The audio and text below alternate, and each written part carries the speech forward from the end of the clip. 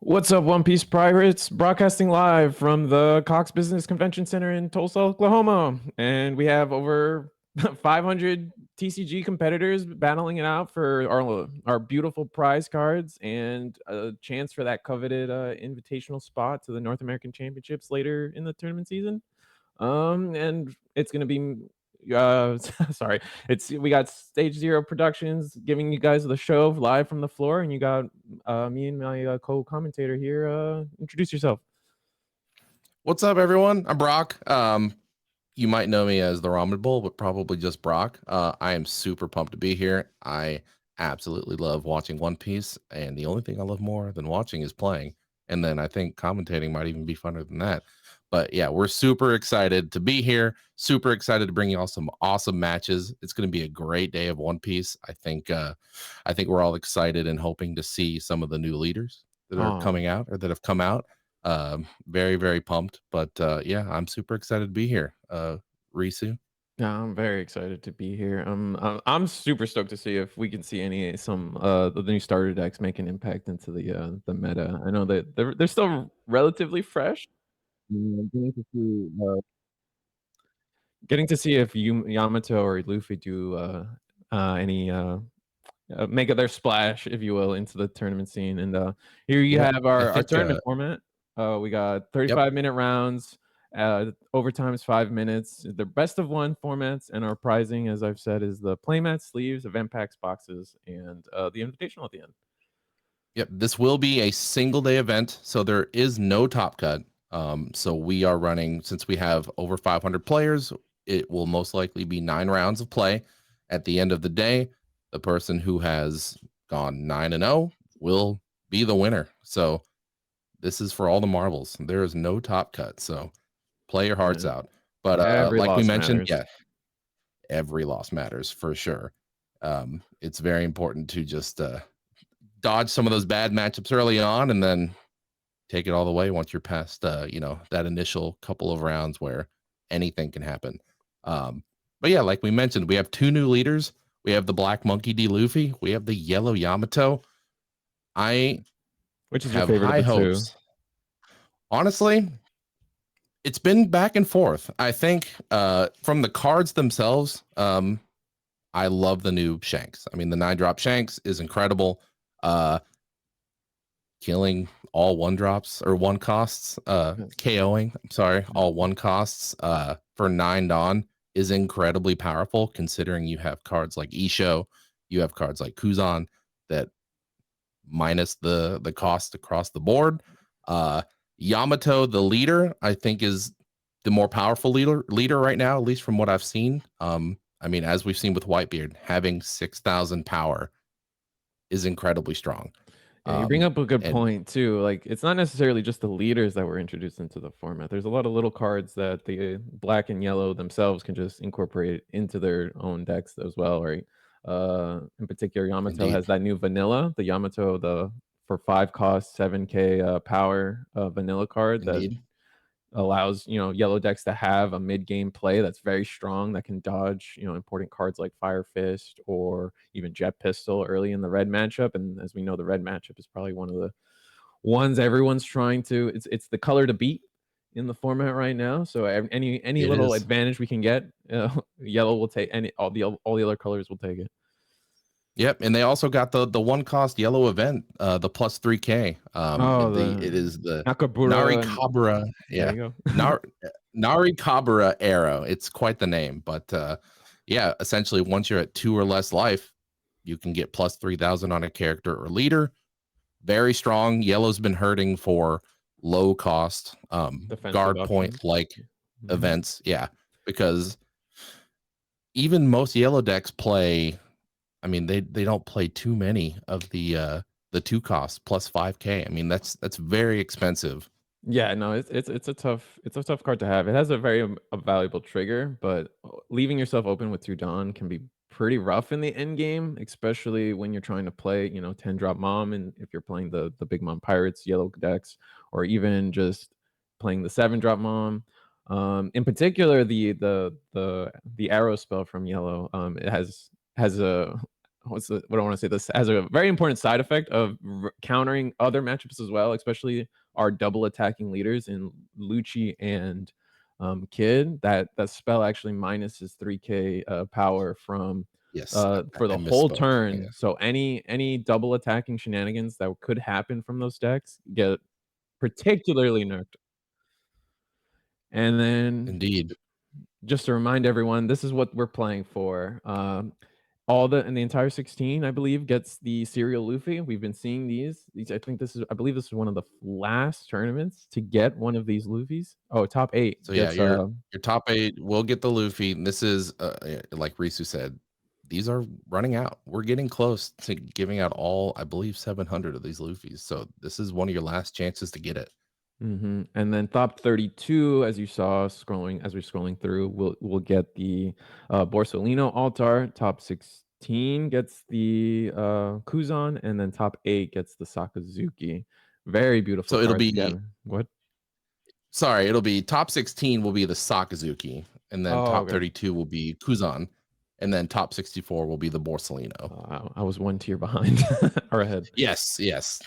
Yeah, these are so including so in top 64 beyond the Borsalino, we have top 32. You're gonna get the final once you're in top 32, that's when the money hits. You get the finalist card set, you get the finalist playmat. On top of that, beautiful Kuzan alt art. All of these alt arts are amazing. I love the bordering, the gold texture. I mean, they really look and feel premium. I've had the privilege to be able to look at one and hold one in person, but man, I would love to win one. But yeah, again, in top 16, you're getting that nationals invite.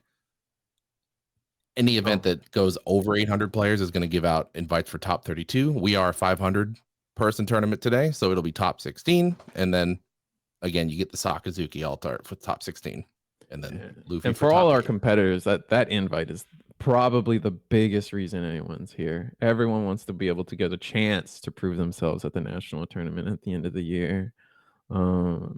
I mean, it's going to be realistically, that's the event that proves whether who's the best of the best truly is, right? You can Who's the king go of to the all these pirates? events. There's plenty of events to go to, but there's only one national tournament, right? But That's right. yeah. Yeah, honestly, I my brother's competing today, so he's got high hopes for getting that invite. He's been trying all year, and we know All a lot of right. people who have been grinding to get that invite, and it's been tough, and it's different because they've given out invites for previous games like in Digimon before. They've given out invites at smaller store tournaments, but now you have to travel typically to go to these large events. You Yeah, have to now it's place going to be really a highly. much more exclusive event. They only allow the invitation, or they only give the invites out on the online regionals and the in-person regionals. So no longer Yeah, can you get a one-off chance to get your invite through smaller events. You have to participate in these much larger, much more competitive events. I mean, the play field it's stacked every tournament. Even this weekend, we have access to 3 tournaments throughout the states. And all the best players went spread out across all of them, and every tournament's the competition's high. This is basically what I'm trying to say. yeah. If you are a fan of One Piece or just card games in general, this is a great weekend to just hang out, turn on the stream, grab your favorite snack, grab a drink, and just sit back and enjoy the show. And that's what we're here to give you. We are super pumped to bring you live And then commentary let's for today. advertise the upcoming September 9th Montereyville, Pennsylvania 3v3 Cup. One Piece is one of the few games that's actually promoting a 3v3 circuit. And the rule sets are pretty straightforward. We have one in Pasadena this weekend, and this one's going to be the next one, I believe. Essentially you're going to have 2 teams of 3 battling it out with an additional rule set. Essentially, any deck, you're only allowed a single copy of any leader on your team. So your teammate, if you're playing Zoro, your 2 other teammates aren't allowed to play Zoro. But if you all happen to be red, you can play over 12 copies of Nami in your decks, 4 per person. So yeah, Yep. there's So no the way it works is it's crew battle style. So you have your 3 teammates and you battle 3 other people who are in a team.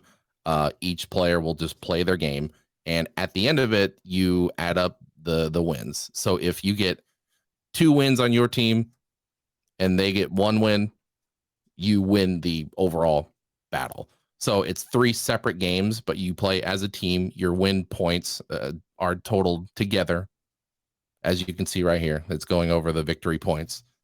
If you have more victory points than the opponents, you're the winner. So I'm glad to see new formats being pushed and have events being held for them. New formats are always fun. It's just something fresh, something exciting. We've had the buddy battles already. This is 3-on-3, so I'm really excited to see what comes out of this. Are there any? What's most interesting is that you can't run 3 Zoros or 3 Whitebeards. You have to diversify. not only strategize, your leader selection, but you have to think about the strengths of each of your players and also the team you might be playing. Like if these have like bracket tournaments, when you get to the end, that certain teams are running certain leaders, and so you kind of have to strategize around who plays who. Yep. Pit the hard counter decks against the leader that they hard counter. Mm-hmm. I think it's an interesting format. I'm excited to see. I want to add like shout out to our bot exclamation point 3-on-3. If you guys want all the information, the links are going to be there. So if you need access to them at any point, just type in the chat and get all the information or sign up. Get it done. The exclamation point 3, the number 3 on ON3. That will bring you to the registration page to sign up. It's happening soon, so get your tickets now. Yeah, it's less than a month. It's in 2 weeks.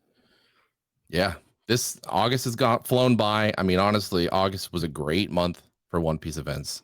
September's going to be a great month for events. Once September's over, like we mentioned, those serialized Luffys are almost gone. They are running out. We're moving on to Shanks, I believe now, right? Yeah, Shanks is going to be the new serial card. So a new thing for everyone to play for. Oh yeah. I was unfortunate. I was never able to get my hands on a serialized Luffy. But man, maybe that's Shanks. Maybe I'll get the Shanks, but that's all right. I'll sit back and commentate. I get to watch the amazing players do their thing. So I feel privileged just in that regard. I know we'll be starting here in a few minutes. I think we don't quite have the matchups yet, but we're hoping to bring you some interesting games for at least the first couple of rounds. Obviously, we want to see the new Yamato. We'd love to see the new Monkey D. Luffy leader. Maybe some standout decks that you don't necessarily get to see all the time. Kuro, Arlong, even Crocodile. We've got players playing everything. There's a lot of Crocodile believers and including Doflamingo. Doflamingo winning a few, I think it was a couple weeks ago. The Gen Con. The Gen Con, that's what they won. It was the Gen Con. Yep, I was there. So Doflamingo, it was Doflamingo versus the Luffy. Right. Red Luffy. And Luffy, even though it's red, it's still definitely not seen as the most represented red leader in terms of competitive. For sure. It's definitely more, they played it more of a mid-range, not an aggro deck like Zoro does. But it was funny, we had the Gen Con regional, and then the next day was the Treasure Cup. So Doflamingo wins the regional. The next day there was Doflamingos everywhere. I think it's such a fun deck. I mean, who doesn't love cheating out bodies for essentially free? I mean, you get to swing with a 7K, and then you pay 1 Don, and you get to look at the top card of your deck, which most likely you're going to know because you play plenty of cards to stack. Right. It's fun. I've had plenty of people comment or describe to me what it feels like to play the Doflamingo deck. And when you're looking at the top of your deck, it's almost like you're the puppeteer behind the top of your deck, like changing things and changing your stacking yourself to play the cards in your favor. And then again, that plays into your ability to then be able to play a character for free, because you do it essentially blind, but the deck doesn't really do it blind because you engineer the top of your hand. You plot ahead, if you will. Indeed, indeed. Yes, it's one of those decks that requires a lot of forethought and a good memory, because you got to remember how I can definitely say I've played that deck a lot, and I still will forget. I apologize. That's all good. And then My dog's going crazy. on top of that, we have Yamato and Katakuri after the recent ban list. Those are uh decks that are rising. We had Katakuri is is a very well represented deck. It's probably the leader in terms of the color yellow in our card game scene. The ability to always attack for 7k with just one Dawn of commitment is a very strong ability. And being able to not only gain the information of what is in your own life, which yellow being the color that has a lot of potential advantage to gain from what potential life triggers they have, they also can look at your opponent's life, and through doing that you gain information that you wouldn't necessarily have as in any other color or any other leader, for that example.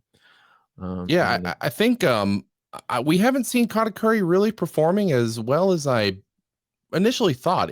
Like you said, it's a powerful effect.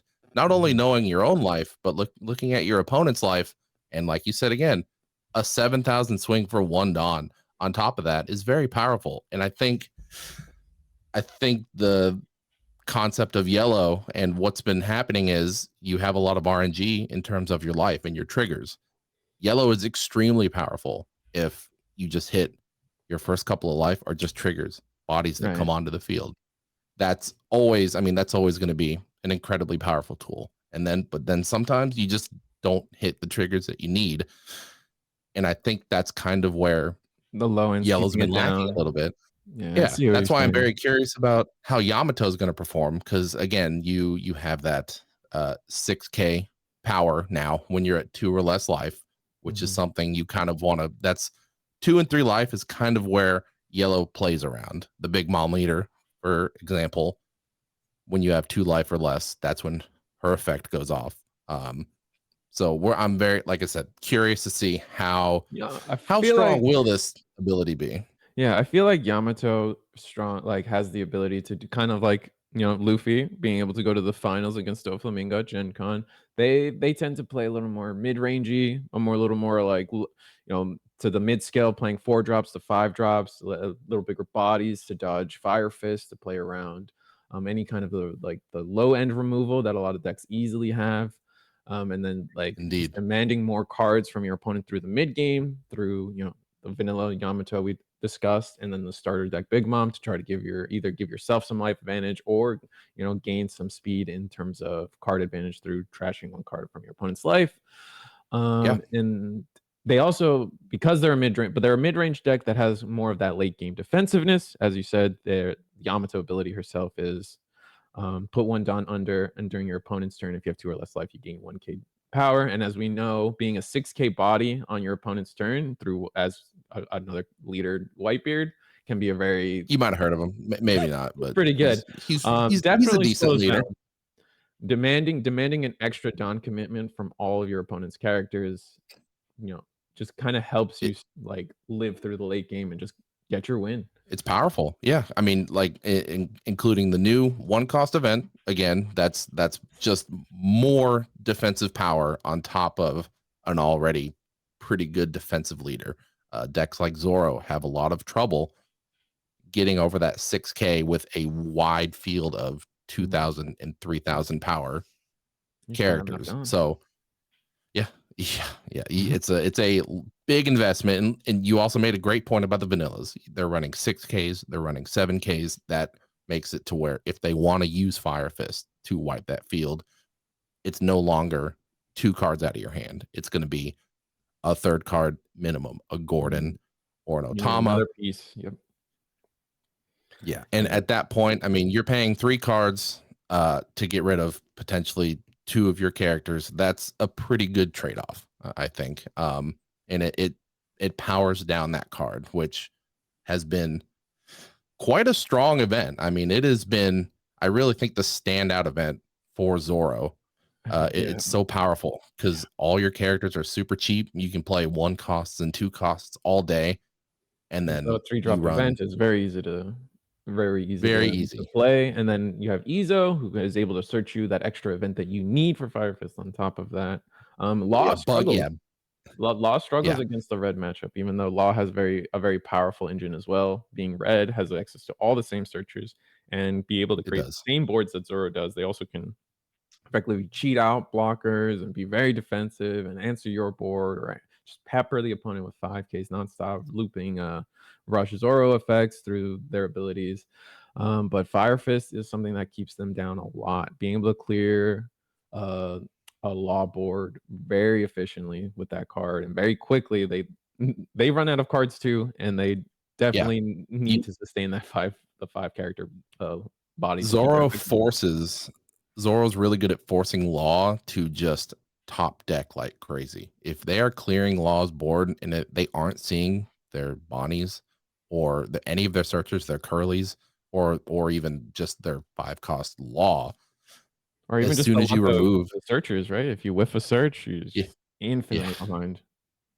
yeah. Law is an interesting deck because it's obviously consistent. It tops almost every event, usually at Mhm. least 1 or 2 copies of it, but it doesn't seem to run really any cards beyond set 1 and 2. And I think Right. that just is a testament to the leader's powerful, so potent ability. Uh, it's it's hard to deal with. A high rolling Law who just manages to get all their Bonnies, search out Mhm. all their Laws, play their Curlies to pull Otamas, just bouncing back these on play effect characters is so hard to deal with, and in some cases you just can't deal with it. It's too Yeah. much pressure and too much value that they bring when they high roll, and it's wild. And the Oh, fact that the new sets really they don't have room. That deck doesn't have room for any of the new good cards because it already plays really good cards. and it just So combos so well with his ability, right? yeah, It's funny I'm because I I'm played curious. Law. I used to play Law in set 1, and it was great. It wasn't no one ever saw it as, like, the top tier deck that it is now, and I think that's due to, a lot of, its bad matchups just kinda getting pushed out by how powerful Law the 1 cost, rush strategy is, how strong, Whitebeard is, and now so Law's worst matchup for the longest time was, Eustace Kid, and being able to play the 8-drop kid was a very big deal for them because Yes, they could yes. not just getting over an 8K wall that was probably oftentimes supported by blockers in that format was very rough. Law, And, Law's bread and butter was just putting out a big board and swinging 5K with or mhm. attacking 5K with their leader. That's kind of what they do until they combo off near the end, and then they can, essentially kill you in 2 turns. Yeah, and then but I still have nightmares of Hawkins being played by or me like Eustace Kid playing down to Hawkins. That card was incredibly powerful against Law, but with Green, not being as well represented, it has definitely allowed Law to step it up. And then I transition. Sounds and then we're about to start round one. So Oh, I'm so excited. What do oh, we and have? we got the starter deck Luffy for Right. round 1 and versus a Doflamingo on the left. Oh, that is so This is exciting to going to see be somebody quite play the game. Luffy. Yeah. This is very exciting. Very exciting. I am Yeah, it all looks right. like So we're both. drawing our 5. Mhm. Have we done the mulligan yet? I don't think so. Looks like Yeah, they're I'm curious. deciding I 'cause don't they haven't know. said life yet, yeah. So I got a peek at the Doflamingo's hand. It looked like a lot of events. Yeah, okay, they're gonna mulligan. I mean, with Doflamingo, really, you draw your 5. If you don't have a Perona, you just mulligan. I think that's kind of just the rule. Yeah, you really need to be able to you need to be able to set up the top of your deck early, so just You your have first to. the first turn Otherwise, available to you, you need to be able to create the tempo game of your, leader ability. yep, unless you're a big fan of gambling, and then you just kind of put 2 on, pay a Don, and you just hope. Yeah, I mean, and you could usually do that with some success too. Like most of the Oh yeah. deck, you're playing the odds, right? It's a card game, so like when you're building your deck, like a lot of the ratios, you're building for that necessity of well, if I have to go blind at the top of my deck, I know I have XYZ percent chance to hit a 4 drop or less. 7 For warlord. sure. Yeah, it's the majority of your deck, but it's man, you'd feel like you wouldn't whiff as much, but I've definitely been on the other side where you just Oh, can't seem to find something. All right, looks like um, yeah. we're going. No plays from you Doflamingo went anyone. first, no Perona, and then Luffy. Yeah, no Yep. Piranha. So are we gonna gamble? That's the play. It's either gamble or you play a 3-cost Doflamingo blocker, and then you can stack your deck for next turn. We're Oh, there we go. gambling. We're And we hit gambling. it. And Oh, we that's hit. so good. That's a Hits the fantastic card. oh man, the promo Jinbei on KO bottom deck a 3-cost or less character on your opponent's side of the field, I believe. He was typically promos don't really make as much of an impact as he does. I think him and Bartholomew were really the standout of that first set of event cards. Oh, and it looks like Luffy's deciding to swing at Jinbei, getting rid of it Smart. now. But Yeah. I also agree Yeah. with this, countering it now. So now you're guaranteed some value in the future because they have to play The strength of Doflamingo is you aren't typically playing characters from your hand as much, so you have a bigger hand size to counter with. You're not yeah, afraid to throw away a couple cards because you know, or you you're not usually playing with know your what's hand coming. anyway. Yeah, yep. So it's hard to just straight up attack over Doflamingo characters, but Black has a ton of KO, so that shouldn't be an issue for them. Right, but they need bodies on board to do it. So this Jinbei basically Yes. is going to be able to answer something. Although the Kuzan might be too big for Jinbei. I need to double check what Jinbei is capable of. The Jinbei You is were correct. 3 costs He or less. places Okay, so I was. So yep, this Kuzan dodges Jinbei for now. We're he gonna does play. indeed. We're gambling again, and we get a Doflamingo We blocker. hit. And you can't really ask for a better hit than that, considering we haven't seen a Perona or this Doflamingo blocker till now. So he gets the Doflamingo out. He's going to stack the top 5, and now we're off to the races. I think Blue's looking good. Yeah, he's gonna be able to set up possibly the next 2 Doflamingo swings, leader effect swings, and if you Indeed. account for his draws and stuff. So yeah, he's almost guaranteed getting tempo off of his next 2 leader ability effects, which is gonna be wild. But we're gonna 6 King Pistol, or is that Wow. Yeah. or is that Jagan? Man, they always change the names from Japan to English. 6. I believe that was 16 pistol. It was he swung, he attacked, and then he paid 0. He had no Dawn to pay with. So Yeah, you may those at home, you may trash 1 card from your hand. Up to 1 of your leader characters gains 3k power during the battle. So yeah, for a cost of 0, gets over the 7k swing here, defending it, choosing to defend his own life over having some hand advantage, which I'm not sure so here's a that's necessarily. Kaku. Oh, Oh, that's why he so wants to he's go. got the 2 cards. Yeah. Mm-hmm. That was smart. He played the 6 King pistol. Right, the 6 King He Pistol sets us needed up. that card to be able to do Kaku's effect. So that was a great setup. And then swinging 7k at. So we got 1 Dawn for Luffy ability from Kaku KOing the blocker, and then he just placed 1 on Luffy for a 7k swing. And yeah, that's going to be over. Again, defending this Jinbei, yes. I believe he's defending the Jinbei. Yep. Needing the board control and needing tempo. Yep. Yeah, luckily Black doesn't seem to run too many good targets for Jinbei. You have your Fukuro blockers, which I'm assuming are going to be in this Luffy deck. Very strong. Cannot be KO'd by effects. Yeah. But Jinbei doesn't care about that because you're not KOing him. You're just putting him at the bottom of the deck. So all the abilities that tuck cards to the bottom of your deck and don't KO are super powerful against Black. Because they are hard to deal with as a red deck or any other color that that KOs essentially. Blue is I think about blue is probably is the only color that can get around the KO immunities of Black. Yeah, currently. As far as I can tell, yeah, they have Arabesque Brickfist. We see it in his hand. We're getting Red Rock next set, which is going to be able to bottom deck any character. All right.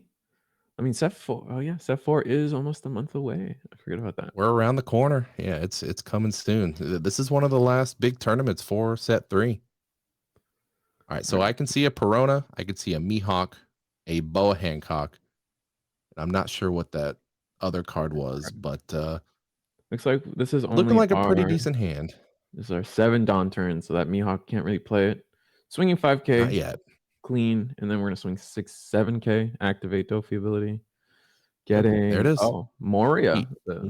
Yep, he knew what was there.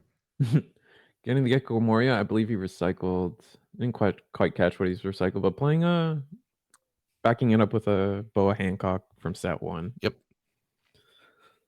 Still a strong blocker. Not you don't. I wish we saw more of Boa. It always seemed like such a powerful effect. That draw on block and attack. I just feel like we don't see it as often as maybe we. I don't know. I expected that card to just be in every blue deck ever, but that's not necessarily the case. I think with the relevance of blue being mostly Doflamingo and Nami, or I think Crocodile. Doflamingo uses Crocodile a little bit, but yeah. Crocodile's. I don't believe Crocodile's trying to use this card too effectively. I mean, mostly because they're trying to. They need to answer their board. They don't get the free bodies like Doflamingo does, so they need to answer your opponent's board through either removal. And Boa Hancock is a little too expensive, I believe, for them. They might still run it a couple copies, but it is a lot of commitment just to maybe get another card.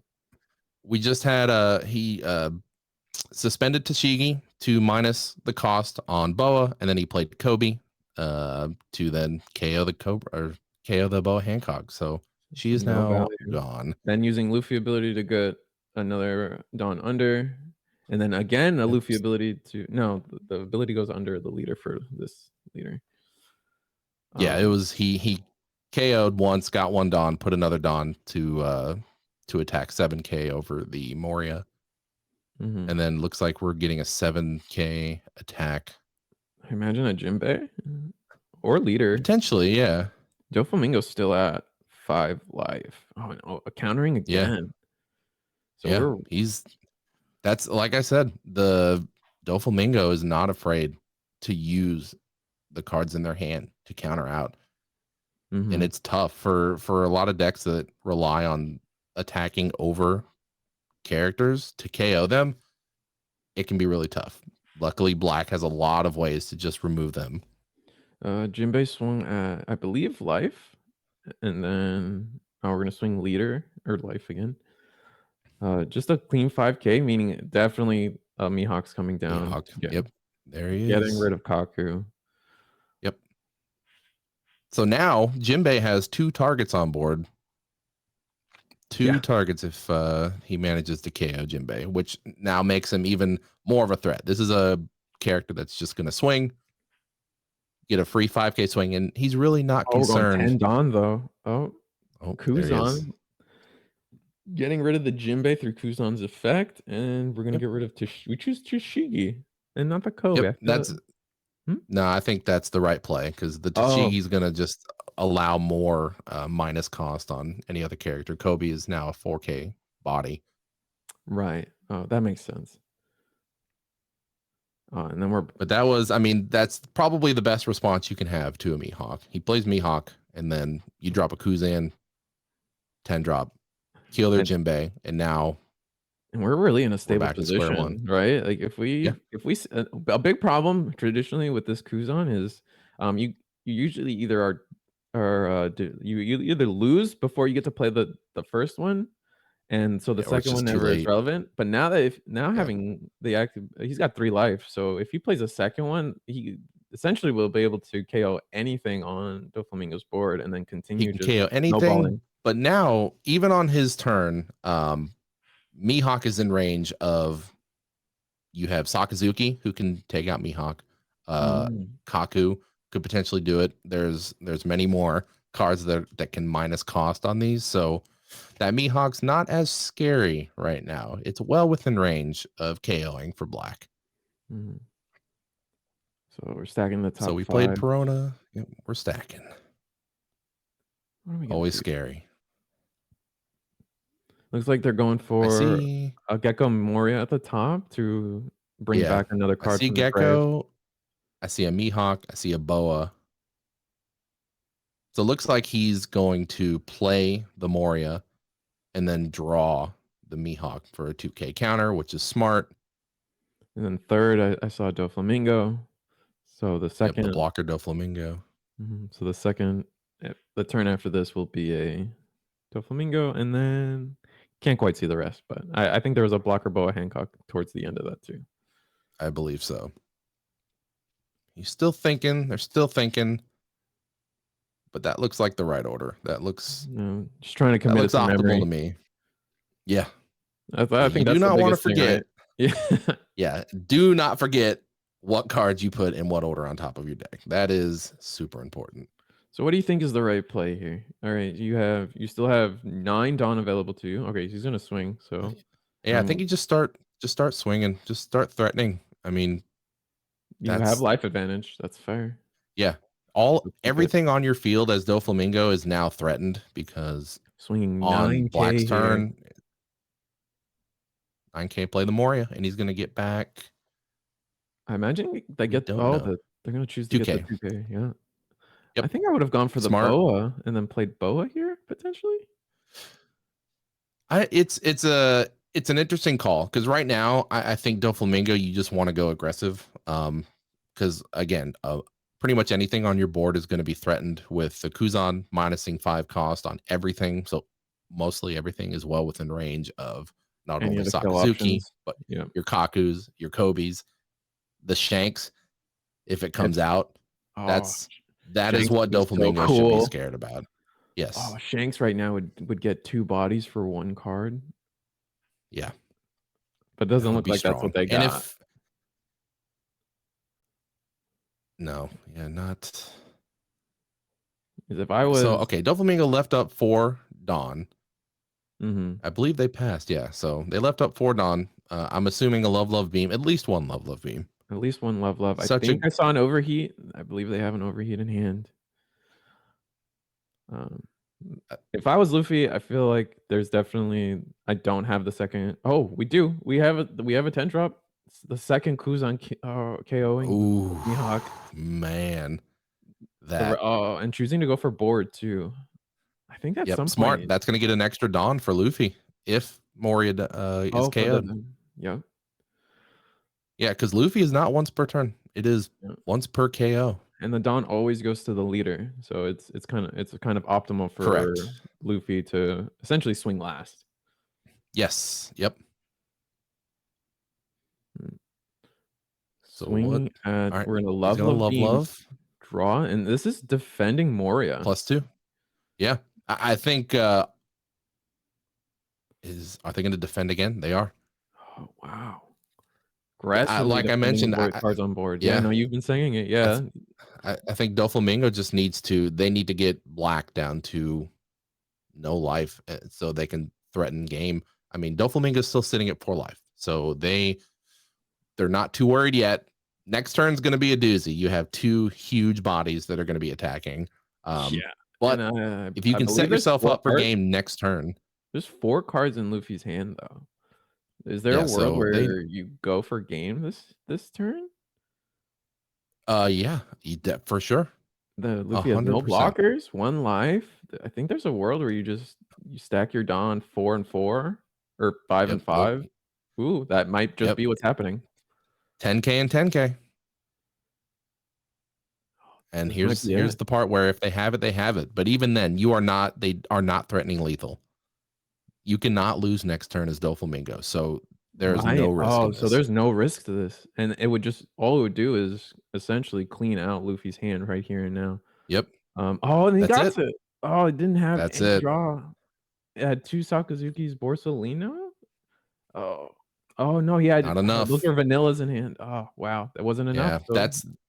that's one of the downsides of playing Black. You can get a very bricky hand. I mean, a lot of your strong characters don't have counters. Your Sakazukis, your Kakus, your the Shanks doesn't have any counters. Kuzan, yeah, it's that can happen.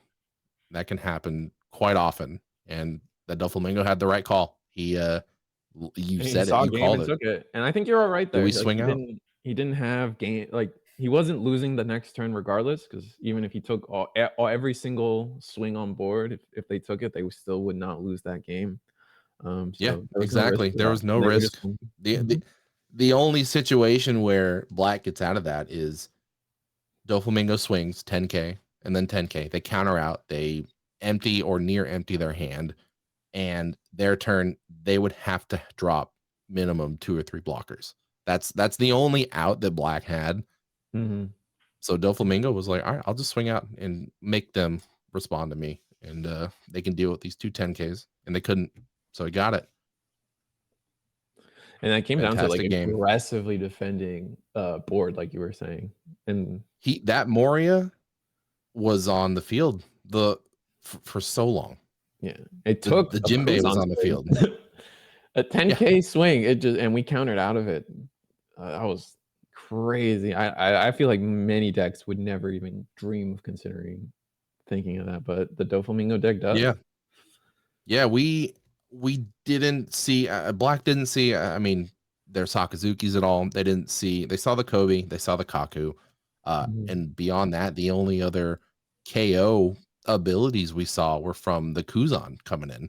Yeah, Kuzan and Kobe were the Which only forms of interaction they really played, and they didn't see any other blockers, which we were talking about. Their blocker lineup is very no. strong.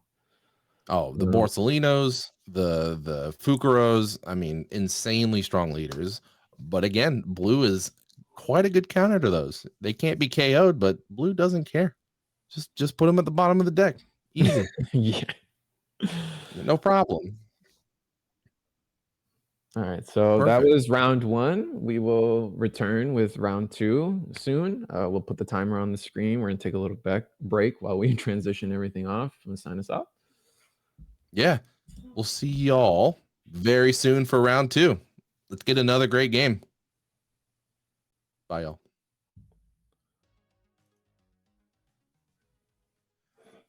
We are back. Welcome back, everybody.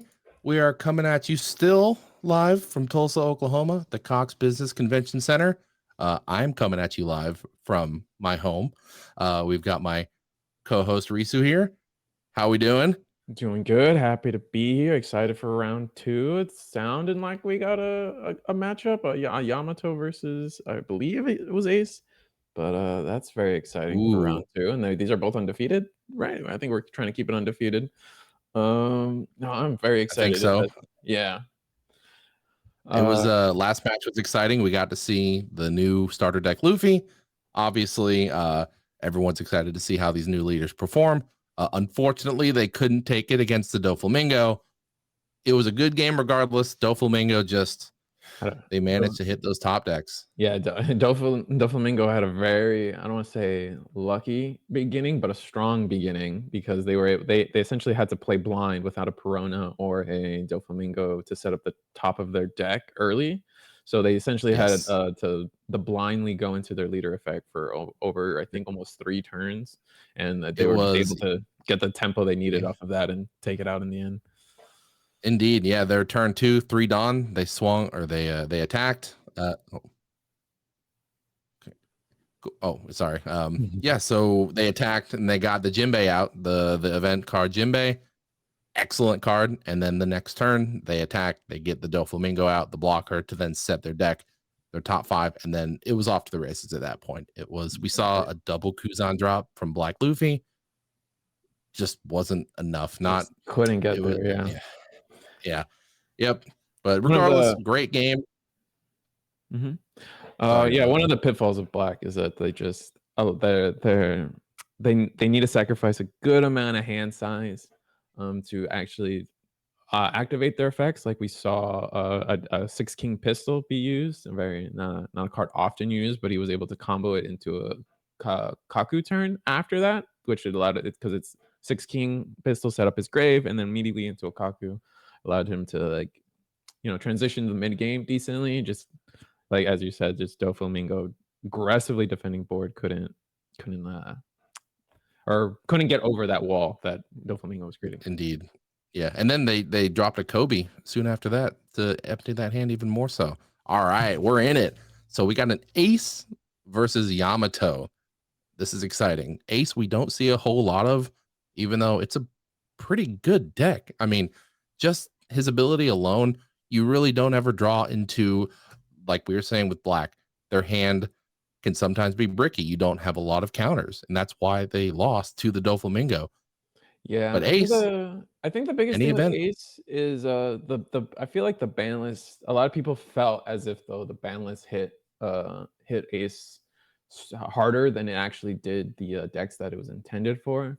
Ace in particular yes, losing Whitebeard, or in particular losing access to 4 copies of Radical Beam, which events just have Marco. that events have that extra value in Ace, the Ace deck itself. So losing very strong events sucks for them. And then what about the Yamato? Yeah. So the Yamato, I'm really curious about how this matchup will go. Yamato is most likely, I mean, we don't really know what's in this deck, but I'm going to imagine they're going to play a lot of the higher cost vanillas. So that's going to be able to get over things like Fire Fist. We'll most likely see some Jet Pistols in there, but Ace isn't going to see as many easy KOs as they would against something like Zoro or even like a Doflamingo deck, where a lot of your characters are 5,000, right within that range of Fire Fist. And then you have Flame Emperor, which is an insanely strong card. I mean, Yeah, in my on top of experience, double attack. yeah, but with Yamato, they have such a good answer with the 1 cost spell. Essentially for 1, you counter the 3K you would gain from Flame Emperor into True. and then into already being a 6K body on your opponent's turn through your ability if you have it active. Ante becomes very mitigated, the strength of it. And then the other problem with, I feel like Ace is more, since the Ace has to play the events, they're leaning more into those events, meaning they generate less bodies on board to truly True. answer the board that Yamato could be creating, since as you said, they're going for that mid-range strategy with the bigger bodies. It's true. So Ace started off with, I mean, about as good as you can go. You played a buggy. They grabbed an event. I missed what it was. I think it may have been a Red Hawk. And then But Yamato starting off with my personal favorite turn 1 play from yellow is just playing a Sanji. The Sanji essentially, the Sanji is so good. It essentially says draw 1. So you just draw. Yeah. yep, 2 Dawn when attacking, um take the top or bottom of your life and then add the top card of your deck to your life to the top, and we're swinging into Oh, a Thunderbolt right off the rip. Thunderbolt. Goodbye buggy, which is nice. The buggy can be deceptively hard to get rid of because it is immune to slash characters. I don't know how many slash the Yamato deck runs, but against things like Zoro, Mhm. there's a lot of slash cards that you wouldn't think would be slash sometimes, and buggy just kind of avoids it. Gonna 1K leader swing out of or we're gonna counter out of the leader swing, and we're gonna set up a Forza blocker or Yep. Fuerza. But now that this Makino sideways, Sanji just has a free swing and a free draw. So essentially, there's going to be a 2-card swing here for in terms of card advantage, just Yep. because of There the it body. is. This has to be And at I think that's Makino. okay. I mean, I think Ace is totally fine with losing the Makino. Yellow is essentially they're losing. Oh, Oh, no. it's actually at life. They attack into Interesting. life and Ace takes it. Huh. Not the play I would have done, but That's not bad because Makino really isn't a threat right now.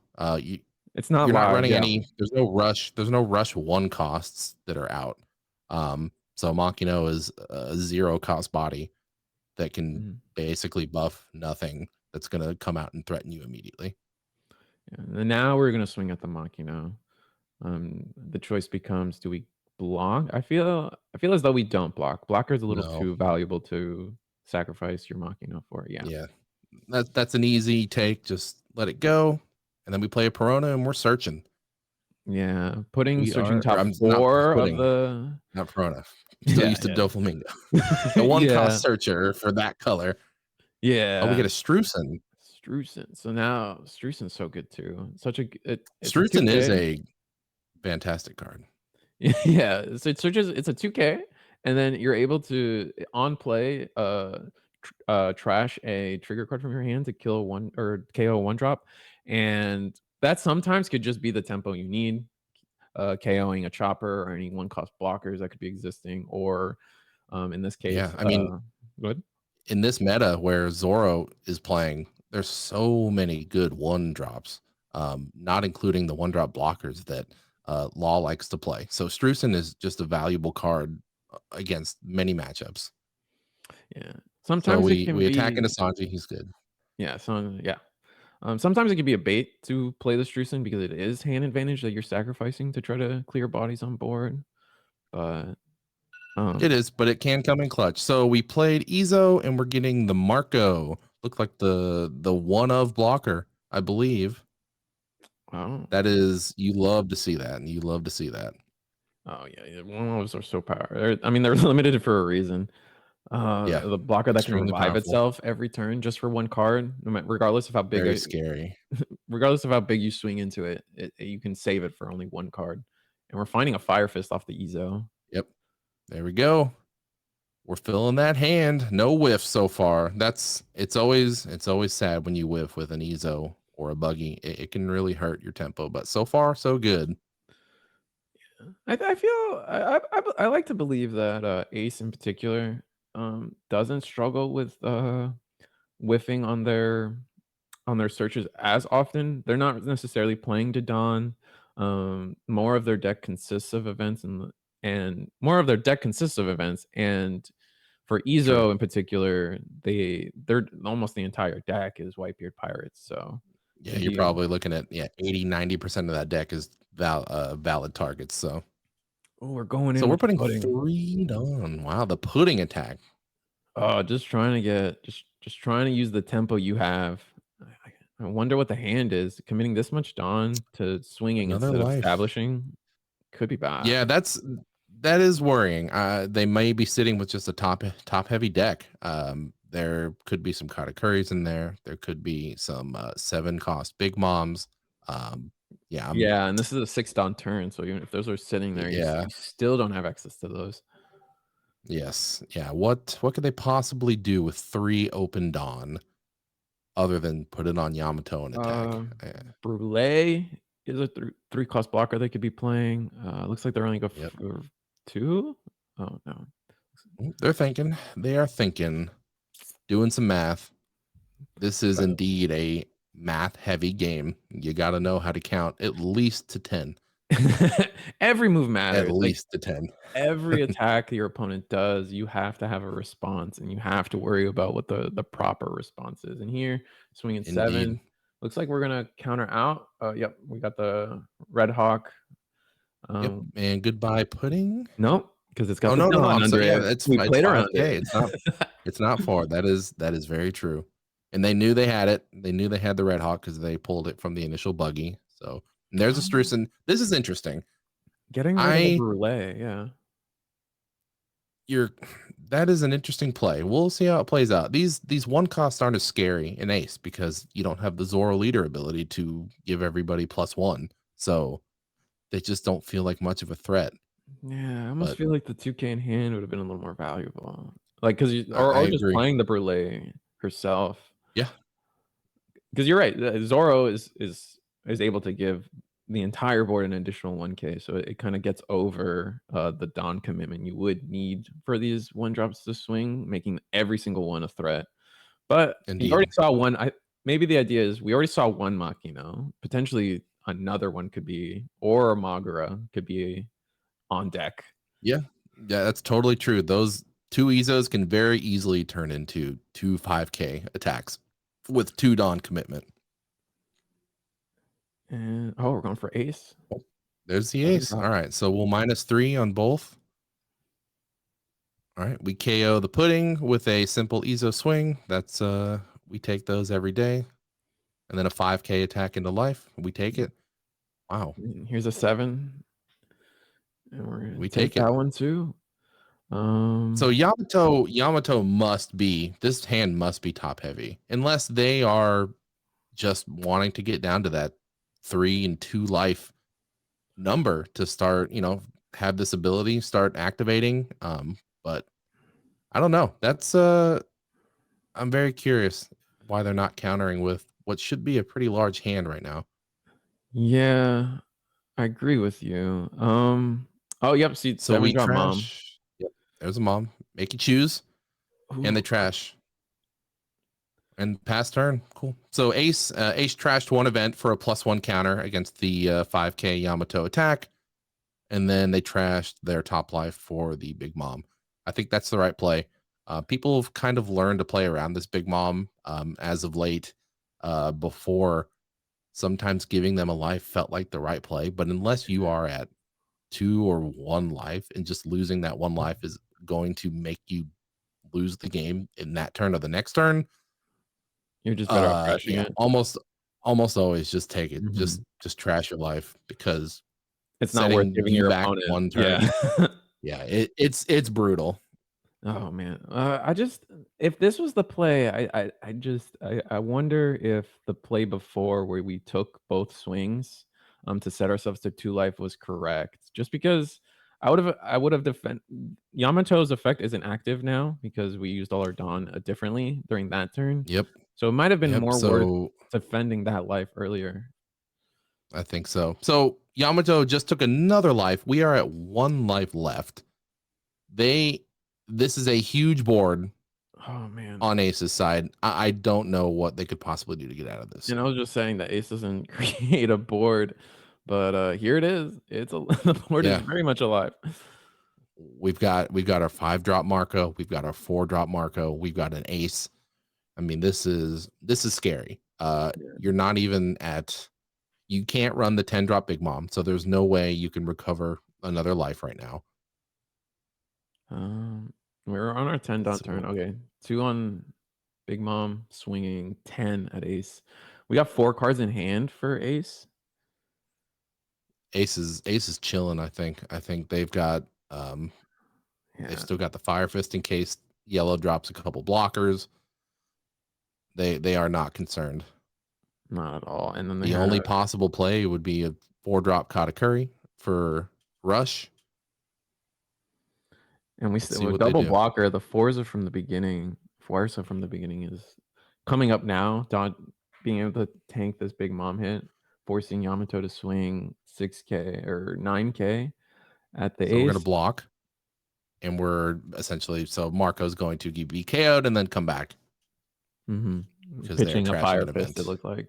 Or yes, or a white beard card for the Right, 4-drop right. Marco. The 5-drop will take events to revive himself. Mhm. All right, so Yamato's got 4 Dawn. You gotta hope that they are holding on to at least the new Nakibura arrow. That's what I'm gonna call it, because it's a hard name to pronounce. Maybe an Ikoku sovereignty. They gotta have something, because they Yeah. are, this is game on board for Ace right now. Additionally, there was just no triggers in life either. No, They yeah, had the early that's the Thunderbolt, yellow. but that was it. Yeah, and the Thunderbolt killed a KO'd a buggy. It wasn't Not high very, value, yeah. yeah, not a lot of value. All right, so we're going to attack with a 9. Oh, sovereignty, you called it. There it is. Okay. So And we this are attacking with another 9. You have another Ikoku sovereignty. They no, do. Oh, wow. Okay. and then Another swing 9. 9. Do we have the hand size? Yamato is still in a bad spot. Yeah. Oh, we 2K double 2K to get out of that. It's 10K, and we choose not to swing with the Marco. I feel like the there in my heart, I might have even taken that last hit just to bait them into swinging with the Marco for game. But Yeah, the that fact was that the potentially, but it's the safe play. They yeah, know, and if they have a rush Katakuri, the Marco is going to be extremely useful. yeah. Um. Oh man, yeah. Actually, rush cut Korea. Oh, we're gonna swing 10 at ace again. So we're opting to just not go for life once more. Um. Yeah, this is not looking good for Yamato. Your only chance is to board clear, but even then, if you manage to clear this board, Ace still is sitting with 2 life. I Yeah, can't imagine there's too many cards that are really going to bring this back. An and we 8-drop blocked the big Katakuri mom. probably would have hit the field already if that was the case. Yeah. What are we thinking? We got 5 Dons separated, and then there's another 3 Don. 3 left over. 10K attack over ace. Ace. Yeah, I 2 believe plus it's ace. 2s. Yeah. 2 plus 2s. Yeah, ace is just emptying their hand. They're not really worried, and it's a pass. So 3 Don active. Not sure how many cards are in yellow's hand, but we've already seen 2 Ikoku sovereignties. Maybe they have another Ikoku plus an arrow. That's functionally an 8,000 power Hand. Yeah. defense that they have, but And they are at 6. There's They are at 6K, so that could be what they need. Or searching for an event. That is true. Looks This like this is such a scary field. I mean, another rush ace could hit the field. It's devastating. Oh, radical beam. There's the one of. Actually, another ace would just win you the game. You'd have just too many swings on board. I think so. Yeah, that's just not enough. You don't have enough cards in hand to counter out all that. There's one life, so this isn't. I'm not gonna say it's over, but it's not looking good. This is gonna be an 8K swing. Yep, 8K attack by Marco, or potentially they're putting the Dawn there. They're getting ready. I wonder, maybe they're just thinking to try to get rid of the big mom. That would be, in my opinion, I think you have to go for the leader. You go for the win. Oh, they were just thinking about 8 or 9. So, okay, 9K attack.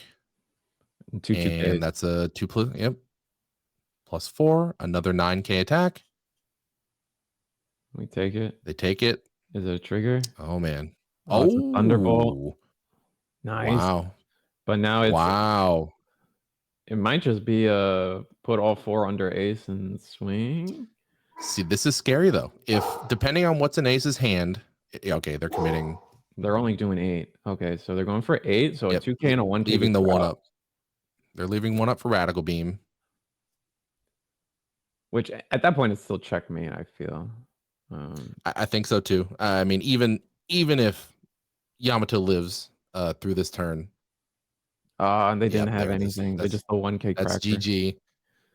Wow. All right, Yamato. That could have been that was close to being a pretty good game right at the end. If Yamato would have had, maybe just wouldn't have taken that life so early, but it's hard to say. I mean, they had the 2 Ikokus in the hand that they must have just had a really very event heavy counters. Yeah, no triggers, no bodies. The only bodies realistically they played were pudding and the big mom. They didn't really generate bodies off of that. That's it. Yeah, and they hit 2 thunderbolts from life, which, you know, the second one was extremely, if that would have hit earlier, maybe that game could have been a little different, but it just, they didn't have enough. There just wasn't quite enough. Yeah, that's okay. That's card games, right? Like card games, just we play for the variance. Otherwise, a lot of people like to say, like if I wanted certain or perfect information, I'd play chess. But we play card games for a little bit of variance, you know. That's right. It makes things interesting. And that's, I mean, yellow is the RNG color. I mean, that's we talked about this earlier. Those triggers in life can be so extremely powerful. They can turn a game around. Oh my god. Yeah. It had that last life in a sovereignty or a sovereignty or a brulee to come out at the right time to block the next attack when ace was sitting, or if Yamato would have been able to have game the next turn. There's a lot of things can go right or wrong for yellow. And I think that is a big reason that I think we haven't seen a whole lot of Katakuri topping too many events because that variance. But anyways, so take a look at these beautiful Dawn cards. This is part of the volume 2 Dawn card pack. As you can see, these are going to go through the different straw hat Dawns. I myself have 5 of them. I'm hoping to get the full set. I have the Yeah, I'm entire getting Japanese there. set, but this is what they're playing for, right? There's a And difference between the online regionals and the ones you get here, right? This one comes with Chopper, Nami, Zoro, and I believe Frankie are no, there's 5, so there's one more I'm missing. there's Luffy, there's Oh, Straw Hat. oh, okay, so Yeah, these Dawn cards are incredible. I mean, I before this game came out, as we were starting to get teased and we saw like the Dawn deck and kind of that whole mechanic, the first thing I thought of was I would love to see like unique Dawn cards and ways to just show off. yeah, it's fun to bling out your stuff, you know, you show It up to these is events with your fancy mat, your deck box. It's just and it's the same reason why we play with Altar leaders or Altar character exactly, cards. We just keep it we love to, you know, make the spice up or, you know, put our little, like, designer stamp on our presence when we're playing exactly. card games.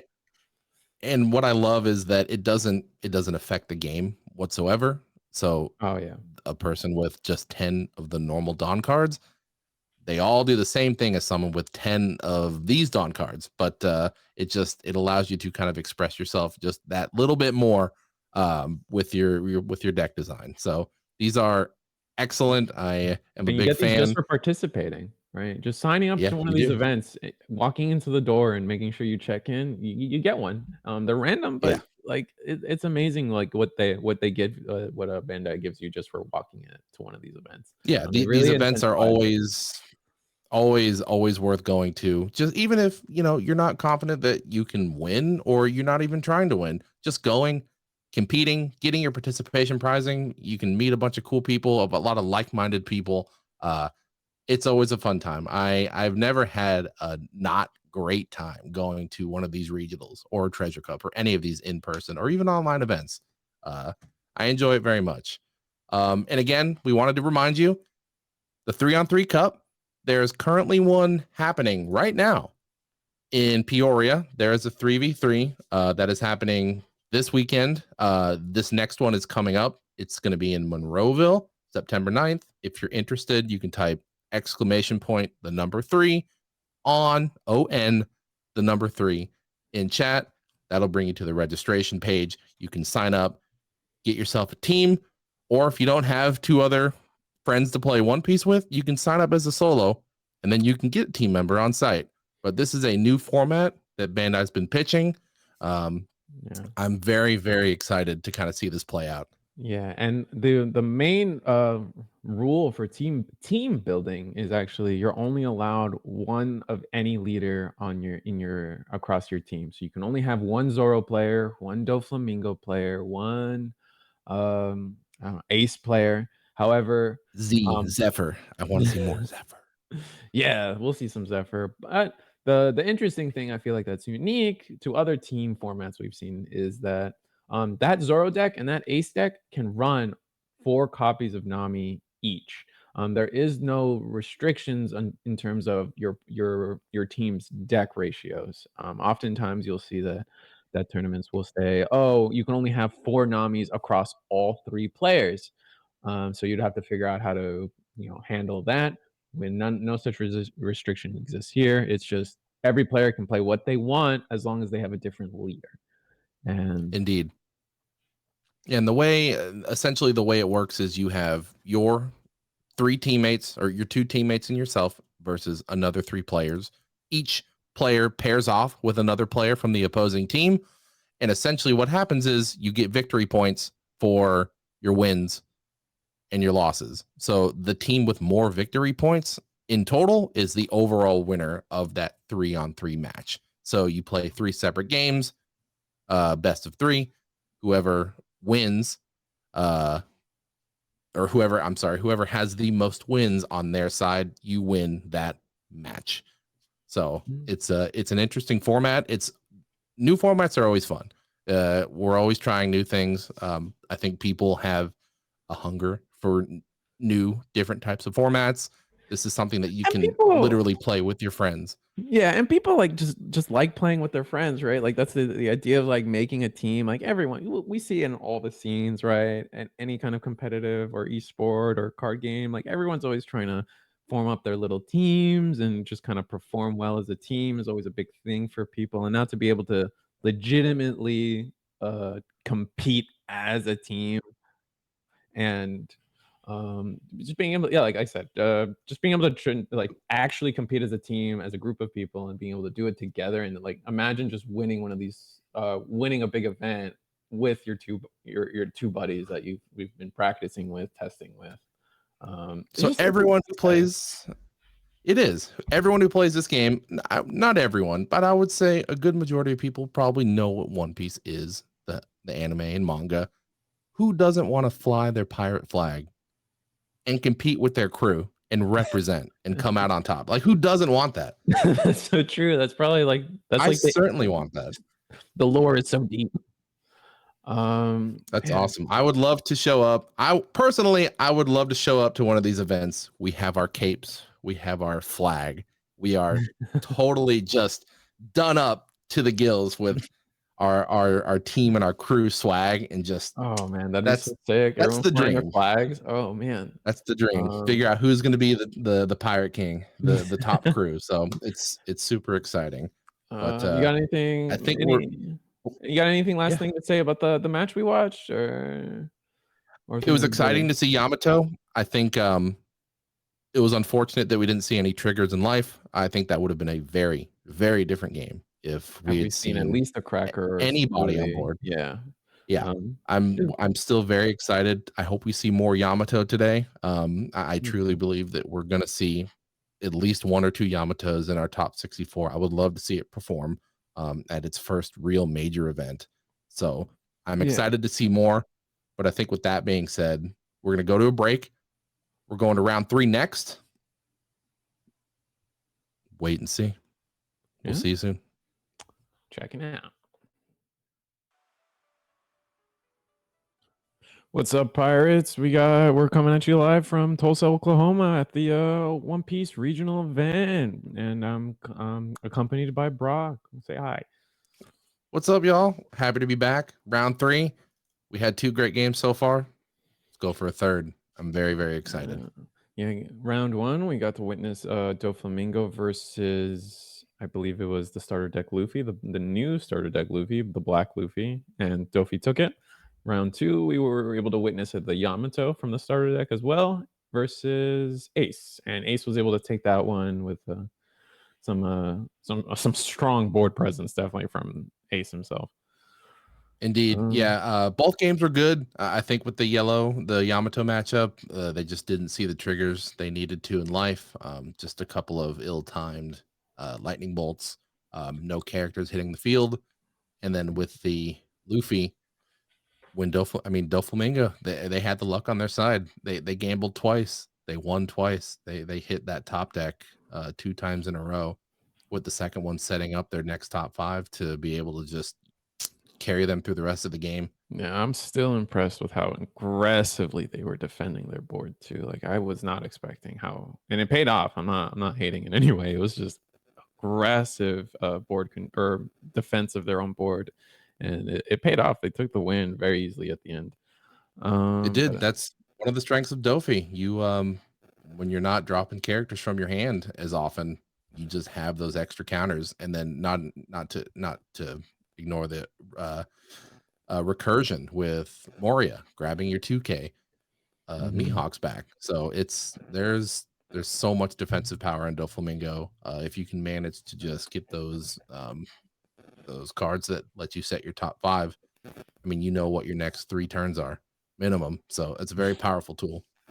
Yeah, and then Ace was able to just power through with Marco's on board, with blockers on board, and then even the Ace, the Rush Ace, such a good card. They started off with the buggy and they hit with a Red Hawk, and then they go Ezo into Ezo, multiple each one hitting. Yeah. So it was Ace. Just, I mean, like you said, they had the board presence. They found their 1 of 4 cost blocker Marco. They had the 5 cost regular attack Marco, both extremely strong characters. And then to top it all off, you have the Rush Ace.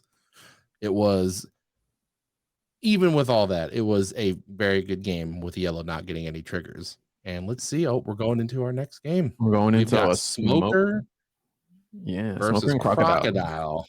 Ooh, Oh, I am very Crocodile is excited. a very interesting car or leader nowadays. I feel like a lot of people wrote this leader off in set 1, set 2, but some particularly because they're the only blue deck that actually has to minus their own Dawn like purple does to get Yeah, some form of board advantage.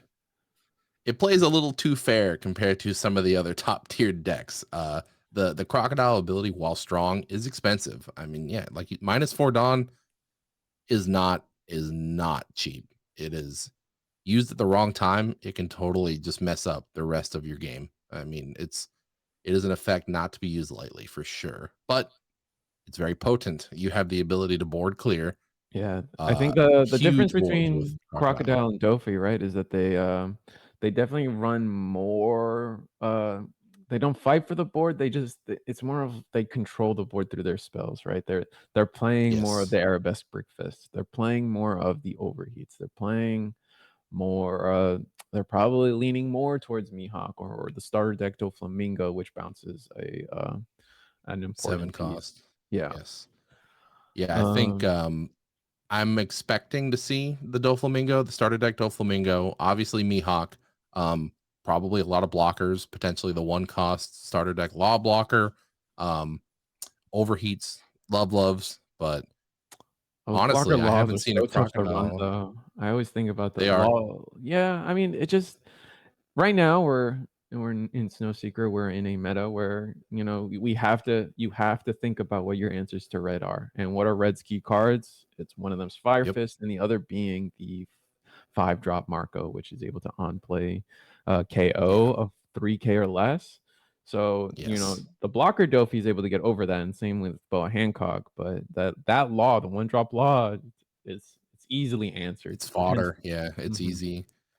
easy pickings. I think yeah, if you're spending 4 or 5 Dawn to put characters onto the field, which are then answered by 3 Dawn in an extra card, you're kind of just your turn kind of just gets reset. I mean, you've essentially gone nowhere. It was 1 step forward, 2 steps back. So All right. luckily So they're not playing red, so they're playing against Smoker. yeah. So now that leads me into a very important question. Where are you on the debate versus Smoker versus Lucci? Are you Lucci gang or are you a Smoker? I prefer Smoker. I like Smoker's effect. I like the Navy cards. I will admit, I believe Lucci is the stronger leader, but personally, I like the gameplay around kind of Smoker's style more. I am a fan of What in Smoker. particular about Smoker do you prefer? You just like the extra cost control that Smoker brings, or the extra aggression from being a So 7K? it's 2 things. I think his effect is that much stronger in this meta where these low cost characters from Zoro. I mean, you're essentially looking at a free plus 1K um, against red. So that's already a potent ability. Gets even stronger when you really don't have to do anything to get that plus 1. Um, Mm-hmm. and I think there's a lot more abilities, such as that new 9-drop Shanks Mm-hmm. that can kill, or no, they KO 1 cost or less Yeah. characters. So So anything that you can do to just decrease that cost even further is just going to be a combos lot even stronger better. now. Yeah, I feel you. Yep. Um, Smokers actually they played the brand new, and then they searched out an Isho, the new super rare new semi boss monster for the Navy deck. Excellent card. Excellent Yeah. card. Now you for the record, that card says if your opponent has on play, if your opponent has 6 or more cards, they are forced to discard 2 cards from their hand. For the rest of the Ooh. game, this crocodile is going to have to strongly consider hand size at all times. Probably going to have to counter out of things they necessarily would normally take in terms of attack swings, or Smoker's going to attack a Yeah. life. It's good info to have. At least they know that Isho is in hand and will be coming. But it Mm-hmm. looks like Crocodile's got the 1 cost Flamingo and the 3 cost on field. That 1 cost is, I'm surprised we don't see it more. It's a strong ability. I mean, What's the ability again? you set your top 3, so you look at the top 3 cards, put them Mhm. back in any order. And then when one Dawn is attached, when attacking, you can trash a card from your hand and place up to one of your opponent's cost, one or lower characters to the bottom. So it takes care of a lot of the Zoro. It's a Zoro matchup card, really. And now this is an and interesting it's tech. strong. Crocodile's playing Zeph from the set 3, which is traditionally a Nami card, but there's nothing I don't leader hate it. locking. I don't hate it. I like it. I don't know. I like it a lot. I mean, you don't have to necessarily do the trashing effect, and it's just another card that bounces, right? Yeah. Yep. It's the downside is you do trash 2 cards off the top of your deck, which can hurt you. But as we've seen, they've already stacked. They've looked at the top 3 and then they looked at the top 5. So they would already be aware of what they're trashing. Yeah, they're filtering through their deck, which is not a bad thing at all. That's an interesting tech. And well, as soon as he's here, he's gone because Sakazuki. But Smoker instantly has the answer with their Sakazuki and Smoker combo. And now we're playing. I think this is 6-drop Luffy. I know it's the blue Luffy from set 2 that combos with the Impel down stuff. On play, trash 2 cards from your hand to bounce. I believe it's a 5 cost or less from your opponent's field to their hand. It's a 4 cost, and it's on play and when attacking. So you get double value. So you get to do it twice, at least once, hopefully twice. Hopefully he sticks around to at least be able to attack.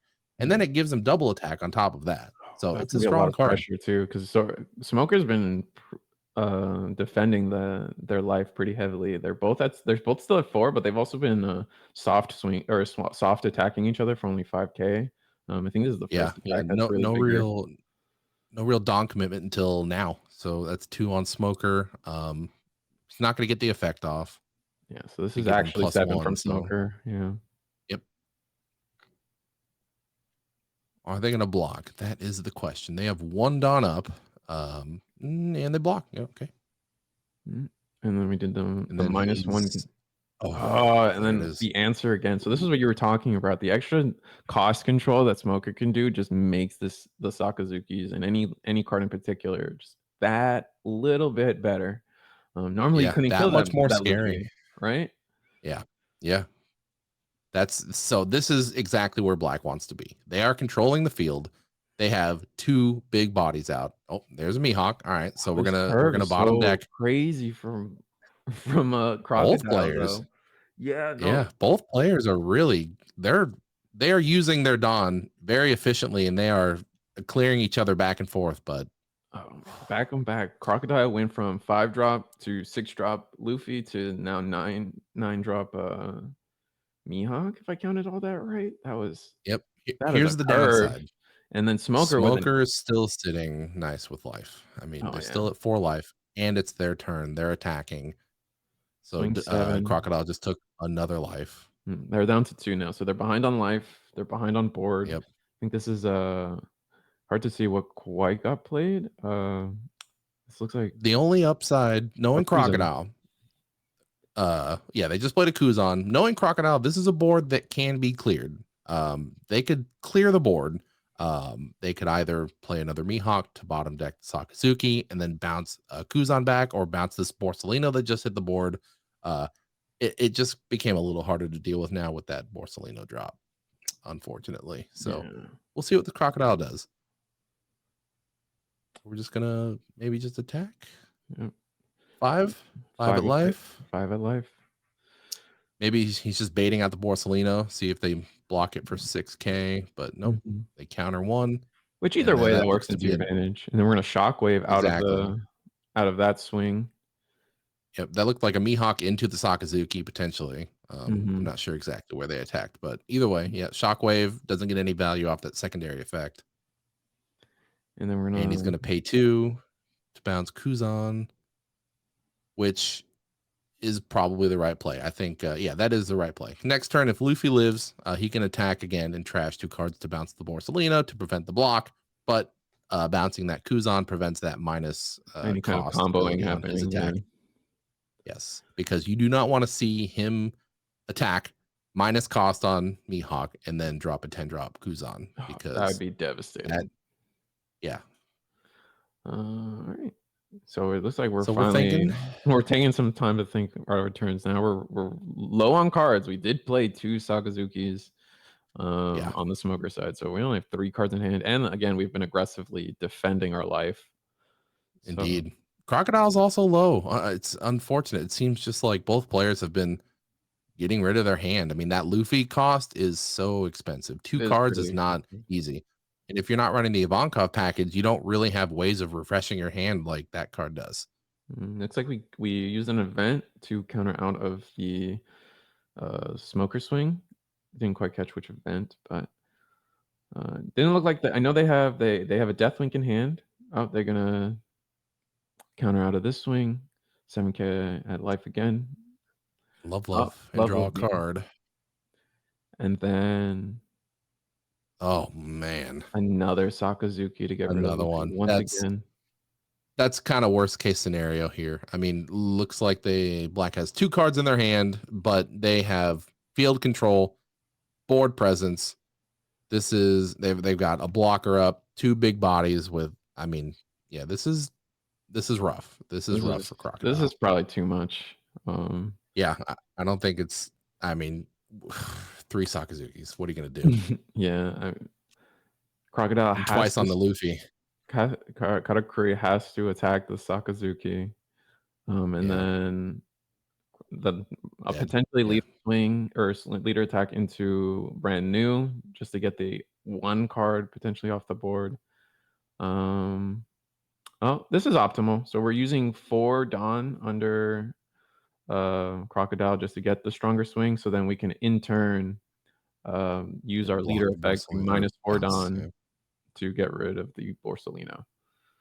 Yeah, Restarting the basically board they a put little the bit. Ford on. Yeah, they put the Ford on under Crocodile just to confirm that one, they are going to make it expensive or impossible for the Borsalino to block and live, so Mhm. they can clear the brand new, which isn't much of a threat, but it's another body, and then they just use that Ford on to then bounce the Borsalino. So that was about as good as you could really do for that turn. So Do you think you he just has stabilize to hope. here? You just gave your opponent a 1 drop target for the rest for potentially a good while. Now, because now this is Yeah, gonna be yeah. So now, 7 yep, 7 cost attack or 7 7 DP attack. yes, yes. And he Oh, just takes it. He doesn't block. Man, they are. and this is gonna be 8 an 8 cost attack or 8. He blocks. Oh, and then just replay the Borsalino. Yeah, yeah. This is. I just don't think there's any coming back from this. 1 life. I mean, even with Deathwink in hand, you're gonna go down. You're gonna leave 3 Dawn up. You're at 9 Dawn now because you just spent, or you're at 8 Dawn. Sorry, you just spent Mhm. 4 last turn. Yep. So you have 5 Dawn to work with. Yeah, he's setting aside the 3. You got to save it. You have to. So now It's a good event, but it's expensive. Mihawk should attack the Sakazuki. I mean, at some point we have to go for life, but I, we Yeah, have. I think Black just wants them. They don't care. It's like, yeah, attack the Sakazuki. That's fine. I'll lose it. That's just 1 less attack at their life, Mhm. which they still have 4 of. So Yeah, and this is a 7k leader attack into Sakazuki. A 1k gets him out of this. But yep, there it is. yeah. Oh, it's a Oh, 2k. So plus 2. their hands a little stronger than, or well, their hands a little awkward if we're over countering like that. Ooh, It was a Kaya. Kaya. Interesting. So we're filtering the hand because that's a Mhm. net 0 card. Yep. But Huh. I'm curious as to. I mean, they looks like they put down. It's hard to tell. I think that was another Luffy. yep. Yeah, they drew into another Luffy. They kept it in hand.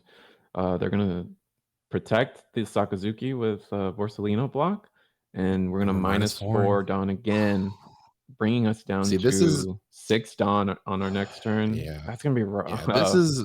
It's rough. It's rough. Doing it twice in a row is so. I mean, unless you are ready to win that next turn, you're kind of Mhm. just you're shooting yourself in the foot. Yeah, and But again, they don't really this have Kaya's another option. another smoker target. Yeah. Again, yeah, you pretty much just enabled them to get a free +1. So they're counting up their Dawn. I imagine they're playing around Deathwing. They've already seen some of the Impel Down package, and yeah, so this is So 11, yeah. Yep. So you need Deathwing +1 to get rid of this. Nope, they take it. yeah, and then swing. I would just swing another. out. Yeah, attack out. Just Yeah, stack you're not. everything. That's going to be a 12. Oh no. Yep. No, stack 12k. everything. That's a 12k attack. They get out of it. So that's a from the 2 + 2 13. + 6. Yeah. And then draw 3. No, they draw 3 cards. Not sure what their hand size was, but they could have drawn up to 3, yeah. Or up to 2.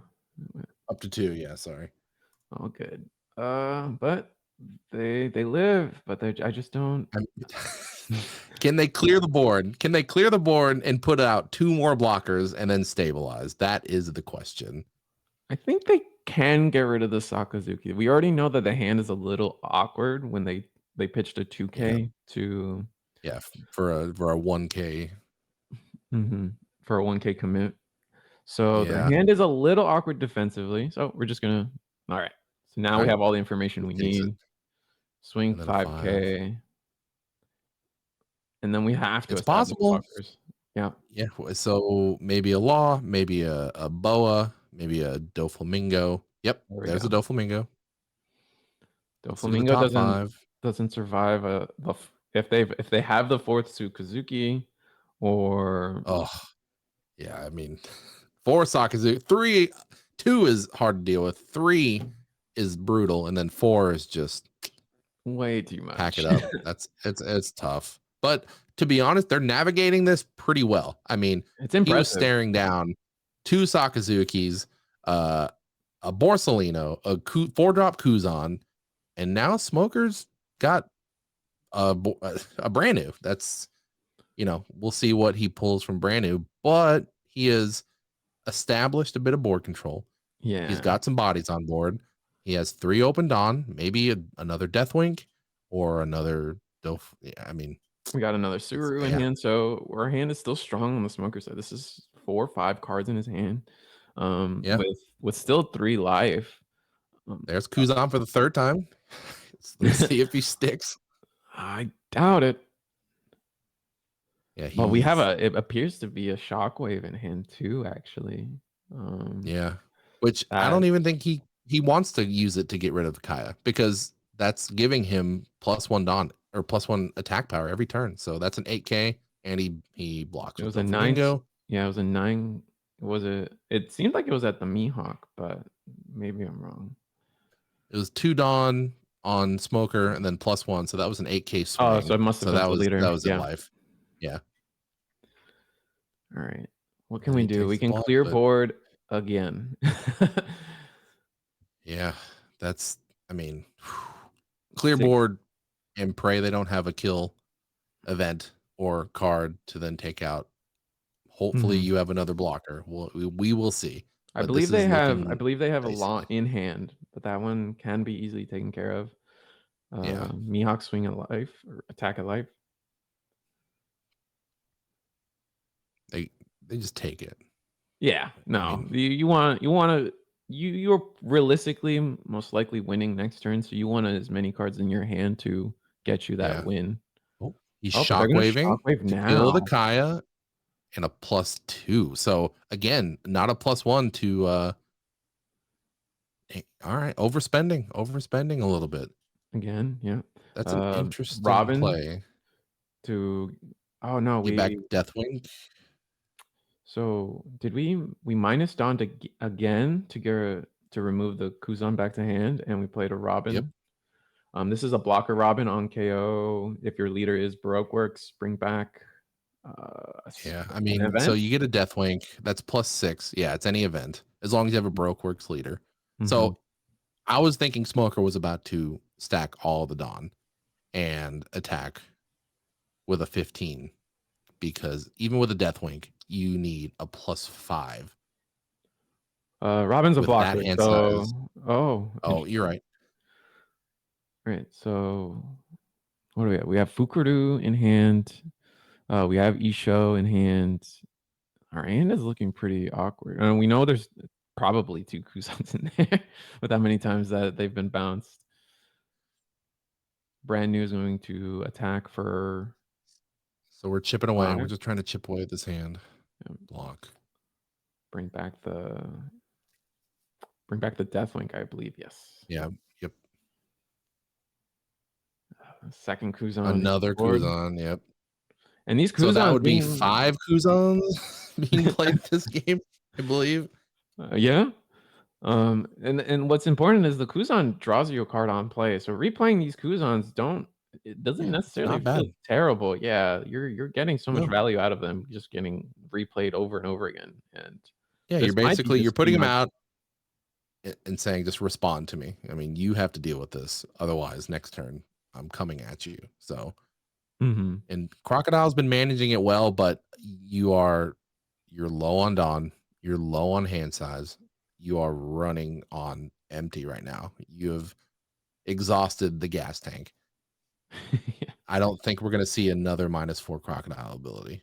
No, we would be so low on Dawn that it would just essentially be like Yeah. we're You choking ourselves out of the game. Uh, yeah, you can't. I mean, if you -4 Crocodile, you can't play Deathwink anymore, and that's your mhm. only out. Crocodile will leader attack into the brand new just to get a body off the board. Mihawk will attack into life. Takes it. Yep, that's an Yeah, easy no reason take. not to. Easy Yeah. take. We still have and they're I just think he's gonna call it scooping. Yep. there. Yeah. Yep. Interesting Man, playing that's the that was the starter deck Crocodile in his hand too. That card I believed would be a very strong card in this format with all the 1 drops and 2 drops that exist. I But agree. Yeah, you just don't ever see it. It's expensive too. It's a hefty cost. It's a great ability, but mhm. it's it's hard to justify when it hits the board. It doesn't really do anything until you block with it. It's essentially a 6 Dawn um, Blocker. investment to Yeah. bottom deck, a 2 cost. But either way, it was a great game. I think Black just, I mean, those Sakazukis, Yeah, they over had and over. We saw Sakazuki. 3 of them, and then Yeah, just recurring value Kuzan after Kuzan, just keeping your hand size basically filtered. You would just play a Kuzan, you draw a yeah, card that was useful, have your Kuzan bounced, and then play another one, just to get more yeah. card draw. They basically forced the Crocodile into just devoting all their resources into clearing field. The Mihawk stayed on board, and that was basically kind of a free 9K swing, which was keeping them in the game. But Mhm. they just didn't have enough to keep that board clear because while bouncing is a strong effect, it doesn't get rid of that character. They can come back. And if they're able to keep dropping these bodies over and over, and you have to devote all this resources to keeping them back off the field, you run out of fuel. We saw it. The crocodile was at 6 Dawn right at Yeah, I the mean, end. compared to Sakazuki, KO, and then as you're saying, KO is just sometimes stronger. Like those resources are permanently removed from the game, and unless Yeah, there are ways to bring them back, but they're definitely harder to bring back than just sending them to your opponent's hand for them to for sure. replay. Yeah. And that crocodile ability is very strong if you are already ahead, or at least your threatening game on board. But at no Mhm. point was crocodile really ever Able to threatening maintain a lead, yeah. to. No, they couldn't take life early on. They spent all their time just That was clearing the board. that was a strong showing as to why Smoker, like, I mean, so many bodies were removed purely because it was Smoker and not Lucci, right? Yeah, that Luffy Um, came out. It's a 6 cost, so it avoids Sakazuki unless you're playing Smoker. Like in a Lucci deck, you're gonna have to play another card to get that cost down, or mhm, have like a Tashigi on field, yeah, or just something. It's an extra card that's required to do that. With Smoker, it's 1 Dawn, put him on the leader, and then there's your -1. Now you are within range of Sakazuki, and we saw it happen twice. twice, That yeah. Luffy never got to attack. Um, so it came out, it dumped 2 cards from his hand to bounce something, but again, like we said, it wasn't enough to that he couldn't threaten life. He could just clear board, and that's all they could do. And now you guys on the screen, you guys are seeing one of the participation prizes.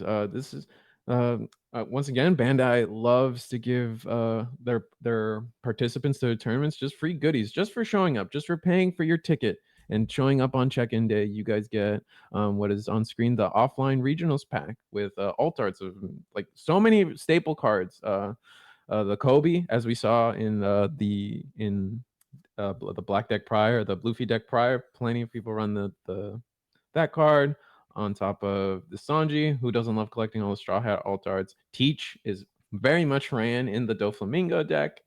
And Yep. again, multiple, like the thing about that's great about Bandai card games is they love to give us alt arts for cards that aren't necessarily like, a Bandai card game is very low, a very low bar to entry in terms of cost. It's very cheap.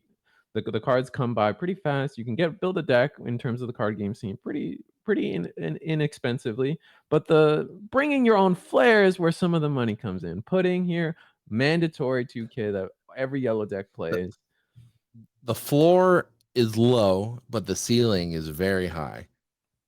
Yeah. We have a one of our local players in the DFW scene. He was infamous, or maybe famous, depending on how you look at it. He was running old school red deck Luffy with maxed rarity. That includes the manga shanks. That Ooh. includes the choppers, the winter choppers. So that was such a like crazy thing to like sit down and then see. Like when someone starts playing the winter And then just drop a choppers, manga the shank. manga shanks, yeah, you're like, wow, okay. And then they start flipping over their Dawn. You start seeing all the Straw Hat Dawn or whatever. It's just it's a fun way again to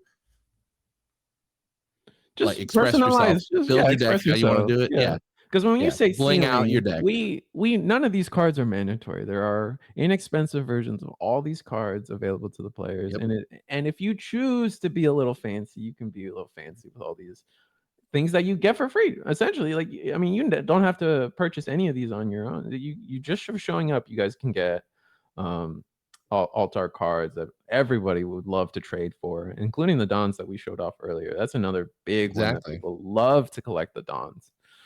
It's proof you were here, and I love the fact that they, as a collector, it's frustrating, but as a player, I love that there's an offline and an online version of these cards. Yeah. So you go to an offline regional, if you travel anywhere, you have proof, physical proof that you got this offline participant card. So Yeah. it's always a fun, just it's a talking point. You always bring back stories, and maybe you pull the pudding and then someone's like, oh, I've only got the online version. I need the offline. Please, what do you need? Gotta What get cards the are you looking for? gotta get the master set. Every card, every Yeah, possible version of every card. It's so fun. I mean, exactly. it's a trading So card game. We're collecting. Part of it is collecting. yeah. Yep. Yep. Yeah, that's a good point. There's collectible card games and then there's trading card games. I never really, because like the trading card games are collectible, but I never really knew the difference between those. But this is indeed One Piece TCG trading card game, but I collect it big time. Like that is, I think my number one thing is I want to get every card. I want to have it neatly organized in my binder, and I just want to sit there and open it and kind of look at it like, my preciouses. They're my rings. I just get to be like, oh, look, I Yeah. like it. So So so that was around 3. the That infamous was round 3. So now we're gonna yes. start seeing the playfield change a lot. I feel like after round 3, we all know that, a lot of decisions are made and a lot of people we start seeing what the meta is shaping out to be, bumbling up to the top, surfacing. So what are we expecting? Do we think it's time to start seeing a lot of red, or do we still believe in Yamatos and the Luccis and the So inevitably, we're gonna see red. We're gonna see a lot of Whitebeard, a lot of Zoro. But since the Whitebeard changes, we have started to see a shift. It's not a big one, but it is a shift. More Katakuri's are now showing up. You see decks like Crocodile. Doflamingo obviously was a strong deck. Set 1 kind of went away for a while. Set 2, and then it came back with a bang in set 3 after it won that regional. So I'm hoping to see more Yamato. Like Mhm. we talked about. I think Yamato can take it all the way. at least a top 64. I believe. We're Yes, gonna see some believe. Lucci. Yeah, we're gonna see Lucci. I would love to see some Smoker in there. I would love to see Crocodile, but I don't know if there's any more Crocodiles that are undefeated at this point. But either way, the gameplay is going to level up. Yeah. Anyone undefeated after this point, you have made it out of functionally your pools. You've made it out of this is the RNG nightmare, the first 3 rounds. You could play anything. You could have anything can the surprise you, and best. you just lose. Yep. Yeah. You could have the most meta deck, and then you play against some weird one-off, just Who knows? fun deck that someone brought with them that just happens to counter your deck specifically. So yeah, round 3 is, or the first 3 rounds are not only about just taking whatever comes your way, but it's about dodging those weird matchups. And sometimes you can't. Sometimes you do, but it can be rough. But now things are for real. Everyone 3-0 and up has now. Every opponent is probably going to be playing a meta deck from this point on. Absolutely. I'm excited to see some Law. I feel like Law is such a fun game to at least from a commentator's perspective. It's just so fun to see them just get to play with so many cards. That's how I like to think about it. Like when you're revealing 5, you in a Law, you essentially get to touch all 50 of your cards at some point, because you're just searching so many times, and it's just like it feels like a card game. And like watching a player go through that and like construct their board, construct their shambles turn. I can't wait for the Law game when we inevitably get there. Law is definitely the thinking deck. That is the big brain. The very tough to play, but high skill ceiling, but high reward. And it is, I think Law and Zoro are the 2 decks where the order in which you put your cards at the bottom of your deck actually matters. Yep, they will come back. That is one thing that most decks don't really care about. That really never comes into play. But with Zoro and Law, you are playing so many searchers that search the top 5, and you're already starting at 40 cards in your deck. Right. So 5 cards is an eighth. It's an eighth of your deck. So you do that 8 times, which is pretty easy to do, especially with Law replaying. Your draws, you're going to see those cards again. Yeah, you're going to see those cards again. So that's that next level of kind of thinking that you have to do with that deck. Not only do you have to worry about what's on top, but you have to worry about what's on bottom now. So yeah, and then we'll see Zoro. I want to believe that that something out there is thinking about Zoro, because I feel like as a competitor you have to think about Red's place and what is in particular making Red strong. And if you're not thinking about that, I don't think you're thinking necessarily competitively enough. And to me, for Red, the big 3 cards everyone's thinking about, I feel, should be Fire Fist. You need to construct boards that get around Fire Fist. You need to construct boards that get around Marcos. Like I said before, like one cost Law in the blue deck is a very strange card to be having if it's not like fully fleshed out, because it could just come down at any moment and just be KO'd for free.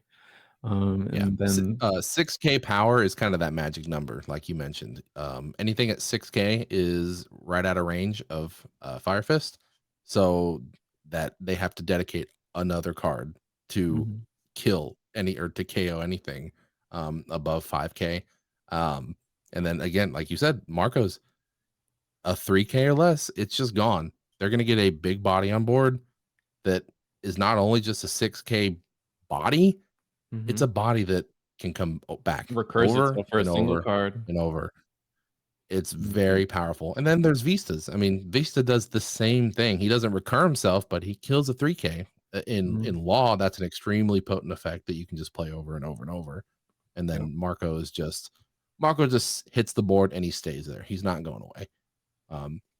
He's a threat that can't be answered really without over dedicating resources to it. I mean, and you need answers for all of their 1-drops too, right? Because they get to freely play multiple 1-drops because they play so many.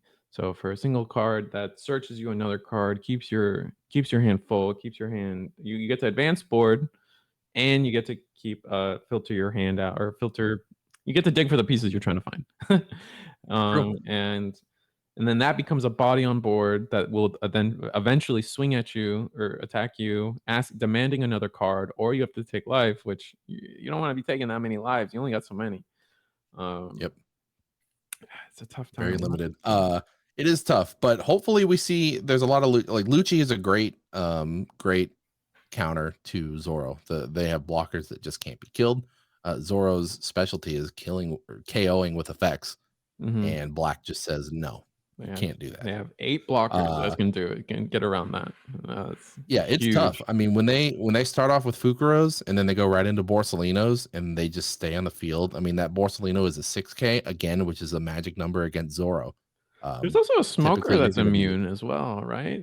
There is, but they don't really run that too right? often. Yeah. No, I like that smoker. There's 2 of them actually. There's 2 that can't be KO'd by effects, but yeah, you don't typically see them, which is a shame because the starter deck one is super powerful. The starter deck one is the one that has also double attack if there's a 0-cost summon. Double attack.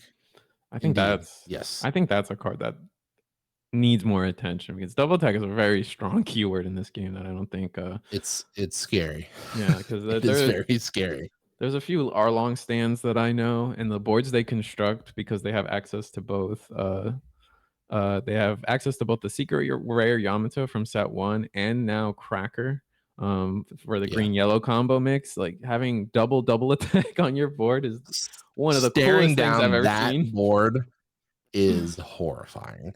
That Yamato is a sleeper card. I mean, I think when we didn't have Fire Fist, when Red was generally running 4 Radical Beam, first off, 4 Jet Pistols, that Yamato wasn't as much of a threat because pretty easily taken care of. But now that 6K, again, that magic number that puts it just out of range of the majority of the KO of effects that are prevalent runs. Yeah. So it's and again, not only does it double attack, it's Banish. So you're not going to see those cards. You're going to see them go into your trash, and then you're just going to wave goodbye and never adios. It's cool. I've been hit by that Yamato too many times. All right, so I'm scared of it. Yeah, no, that I loved playing that Yamato in Law. It was great. But as I've said, it's the infamous round 3, so we're gonna have to take a little bit of an extended break so the organization can take care of any round pairings or any drops or anything. So we'll have an extended break, but that means we get to take a breath, enjoy the scenery. If you guys are tuning in from where you are, I hope you guys come back. Love to see you guys. See you guys. Break time. Get up, go take a drink, stretch your legs. We'll see you soon. Bye, y'all.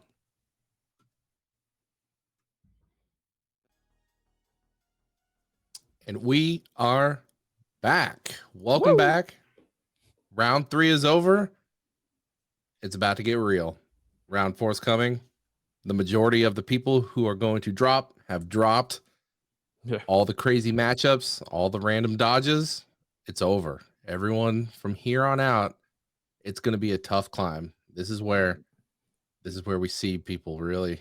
This is where it matters. This is where it starts mattering. This is where the meta decks start bubbling to the top. This is where all the people that prepared properly start bubbling to the top.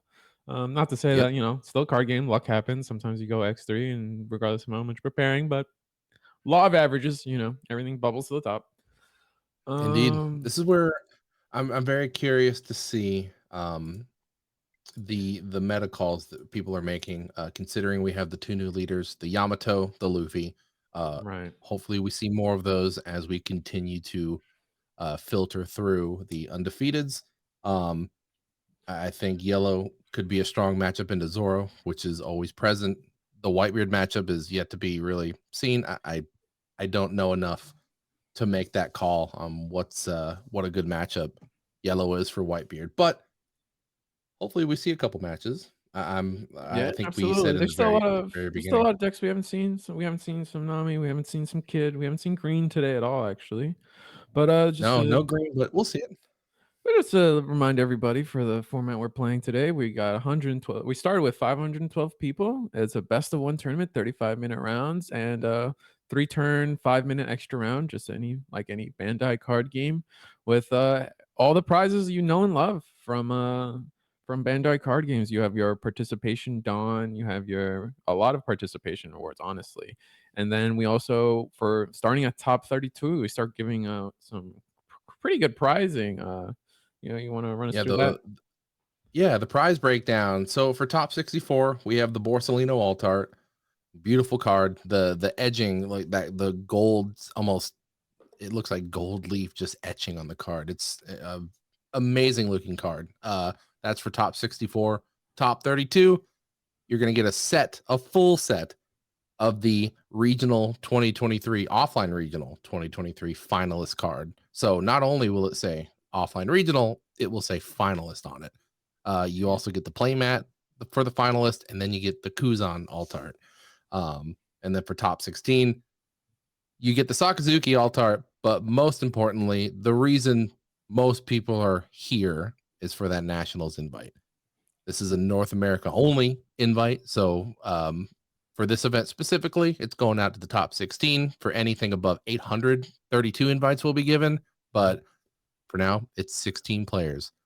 It's important to note that and that invite does pass down to if you're a player and you've already have your invite and you manage to top 16, your invite will essentially pass down to the next person. So you're not, the Michael Jordan of invitational invites.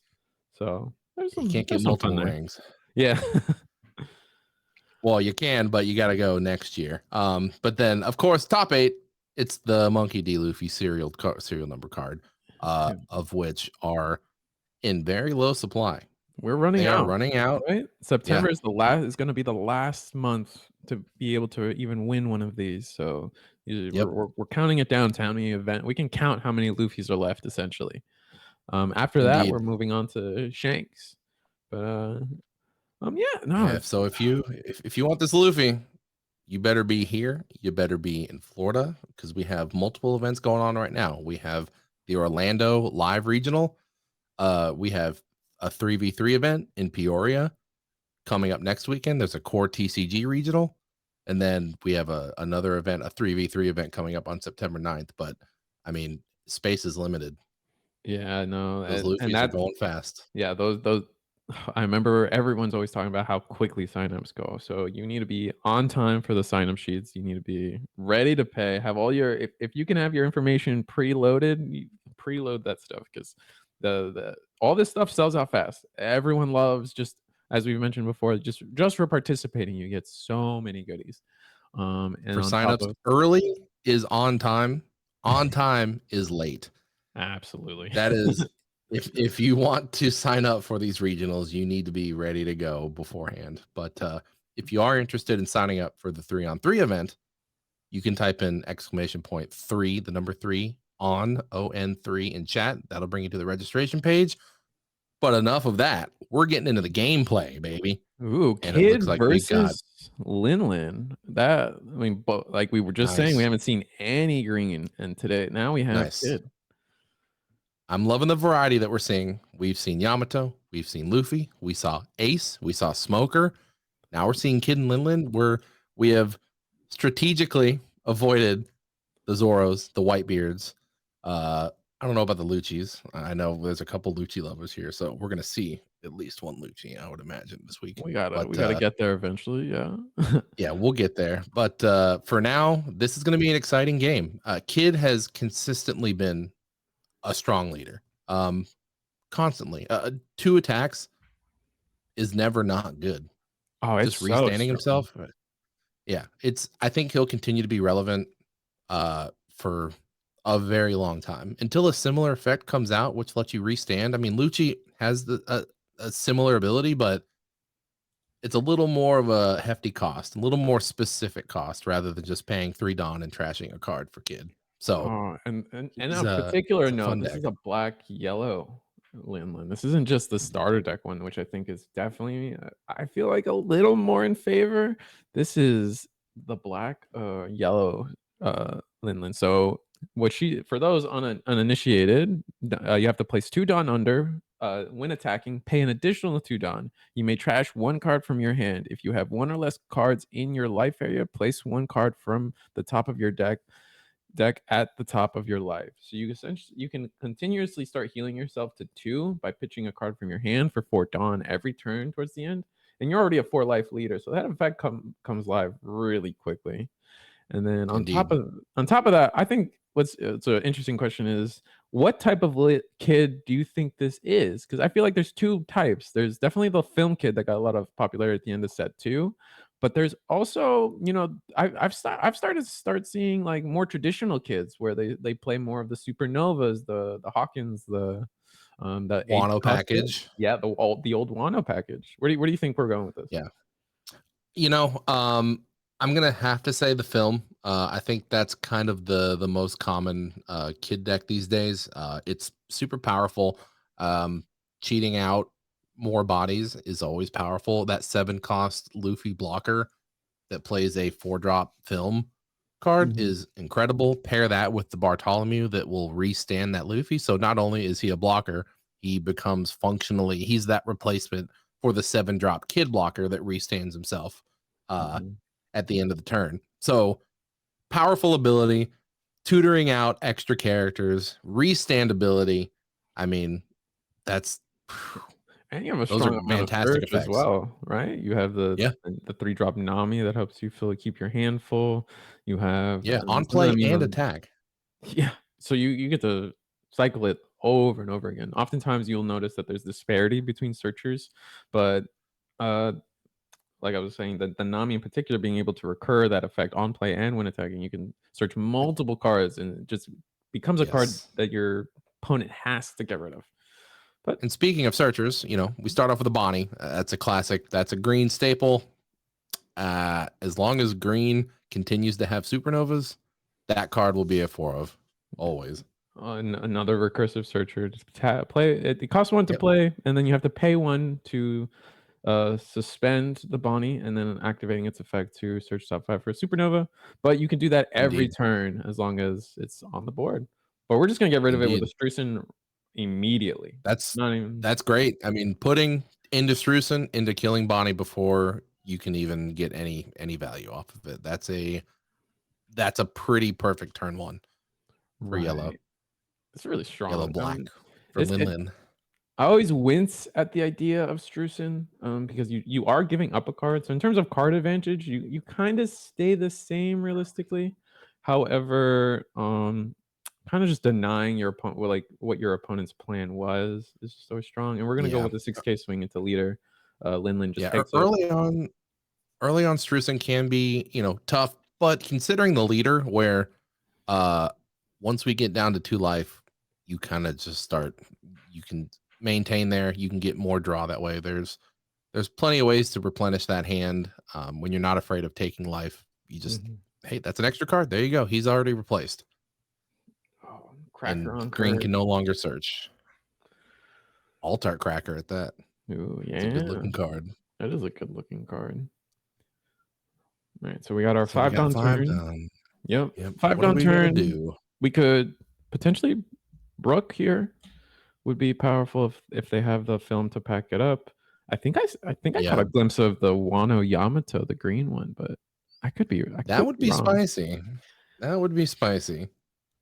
Little double attack banish would, go Yeah, pretty or well. even the one from set 2 that suspends 4 costs or less, 5 costs or less. Yes. Yeah, I mean, what do you unfortunately, you're not gonna get much value out of it if you do suspend, because ideally you wanna suspend Cracker. Uh-huh. Um, but, that's then you get a 5K swing into Cracker, which he's gonna counter out of pretty easily. Yeah, it's a very cheap counter. Yep. Oh, So, Hawkins. drops Borsalino and Hawk okay. Interesting. Oh, this card, like I said the earlier day, dude. This card gives me nightmares. This card's so powerful. This It's scary. just its effect to when attacking is 1 Dawn. When attacking once per turn, if it attacks a character, unsuspend this or set this character to active. So essentially, this card can attack twice in a turn as long as it attacks a character, Indeed. giving you This was a what? oh, sorry, go ahead. Finish. No, stuff like this is what like makes Kid good, because like you essentially, if you put any Dawn under this character and you swing twice, you essentially got double the value out of any Dawn you used. For sure. I mean, he makes clearing board that much easier, and even it punishes you for blocking him. You're basically, if you have a blocker on field, he attacks with a 7K. You block it, he's just going to restand and attack again. Yep. So there's really, you get punished for nothing. I mean, it's a rough card to deal with, especially in yellow. I mean, there's not a whole lot of ways to deal with it. You can always play the 8-drop Katakuri. You could try to swing over it with, when he's suspended, but a smart player will attack knowing that it's going to restand, and then just leave it. Don't give him a target to attack at. Yep. Just always threaten that double attack. For those following, we got Cracker attacked life for 7K, asking for double attack. We did counter out of that with a 2K and a 1K. And then we attacked with our leader into life for 7K, and we took that life on the kid side and played Paraspero, pass turn. So we're at 6 Dawn now, 7 Dawn. There are plays. I mean, the Luffy is obviously a great play if they have it. Doesn't which look like they they do have not, it. or at least they're not playing it. Yep. So we're gonna attack over Cracker. Yep. A 7 to a, which it's still no, it's 3 to 3. So it is no longer 6. It's just a 5K body. 5 to 7. It should be set to active, regardless. I think it immediately. Yep. The rule is immediately sets to active even before the battle. But Cracker is KO'd. Now we essentially we could swing again with the Hawkins, 7. But I don't think we don't need to, because you don't really need to. You then you're gonna put Big Mom into that sweet spot. You put him at 2 life, and that's when that effect starts taking place. So essentially, okay, they're gonna go ahead and swing 7K. Yeah, they take the life easy. Just get the tempo now that effect is online. So a 6K attack, they counter with a 2K Strusen and 5 cost Hawkins. Yamato again. Oh, Law. Oh, bounce. Law. Oh, we're gonna pass on the effect to bounce any character.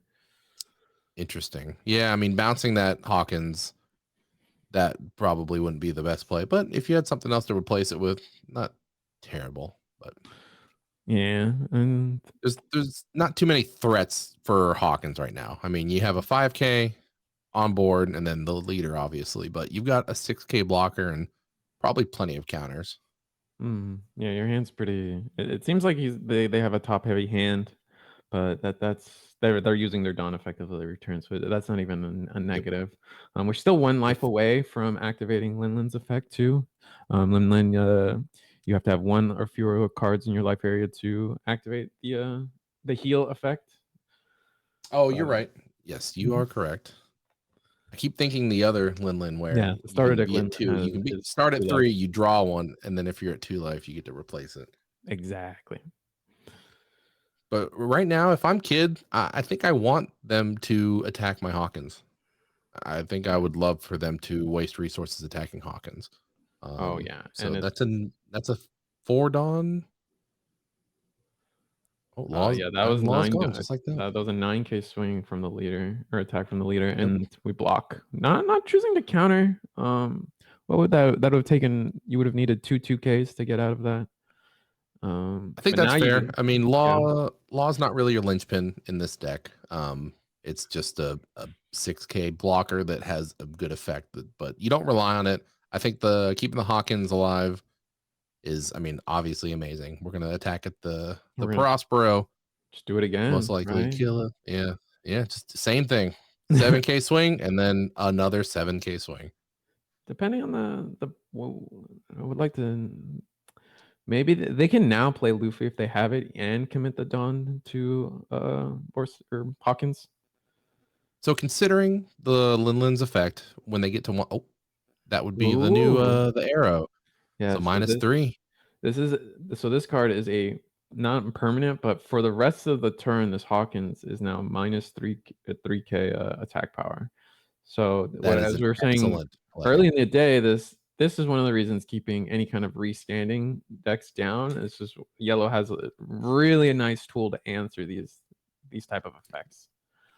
Yep, that just totally shut down the Hawkins. I think that really messed up his next play. I think he was anticipating being able to kill the Prospero. Ideally, he would drop the 7-cost Luffy to then fill the board and to not put Linlin at 1 life. So he would go for the kill next turn with a Hawkins swing, a double kid swing. But yeah, we'll see how this pans think out. this attack, Just a 5. So yeah, kid swung. Where do you think it went? I think the attack It's got to be Prospero. Yeah, I would. Oh, this one. Oh, it's Was at live, life. So now and they take it. Linlin's live. Oh, but we drop a kid. So we drop an 8 cost. However, we do not have the effect live. You need 1 more Dawn, and you need to tap him or to rest him to do that. Right. So next turn, he's going to start doing things. But at 3 life, I feel like we're pretty comfortable just skipping out on it for a turn. Next turn, we'll have a 9k attack. With that, Hawkins can also do his 7k attack towards anything, potentially restand, assuming Linlin attacks with Perospero, which at this point you need to keep catching up. Oh, 10 big drop. Mom. Yeah. Here she comes. Right on curve. Trash 1. I was just about to say, I'm like, either you do the Linlin effect this turn and then next turn you go Big Mom, but you drop Big Mom on tempo. That's you got to do it. That's crushing. That might be that's enough to swing this heavily. That's a 2 life. That's a 2 life change right there. That hurts. And now a 3 life change when taking that life. Yeah. And additionally to that, the Linlin's such a strong card. A 12k body is going to be able to answer this Eustace kid very easily. The only hope is that he's got a handful of blockers that they're going to drop. Oh, right here. That's what we want to see. Like 3 blockers, and then you know what? We're probably okay for the next turn or 2. Do we know I wonder what the hand size is.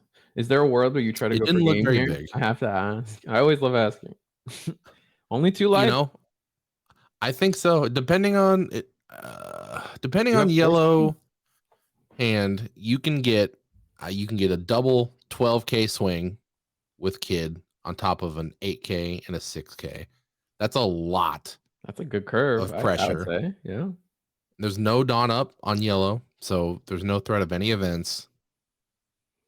Could potentially see a Brûlé in life. That's scary. That's true. That is scary. That's always scary about yellow. So it looks like they set aside 3 Dawn. So they're for potentially the double swing. Yeah. 1 on kid, so you can attack with the kid and still negate 1 big attack next turn minimum. Which would make every other attack following weaker. Yes. They would have to commit more Dawn to them. And so this kid's going to be a wall.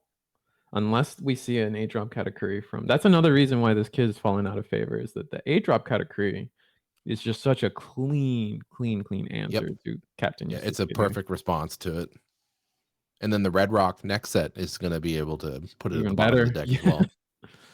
Yep, so a lot more answers. So Hawkins, I'm assuming, attacked Prospero. There's no reason not to, other than to not potentially give them an extra card, maybe. But I gotta imagine they attacked Prospero. Yeah, keeping your options vague, right? You put 1 down under the Hawkins. There's no reason for the first swing not to be. Oh well,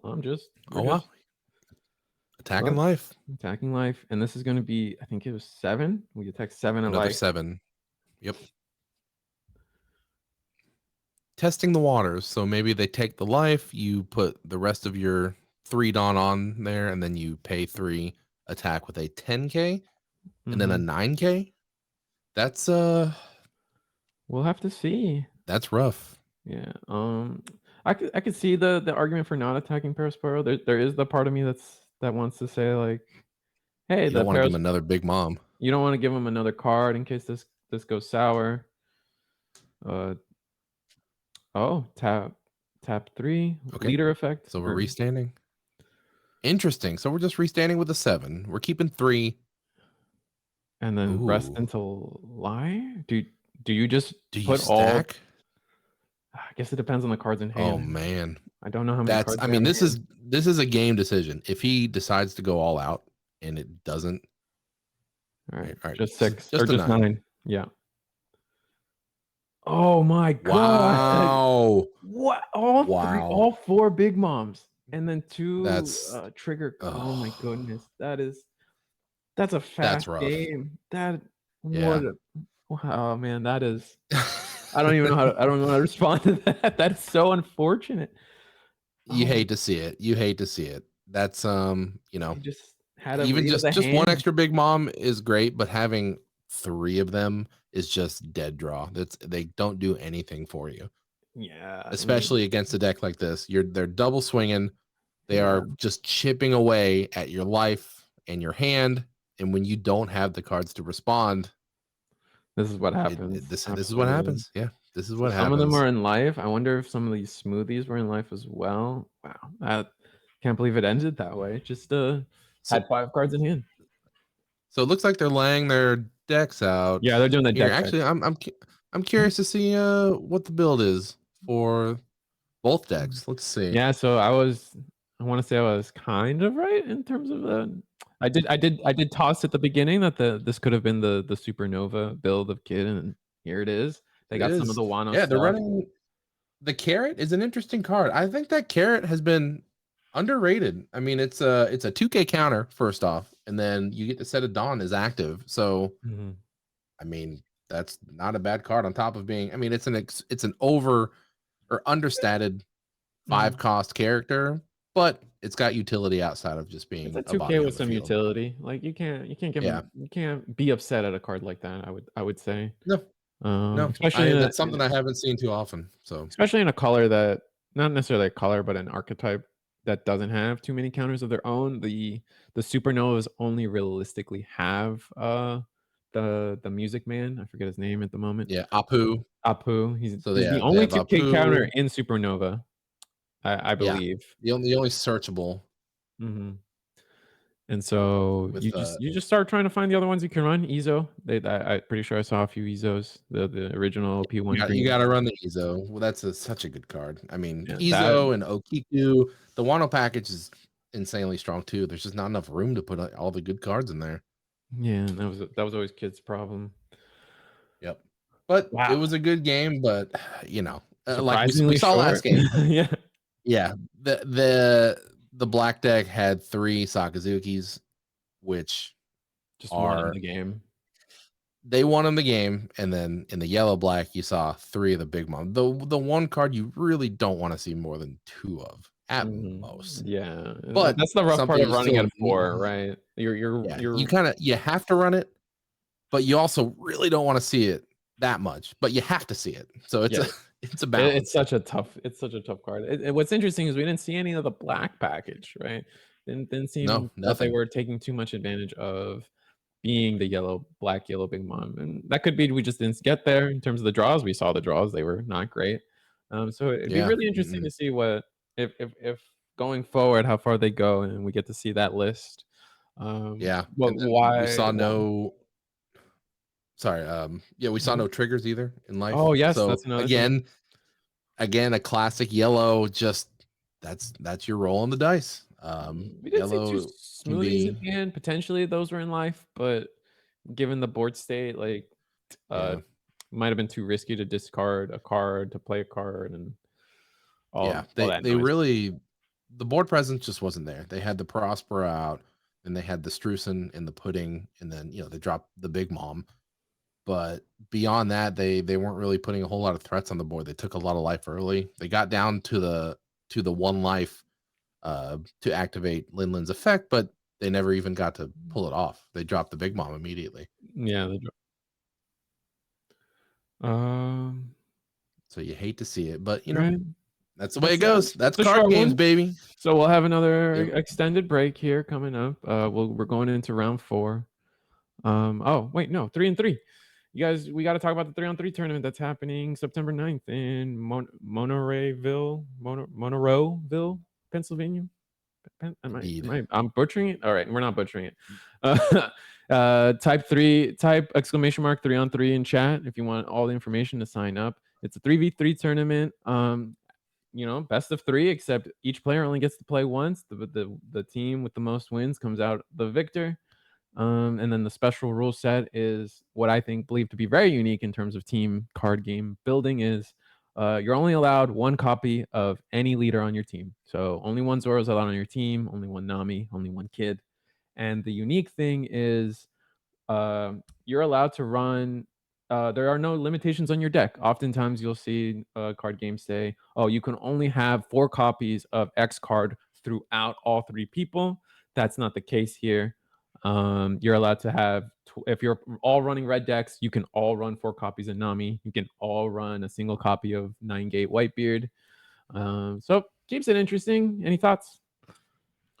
I love new formats. I'm always down for new formats. We have the buddy battle format, which was interesting. That's a 2v2 at the same time, kind of a double-headed dragon commander style play where you're playing with 4 people, 2v2. And then this is kind of a different take. This is kind of more of the crew battle style where all 3 players play against the other team. Their individual match is 1-on-1, but the only way you can win is if you get more total wins as a team together than the other team. So it's for sure very interesting. And then the fact that you can't just stack all of the good leaders, you can't all have the same leader, makes it that little bit more strategical, if I could make up a word right there. But yeah, I love it. I'm always down for new formats. Bring it on. I would love to compete, but I'm too busy commentating right here with you guys. Coming at you live from my house. It'll be interesting, if people try to like you were mentioning earlier, we got my pirate crew, and then you got the flags or the hats or capes or what have you, or even show up. Just call myself we're the 3 emperors, and then they clap 4 tournaments in a row. That could be anybody. It could be you guys. That's right. That's right. That's what makes it fun. Adds a little spice to that tournament. You got to take down the big 3, not the Yonko, because Yonko stands for the 4 emperors. So the 3 emperors, the Sanko, I think would be the correct term. Yeah. No, I think that's right. Yeah. The Sanko. When I played when I did karate as a kid, that definitely was in there. Yep. Ichini-san. So yeah, 3-on-3 is fun. But I mean, yeah, I love the classic 1-on-1. We've had great games so far today. We're going into round 5. I feel like every game surprised us a little bit. Every game surprised us in some way. Yeah, we've seen, unfortunately, we've seen kind of the downsides of some of the colors where yellow just didn't hit what they needed to in life, or they saw, like we literally just saw, they hit that big mom. They see all 4 of them, which is, and had they had the time to play, it's a brick too. That would have been unstoppable. Just being able to play one after another would have been just way too much for anybody. But Kid was able to put on aggression very fast, especially with that Hawkins. That's what that deck. Yeah, the Hawkins stayed out. I mean, it stayed out, and it continued to just swing, just threatening double attacks, and then you always have that double attack from Kid just looming over you, just ready to go. And that's what happened. They managed to drop the 8-drop Kid, and next turn they didn't even use the effect. It was just a big body to swing with. Yeah, and kind of an insurance policy. If they didn't manage to beat them that turn, you still have that Kid that you have to get around. It's a 8 cost that must be attacked and must be answered before you can even touch their life. So that was a rough game for Black Yellow Limlin, but that's the way it goes. It's hate to see it. But, all right, so that ended quickly. So again, another probably a little extended break, but we'll catch you guys round 5. We're going into round 5, and hopefully we'll keep it unique. We keep it fresh around here, man. People are going undefeated. We're gonna start seeing the meta real soon. I promise you guys that. Oh yeah, it's gonna get spicy. Stay tuned.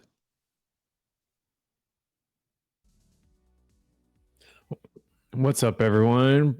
Continuing our coverage of the Tulsa One Piece regional championship or championship? No, regional event at Tulsa, Oklahoma at the Cox Business Convention Center. We're going into round 6. No, we're round 5 now, right? We are round 5. Sick. We're going into round 5 now. We're like, as we've been saying, the meta is bubbling up. We've managed to dodge red for a while now, but looks like this match is going to be red versus someone got excited about this one, but Magellan is here on this table for us today. What do you think about We have that? an undefeated Magellan. As soon as we saw that, it was like, okay, we gotta see what's going on. What is the secret sauce that they are running? I took a look at their deck list, so I'm very, very excited to see how it actually plays out. I mean, Magellan is kind of a sleeper deck. It's really not as bad as it kind of seems to. Like, the general sentiment of the deck is that it's bad, but I've seen it perform pretty well It has before. the Hell's Judgment's always been a very strong option card, right? From the get-go. Extremely strong. And they've always had like the fundamentals that make a deck good in One Piece. They have a good searcher. They have solid blockers. They have cards that kind of cheat out other cards. Like I know we have I forget the Sadie that's able to cheat out The an Jailer extra Beast body. package. Mm-hmm. Yep. Which I imagine they're running. And then on top of that, they have a very unique effect that hinders your opponent with their 5-drop, the 5-drop Magellan, who minuses Dawn from your opponent on play, and then again when he's deleted, right? Correct. Yeah, he minuses 1 Dawn on play, -2 on KO. And back when Whitebeard was run at 4 of, causing a Whitebeard deck to miss their Whitebeard drop on tempo was extremely strong. So not as much of an issue these days because, you know, Whitebeard's a 1 of, but I mean, getting rid of a Dawn, especially on tempo for Magellan, can be extremely strong. There's always a lot of these decks hinge on going first or second, depending on their deck curve. So when you can remove that curve or just lower that curve a little bit, it can throw off everything. It can spiral out of control for them. And I can't imagine playing them back to back and essentially losing a whole Dawn of a whole turn of yeah, Dawn. yeah. And not only that, it's similar to Jinbei, where it's a body that's going to attack, and then it's going to sit there and be like, please KO me. I would like you to KO me because you can just take 2 Dawn and I'll be totally fine with that. Looks like I think the Magellan rolled a 12, so Probably I'm on curious if first. they want to go first or second. Yeah, it depends, you know. If they're, yeah, I mean, their curve is usually odd numbered stuff, so I would imagine they go first. Yeah, no. I mean, Zoro, against Zoro, I feel like you want to make them go first or second, Yes, because that's just one second. less. You don't want to give them the first attack because that just essentially means they get more attacks, more chances to attack. And you gotta love it. The Zoro's checking that leader. You go, oh, I haven't played against Magellan. Well, this is a Just new double card. checking, seeing When this come out? yes. Starter decks. Yeah. So this will be interesting. I think the Zoro player's gonna be in for a surprise, or at least hopefully. I hope we have a good game. Zoro can pop off. I mean, it's Zoro. They can just flood the field with 1 and 2 drops, and then just death by 1,000 cuts. They can attack you over and over and over with 5K. So yeah, at the end of the day, only 6 we need will to actually see. hit, right? And they do plenty more than 6 hits. Yes, they do. Looks like Right, yeah. So they Getting past the mulligan. mulligan now. We'll get to finally see who's going first. I imagine it's the Magellan. Yeah. I would think so too. Yep. 1 1 Dawn. and on the Hanya ball. So we're searching. Search Yeah, not top 5 for Hannibal. purple impel down. Hanya ball. Oh, All right, so that appears to be a Jailer Beast. The Mino Rhinoceros, I believe. Yep. So that is one of the cards. If they have a Sadie in hand, that will be coming out next turn, along with the Sadie. We will see. So talking about flooding the board, I mean, Magellan can flood the board all the same, just like Zoro can. There's some cheeky stuff they can do though for the Mino Rhinoceros in particular for the uninitiated on KO. If your leader has impel down type, draw 2 cards and discard 1 from your hand. So it's some Yep. hand filtering if it's KO'd, and on top of just being a 5k strike body, and a 3-drop. They can play it on curve this coming turn and just have a 5k body that's gonna cycle their hand a little bit on KO. It's not bad Exactly. No, I mean, and if we see the Minotaur, that's a double attack. at all. Yeah, 5,000 with Koala's a with an blocker. ability to get an extra Dawn on KO. So these Jailer Beasts are actually pretty strong, especially when you can play them essentially for free with a 3-drop. Right, because Sadie says on play 1 Jailer Beast. That's it. There's no Yeah, cost yeah, restriction. There's no easy. And color she's a restriction. 2K. Yep. So you're So obviously a playing it in an solid impel down card. deck. Yep, solid card. Let's see. Are we going to see the Sadie? Here's a 5K attack, and they take it. That's pretty usual. Zoro's just going to take the First early extra card, lives, keep and their we just hand full. Yep. yep, and we play the Jailer Beast. No Sadie. No Sadie. I don't think we need to. I think it might be better to save the No. Sadie for either as a 2k potentially, especially since it's the same cost, right? Sadie's a 3k body, doesn't swing into boards cleanly. So the Yep. Mino Rhinoceros just playing it for the same cost, keeping a 2k in hand, or potentially up costing, essentially playing Sadie for 3 to play a koala or a Dropping a 4. Minotaur. Yeah, Yep. being a little more Dawn efficient that way. Could be just the play, or they just I, don't even have the Sadie. I will say though, the Hanyu Ball and the Sadie are not as bad in this matchup because Zoro has all these low bodies that they can match easily with Sadie and Hanyu Ball. That's So fair. they have a little more utility just on top of, doing their effect. All right, so this is a 6k swing, and looks like we 2k'd out of it. Ooh, we're playing some Water 7 package. That's a Water 7 2k counter. That is indeed. I wonder if that's I know it's the just for Caulifla, but that might not be her name in that form. it's Khalifa, yep. And then it's just a -1 Dawn when attacking to draw 2 cards and discard 1. Gotcha.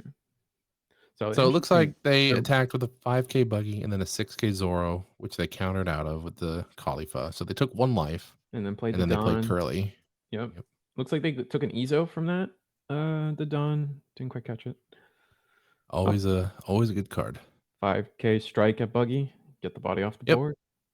Easy peasy. I wonder if it was better to swing with Hannibal. Oh no, but we want to use all our Dawn this turn. Okay. Yep. So there it is on tempo. -1 Dawn, and they're checking it out. They're just making sure. Is that correct? I don't want to lose a Dawn. No, I don't think anyone does. But I don't like this. and then on KO, on top of that, it minuses 2 Dawn. So it becomes a body that you could keep swinging with, and it's almost Yeah. never at risk until the late game, if anything. Yeah. And, I think I just something remembered that's that just it's a Hannibal is free flash attack. on top of that. So there's no way Hannibal could have swung into the buggy. Yeah, that buggy effect again it comes into play more often than you would think. Oh yeah. As yellow, I think typically I play yellow. Yellow, your only cracker traditionally has slash. Like in terms of all the mainstays, I think smoothie might even be slash too, but it's here or there if you play that one. But it's Zoro's turn. For I think sure. this And is technically they supposed got to quite the be. hand. This is technically supposed to be Zoro's 6th Dawn turn, but they only have 5. Yes. It's like almost like they went first without, the benefit of going first. Kind of sick. Kind of busted. They have a huge hand though. This is always scary. I see at least 2 Gordons, I see a a Rad couple of Beam. events, guard point. Yeah, Rad Beam, guard point. I see a Mihawk, or not Otama. Mihawk. I see a Marco, I'm pretty sure. I see the 5-drop Marco, but I can't tell if it's one of the Marcos. I see the rainbow blue wings of Yes. awesome. And if it is the 5-cost Marco that the Magellan just put him back, because we see the Gordon, they could play the Gordon and then put the Gordon at the bottom of the deck to -3, either the Minotaurus or that's a lot of Dawn really to you'd give want off. to do. It is, but I mean it's still Fire a Fist 6k too. body on board. Or yeah, you mentioned the Fire Fist. Yeah, I don't know. That's all right. We're just gonna 2k counter out of this leader swing. Yep. 4 Dawn left. Can still Fire Fist. Can still Gordon or Otama Fire Fist. Oh, that's what's probably happening. So Gordon minus Thring. Yeah, they're just gonna opt to kill the Magellan. Just bite the bullet. Right. And then we're gonna pitch a guard point. Now we'll see Magellan's KO effect. Oof. Also gets rid of the Mino Rhinoceros since it's efficient. Yeah, And then we put 2 Dom that back. does hurt, but it's not that bad. I mean, not too terrible. Considering if they have a Sadie, they're right back where they started. Mm-hmm. What was this? What was this event they pitched? Doesn't look. It looks like a Water 7 card. I'm not sure what it was. Yeah, I do not know what they pitched for Fire Fist, but all right. So there's a king. Oh, I think that's a Gundam Jet Gatling in the Magellan's grave at the top. Oh, gotcha. We play king. Ooh, this is a card I haven't seen in a long time. This king is so good. Solid card. It's a solid. I mean, it's a staple in almost any purple deck. Yeah, with purple out of the meta, you forget that they actually have good answers to wide boards that Zoro brings up. In fact, this deck feels trick out to try to beat Zoro in particular. This king is so good. This player made a meta call and it seems to be paying off. I mean, they're 4-0. We're round 5. This is looking. I mean, Zoro's at. Are they 4 life still? Well, either way, they are even on life. Yeah. Now we have board advantage. We are sitting with a 6K. We just swung with 5. And now it's Zoro's turn. They are severely behind on Dawn. They are down 3 Dawn from when they started.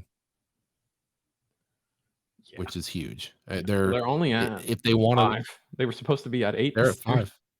Yeah, if they want to play the Marco, that's their whole turn. And that Marco can be KO'd very, very easily by red or by purple. Mm-hmm. Yeah, we can see maybe they could be potentially running the 9 drop. I think it's 9 drop Kaido that Dawn -4 KO a Diamond drop and then rush 6 drop. It's a Dawn minus on play. Dawn -5 kill a 6 drop or KO a 6 drop and gain rush. Yeah, that's spicy.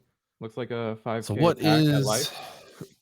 does Zoro do here? I mean, they obviously need to get some board presence. They just swung. They just attack with Zoro. Okay, so they play Marco. Mm-hmm. Play Marco, kill the Hanyu ball. Yeah. And now that they have Marco on board now, but they already pitched 2 events. And we know they have the Rad Beam, but Rad Beam is not always is almost never the event you want to be pitching for Mark to. No, you want to hang on to that one. So we're even on life. All right, king swing. Just I believe this king is 7K. That's hard to. Yes. Yeah, this king is 7K. We took that. Oh, and we play another king.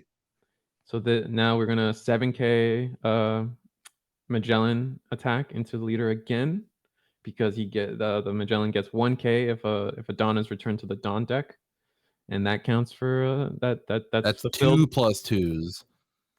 Oh, it's not once per turn. Oh, that's I feel like that trips people up too. No. So Zoro just trashed 2 plus 2s to counter out of a 7. So that's great news for Magellan. That gives them info into their hand. As we can see, I mean, they are loaded up on events. Oh, they are loaded up on events. We see a jet pistol. I see a fiery doll. And there's definitely a Rad Beam. I think that's a fiery doll at the top. Fiery doll has been an interesting. We're starting to see that card more often, and I think it's a great card for the Whitebeard matchup, especially for just finishing blows. That extra 4K. It's an answer. Leader. It helps you answer the 9-gate turn if you need it. It's just a very efficient Dawn or attack power increase. Yep, and the trigger is amazing. I mean, that could stop a game-winning play. Trigger might give up to one of your opponent's leader or characters minus 10,000. Are we gonna Fire Fist this board? We Gordon, Otama, and a Gordon. Mm-hmm. Otama went into the rested king and Fire Fist, getting rid of. There it is. Oh, that's tough. We're still in a strong position as Magellan. As long as we still draw, as long as our hand has still got big bodies, we're okay. And this is Yeah, a they 6K can attack, refresh this field. They can refresh Mhm. this field pretty easily. a 7K attack, and we take the second one, but we countered out of the Zoro swing. Right. All right, let's This see is- what they're at 8 Dawn. yeah, No, they're at 8 Dawn. 8 you're Dawn. right. Yes. Because they have minus dawned, I believe, 3 times. 3 Is it times. twice? 2 kings? 2 kings. Yeah, 2 kings. So yeah, they should be. Yeah. Yeah, either way, we're at 8 times. Dawn. There, we might be forgetting one. They jet Gatling at some point. Yep. Or Magellan. They played Magellan. So that's There's the a third one. Hanya ball. What are we searching? I see a queen. I see a Hell's Judgment. Nice. Hell's Judgment. There it is. Fantastic card. Such a strong counter to Zoro. For 2 cost minus dawn, you can do minus 3,000 on up to 2 characters. Which with the Or leader. Mm-hmm. So Zoro's wide boards get cleaned up or get somewhat answered by this or mitigated, I'd like to say. Yeah, and Magellan has been able to keep the board pretty clear. I mean, he kept the dawn low, so you couldn't just empty your hand every time. I mean, the Zoro's hand was already full of events anyway, which it's now down to, I believe, 4 cards, and that looks like 3 of those are events and 1 is a rush Zoro. So this field's not getting that much bigger. And I think if Magellan can continue to playing the queen, got some stabilize hand cycling, which is good. Can't complain about that. Next turn, that's going to put Magellan to 9 Dawn, and that puts him in Kaido range. Yeah. And again, having That to is guard scary. point out of a 6K swing. So we've been very, now I don't want to say counter inefficient, but we've been having to over counter a lot given our hand For sure. difficulties. Yep. Yeah, I mean they dropped 4 cards. The Fire Fist got a ton of value, but that's still 4 cards out of your hand on top of the Otama and the Gordon. Yep. The 2 Gordons that were used for the 2 Fire Fists. I mean, that's a total of 7 cards to get rid of their field, and you're still even on characters. I mean, you have a 6K on both sides and a 2K and a 0 on the other, and for the other. And yeah, it'd be hard pressed to try to attack with this Otama. It's a lot of Dawn commitment. Technically 5 Dawn no matter what. Yep. So 1 on Zoro. Yeah. The permanent one under Zoro. Yeah. Almost always. And I'm a little upset he's not. They aren't using the Zoro Dawn under Zoro. That's a little sus. Yeah. Yeah. What's going on? Come on, Judge. You went out of your way. You might as well do right.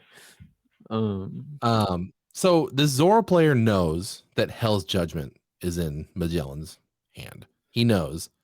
So he's got to do math to make it to where both of these swings can actually get through. And that means a lot of Dawn commitment. This turn is just already going to be super inefficient.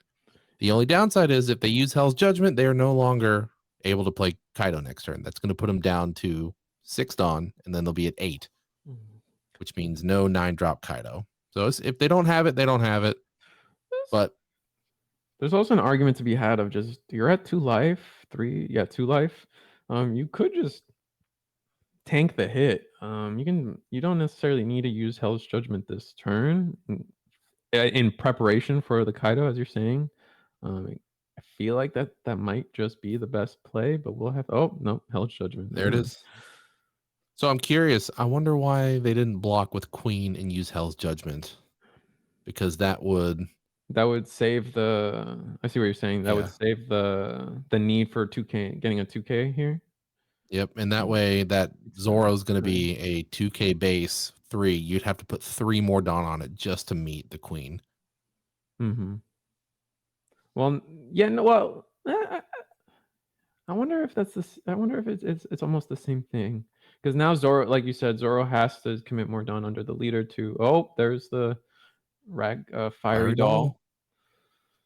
So now Zoro is swinging +1 from fiery doll, +1 from Dawn. So we are at 7K, right? Yep. Because if we include the -3, fiery doll is realistically only doing +1. So if they don't put another Dawn under Zoro, just block with Queen and +2. If they have the +2, but Oh, that doesn't seem very efficient from the Zoro player. I'm curious what the thought process on this was. maybe they're considering playing the Rush Zoro to try to just get their hand out. Their hand is kind of weird. Oh, they're choosing not to even block. Wow. They Yep, just rather countering 2 out. cards. Yeah. This is great. This is honestly good for Magellan. And that's a 6K attack and that's +2. Yep, Sadie. So we're choosing. I feel like there might have been a better way to handle that, but like sometimes it's like you don't know what your opponent's gonna do with that remaining Dawn, and you want to keep your attack safe because here, Yeah. um, So Magellan's down to 3 cards, 2 or 3 cards. So the 2 hand is cards. low. I mean, Zoro's down to 2 cards. Zoro has 2. Magellan has, I think it's 2 or 3. I can't quite 2 or tell. 3. But But there is a both players low. yeah, there is actually I feel like a Dawn amount that no with a you have to be able to swing over Radical Beam, so you need to get to 9 on both of your attacks, which you can do. You can actually very easily do. Or you could do 3 swings. Hannibal starts as a 2K or is it 2 So 2,000 power? if I was this Magellan player, I don't know. I don't think they have the information of what's in their hand. I mean, they know there's 1 down up, and they're assuming it's a guard point or a rad beam. I However, would I if think I it, was I, Magellan, I would always assume Rad Beam. Like that's worst case scenario, right? yes, yep. I think I Um, would go 3 on Hannibal and just attack into Zoro. That way, if they do use an event, oh, oh, 6 in the Zoro. I feel like he could win this turn with if the Hannibal goes up to you commit the Dawn, swing it to leader, Yeah, and then they either take it or have to because worst case scenario, this hand is a Rad Beam and a 2K. The Hannibal would yeah, take the because 2K you could and totally then put 4 on or even 5 down on Hannibal, swing 7. So that way, even if they have a 2K, they'd have to expend their whole hand. And then you do 2 on Queen and 2 on Magellan, or however you want to do that. I mean, that's oh, another queen. oh, Okay, this is all right. I agree with this. If you know you're going into your next turn with double blocker, that's perfectly Yeah. fine. Well, just 1 blocker now. Well, yeah. But we get the minus on, so get +1 on the Magellan. So that's a 7K Yep. attack into Zoro. This will be yep, as Do you said, they 7. take it? I think they I'm gonna have be to Rad surprised if Beam. they. Man, They might have to I don't defend know. this. Oh, this is tight. To me, the correct play is save the Zoro and try to go for game next turn. You have they have 3 life and a Yeah. blocker though.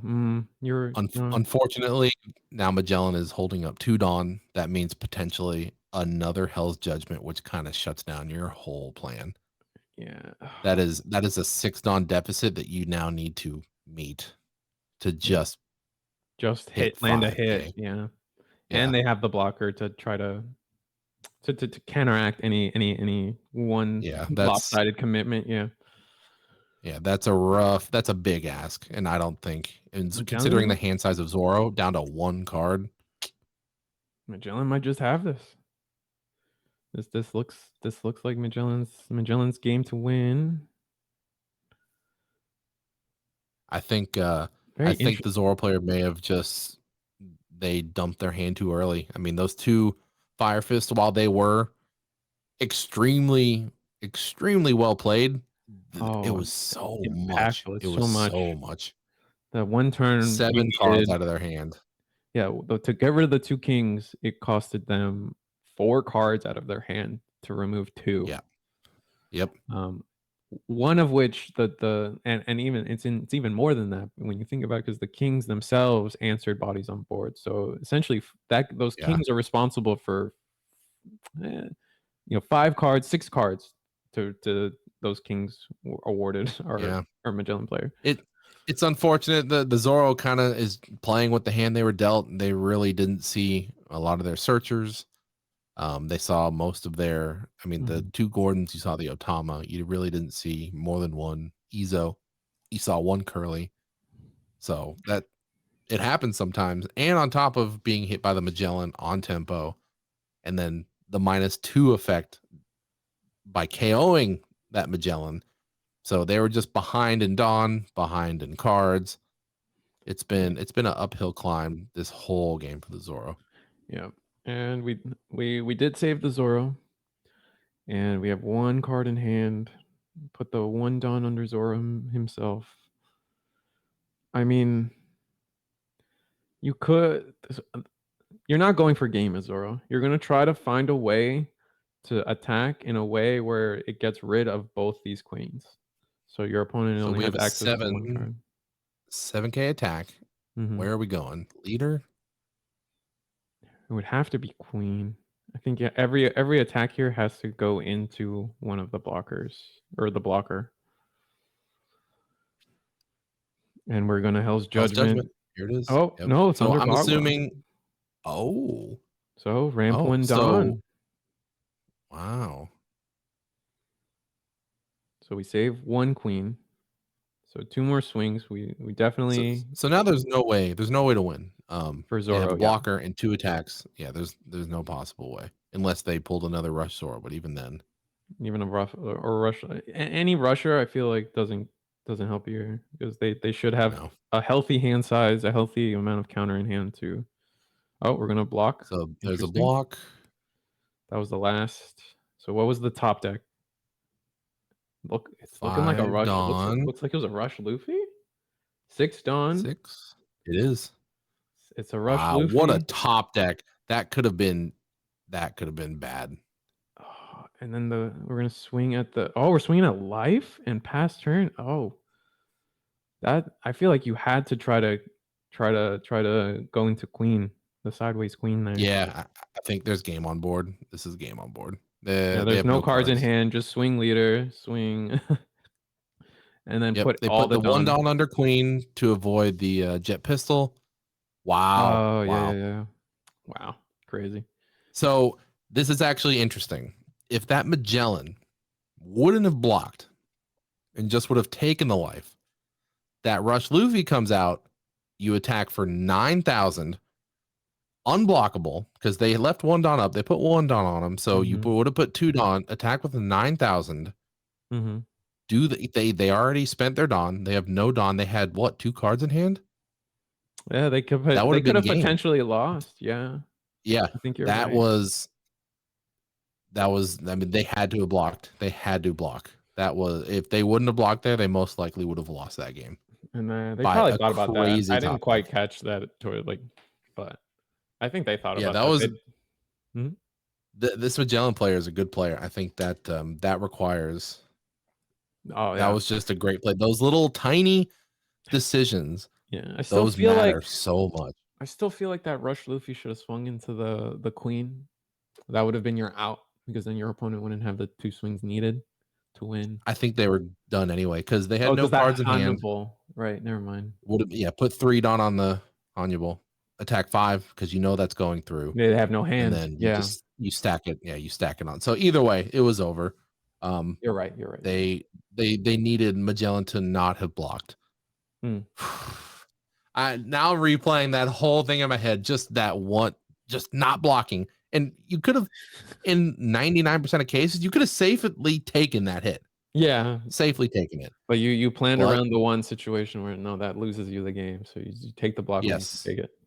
Exactly. They weren't greedy. They weren't. They thought through every permutation of like what could go down with that one card.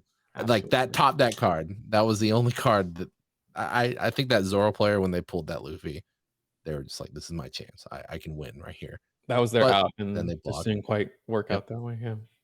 Yep, because the other player, he knew. So we're going into. He got lucky. We're going to round 6 with an undefeated Magellan. That's cool. I'm very, very happy to see a Magellan going 5-0. Unbelievable. So props to that player. I hope we see him in the finals. I mean, every game you see from here on out, even every game you've seen, every player is undefeated. Yeah. So we've only shown every game on stream, we are only showing undefeated. So you can rest assured that you're seeing the highest quality we can actually. You are seeing it happen live. So if we see this Magellan take it all the way, what a treat that would be. I mean, we had the Doflamingo win at the Gen Con regionals, which was great. Doflamingo versus Luffy at that. So neither one of the top tier meta decks like Zoro and Whitebeard. So maybe we'll see something else. Maybe we'll see a Kid Magellan deck or Kid Magellan versus, or I don't know. We'll have to wait and see. We'll But have to see. either way, we've got an amazing couple of rounds ahead of us. Very, very excited. Yeah, man. I just hopefully we see some yellow. I'm still rooting for some yellow to show up. But just to remind everybody, here's some of the prizes we got going. We got Event Pack Volume 2 available for just entering. And as you do better in the tournament, you get a little bit more. I'm not quite sure like what the pack distribution is for doing better in the tournament, but you get one of these. You get alt arts of many of the staples, Sakazuki being one of the original 2K counters for Kaido, that still run if you run Kaido. Suru, another 2K staple in almost all black decks. And then on top of that, you get access to, you could potentially get some of the promos, one of them being General Frankie, Sanji, and I believe there's one more promo. The Shonen Jump Luffy. The Shonen Jump Luffy, right. Yep. And all these cards very valuable, right? Go ahead. Oh yeah, no, they're super valuable. And I'm happy we're getting, because in Japan, the Shonen Jump Luffy obviously came in issues of Shonen Jump, but we don't have that here. So I'm glad we're getting them in these packs. And I know currently right now they're doing Gear 5th promos. I know 7-Eleven has their own One Piece promo cards. I wish we could have 7-Eleven One Piece cards here. That would be amazing. But so luckily we're still getting these cards. They're making it available for us in one way or another. So it's super exciting. Just entering any of these events, you're walking away with value. Amazing cards, awesome alt arts, exclusive offline regional or online regional, depending on what you're entering, stamps. So if you enter, you go X and 3 and then you drop, you're still a winner in my eyes. You're walking away with awesome cards, value, an extra value, a crazy cool Dawn, crazy cool event cards, crazy cool participation cards. I mean, it's a win-win-win. So you cannot go wrong. Yeah, but I think round 6, hopefully we can find. I mean, I kind of just want to watch the Magellan again. We'll get some more variety, but I'm keeping an eye on that Magellan, because from what I could see, this was one of 2 Magellans that had entered. And they're both doing well, right? Or was only one doing well? This is the only one that's undefeated. I can say that. So they are carrying Magellan on their back. Wow. I would love to see maybe Kuro perform.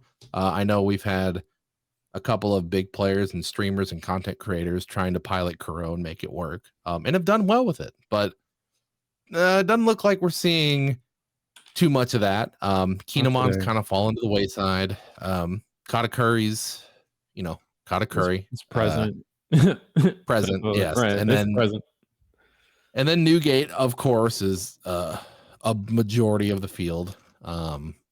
Yeah. So it still surprises me how what ended up happening to Kinemon. So many people were so convinced that Kinemon was going to be such a relevant deck, and right there alongside it was supposed to be right there alongside Whitebeard and Zoro and all those decks, but it never was able to push through in our meta. It was very interesting why. Yeah, it was a little too slow. The big bodies that hit the field, like the Odin, just weren't impactful the turn they come out. And now there was more answers to these giant bodies. So that was, it's unfortunate. I was a big Kinemon player. And I still think it's a fun deck. Playing cards for less Dawn is always great. I mean, a turn 1 Okiku, when you go second as Kinemon, it's insanely powerful. Dropping Odin when you have 7 Dawn instead of 8. And not to mention the fact that, all the card draw power. You get all the searching with Momo, All the and board Bonnie. control as well, right? Suspending Yeah, it's 5 costs, suspending 4 it's costs, suspending this. Like they had 3 lineups of cards that could just suspend something and then you swing into it very quickly, very easily. And then just so much board control they could have, but just too slow, like you said. Yeah, too slow, but that's okay. I think Magellan is, I mean, the fact that we're seeing not a super fast deck performing just goes to show that the meta is healing. It's getting better. Healing. We have set 4 right around the corner, so things are going to be Oh, shaken yeah. up yet again. Set So forward is in about a that's very month, exciting. technically 4 weeks Yep. from today is when, or not, 4 weeks from Indeed. yesterday. Set 4 drops Yep. officially with pre-releases 1 week before. So that's very Yep. exciting. It's going to be, I can't wait. I honestly can't wait. I really want to try the new Rebecca, the new Doflamingo. Those are the big 2 Even the everyone's talking VV. about.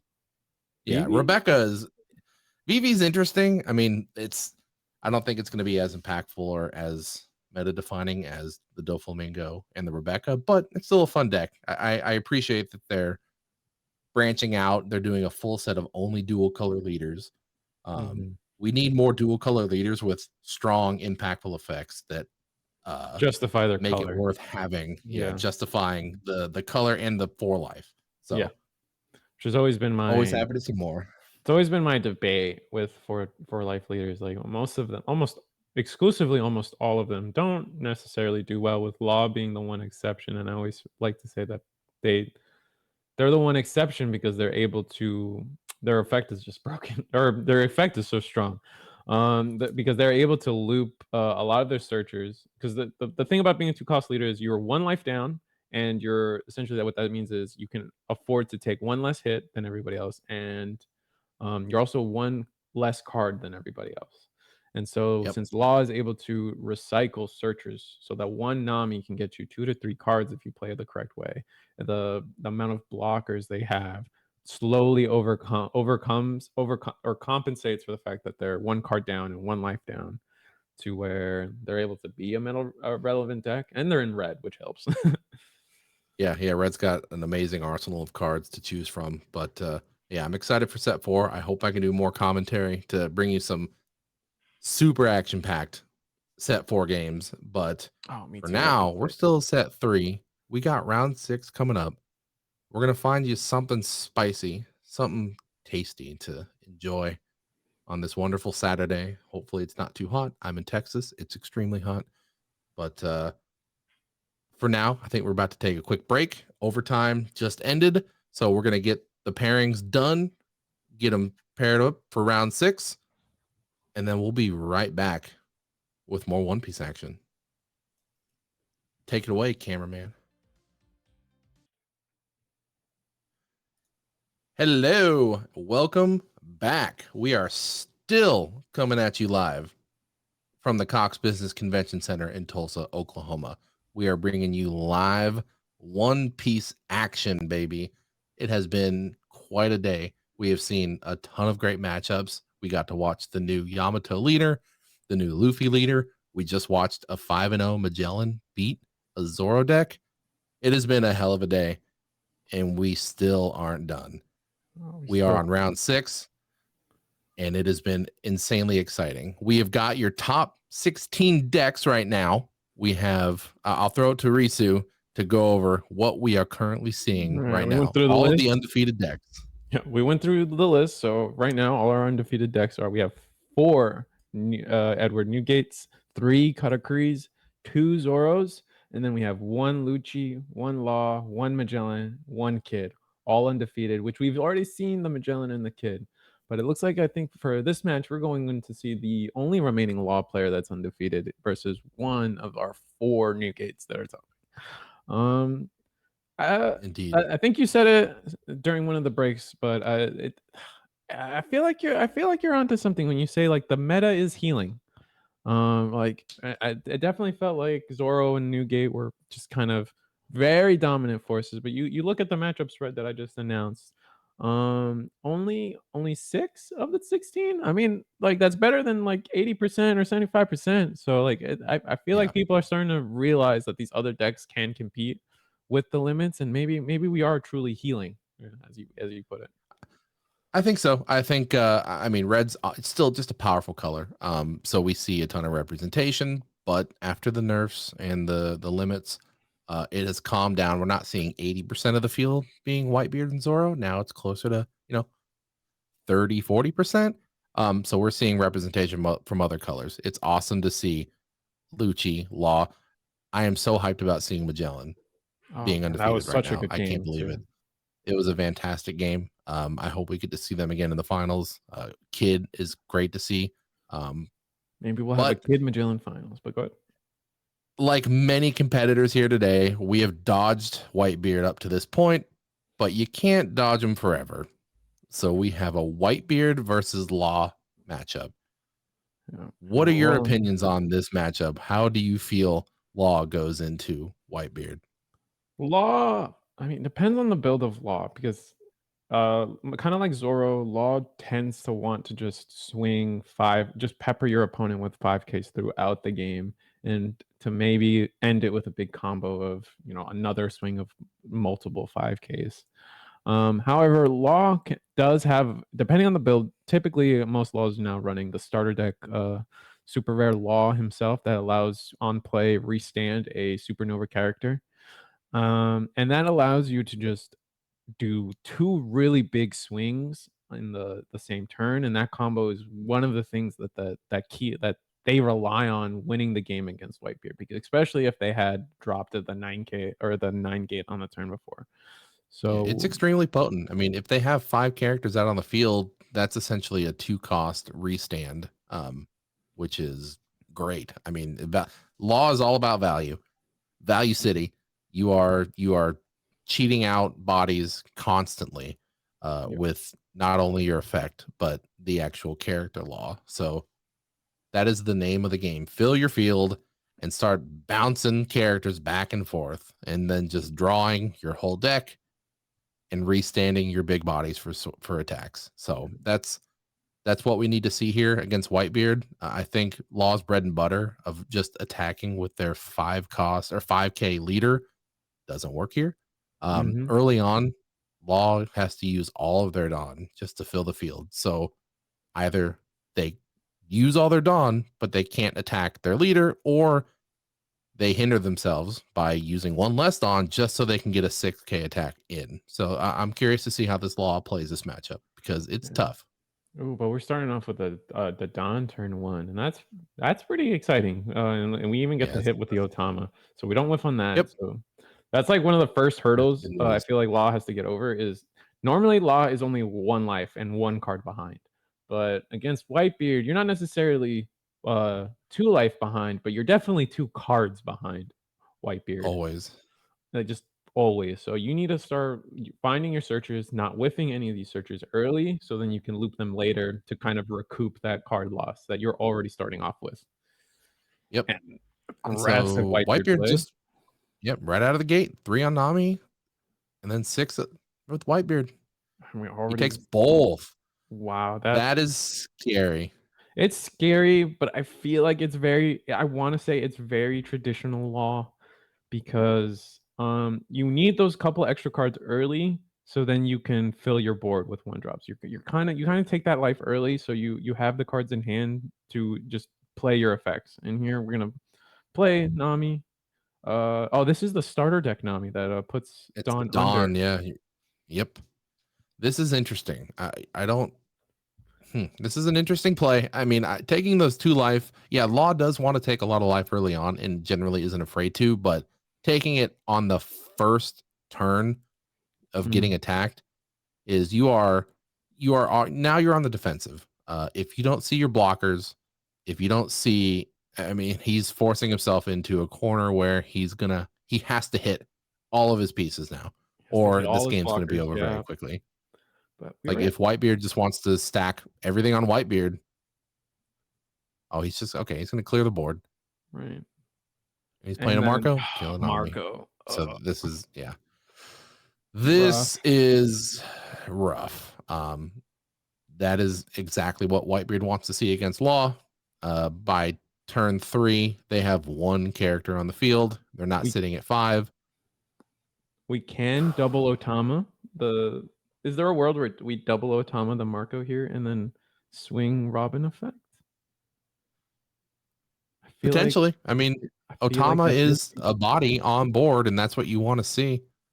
So, but I mean, that Marco could just be right back on the field Yeah. Okay. Yeah, because it could save very itself. easily. That effect's so Yep. good. So We Nami is going to search a Brook, a 2K counter, or potentially just a play, just to move 2 Dawn onto potentially Robin, maybe. if we have 3 1-drops in hand, we actually can have a full board already. And I think we do. Yes, Double yes, we Otama can. and Beige in hand. So It's we could possible. shambles this turn, but that would give up all our not our that would give up a chance to attack this turn. I don't know if they have the law in hand. Oh, they do. I just Yeah. saw it. So they've got the pieces. They Ooh, can start Avani too. shambling. They have plenty of 1-drops in hand. So this is a good hand. It's just, is this the Yeah. turn we start doing it? And you might have to start doing it this turn just because. Yeah. I don't know what else you do. Oh, Just okay. hard playing a law. Playing the slow game. I would just replay the Nami, try to search another. Oh, play Zoro. A Zoro, and then just pass. This plays into Fire Fist really easily though. That's scary. Oh man. Oh man. How tragic would that be? You just playing Otama, Fire Fist, and there goes your combo. Yeah, these 2 cards are so important to law. Like this is the bread and butter. Play this law, swing Zoro or attack with Zoro, play this law, and then use the law to replay the same Zoro and attack again with Zoro in the same turn for. Problem is, you're attacking into a 6K leader, so you're gonna have to use 2 Dawn just to be able to do that twice. Yeah, which makes the game so much harder for law. Yeah, that 6K wall just, I mean, it slows everything you do down by essentially 1 Dawn per 5K swing, which law has a lot of. And with a deck that is so concerned about using Dawn extremely efficiently, that just throws off your balance, and it throws off your game plan. So that's a Right. 7K attack. They take it. They're down to Yep. 1 life already. And then with another big body on board. Yeah, but with 3 characters on board, I think we're at our 8 Dawn turn now. We should be able to. We have to start shambling. Yeah, because that Thatch is an 8,000. That is going to hurt next turn. Now the question You is, need to do we see some want to be blockers. swinging? Maybe there's a rationale behind just constructing your board, generating some value, and then just I think waiting so. for Whitebeard to, run themselves out of life, and then you can start attacking as much as you can. Yeah, I mean, I think that's kind of what Law has to do here. They can't afford to suspend any of these, but they can't afford to rest anything and give Whitebeard targets to then KO. Law needs all these bodies on field to do what it needs to do. Whitebeard, it's gonna be at 0 life eventually. They went second, so no, I'm sorry, they went first. So we could potentially see a Whitebeard on tempo. So that's going to prevent 1 more life from being taken away. I don't know. This is so tough, and it really, really depends on what he sees with this Bonnie. He's going to get He's another Bonnie and play going in another again. Bonnie. Yeah. Probably searching. Okay, finds that law. I wonder if he So was the searching. restand law. I wonder which law he was trying to find. I feel like the law you really I mean, wanted was another blocker law, but yeah, you want as many of those as you can get. So that's right. just a 6K attack. Okay. And Imagine we're trying to out. save it. Easy. Oh, we're gonna commit another Dawn, swing with our leader, ask for another card from our opponent. Yeah, what is the play here? If they don't have another blocker law, this. Yeah. I mean, at this point, does Whitebeard just ignore the field and just attack? If Just he doesn't put out swing. any blockers, yeah, just go. Why not? Looks like they're thinking about. Looks like they're thinking. Oh, they swung with the law, so they're going. Here's the shambles. Bring back Robin. play restand law, get your blocker back. Restand. Yeah, I mean that's a play. Not the And most. then they could leave one up. Yeah. Oh no. Oh, we give up the Bonnie to play another beige. That's Wow. unfortunate. I mean, Yeah, I think it's okay, but the Mhm. Whitebeard is, like I said, he was backed into a corner the second he took that 2 life immediately. Now he is making these plays are not optimal. He's getting rid of these Bonnies. He didn't hit another blocker law, which kind of, screws up his game plan. He's fighting on the back foot right now. Marco into Bonnie, which is kind of like a blocker, so fair enough. Yeah, it takes it easy. Thatch in the Zoro. Yep. Do we block that? Do we want to defend the Zoro? Yeah. Nope. No. And 9 gate on There curve. he is. Yep. That's an Oh, 8,000 attack. that's crazy. Yeah. That might just wrap it up for Law. Yeah. And then so he's blocking with beige because that beige is going to be KO'd next turn before it gets a chance to do anything. You put 2 Dawn on Whitebeard, and he's gone. Yeah. So what do we have Otamas to refill our board. We have the Zoro from the starter deck. Oh, it looks like we're attempting to. It seems like we're attempting to KO Thatch with a -4K. This is a 6K into a 4K now. Yep. Thatch Okay, is so KO'd. he's gone. But man, I don't think you can. I don't think you have what you need to construct. No, Game. if he doesn't have the blocker law by now, I think it's just gonna it's over. Especially since hey, 2 Bonnies are gone. Yeah, you KO'd your own Bonnie to play a beige. That beige is now gone. The other Bonnie's gone. You have a Nami searcher, but that's not going to pull what you need. Dang. And yeah, this is rough. What do you do? You hate to see it. You have to. I mean, essentially, you just try to survive the next turn. See if you can KO that Marco. Put out another blocker, and then, I mean, that's it. But the Whitebeard still has 2 life. The fact that if you have less life than Whitebeard at the point where they play their own 9-drop Whitebeard, you are in trouble. Good for you. Oh man. No. Yeah, he's thinking. He's just. I don't think the law player knows exactly what to do. 6K into this Marco. 6K attacking a Marco. That's a +1. Easy. No problem at all. And the Whitebeard, I mean, we know they have a huge hand. They've been drawing cards. They've been drawing 2 cards a turn for 3 turns. So we got 2 Namis. I mean, we could get to. Looks like that's what they might play beige. Yeah, we can get to 5 and have Shambles online, but what do you even? I mean, we're doing it. Yeah. So we're Shambles, the Law, play the other Zoro, the one where 1 Dawn, he gains 1K attack power on both turns. So yeah, there's no turn condition. He just gets that. Yep, a lot of people forget that, especially early on. That was one card that you would attack into it with, like a 5K, and they're like, okay, now what? Like, oh yeah. We're gonna give up the Otama to get a Nami. Oh, and there's a Law. So to the bottom it goes. Get a Chopper. Dang. Hey, it's a Winter Chopper. Oh, and then another. Tap another one to get the. See, this is you just don't want to see this. Law is cannibalizing their own characters just to play other characters just to survive. Which are now he's gonna lose a Chopper, a beige. One of those blockers is going away without doing anything. Yep. And who knows what else is in Whitebeard's hand? There could easily be Sequakes, another Marco. Oh, it looks like we tapped 7 for Ace. Ugh. Oh, no. And the Whitebeard is going to go in and KO the Zoro via effect. Or no, they're going to defeat KO he's going to KO Law. Yep. Because the Zoro is a 4,000. Right. Or no, it's a 3,000. No, never mind. It's 3 because -3 and he was a 6. So yeah, either way, that's not. Yeah, you want to kill the Law. KO the law. We're attacking 6K.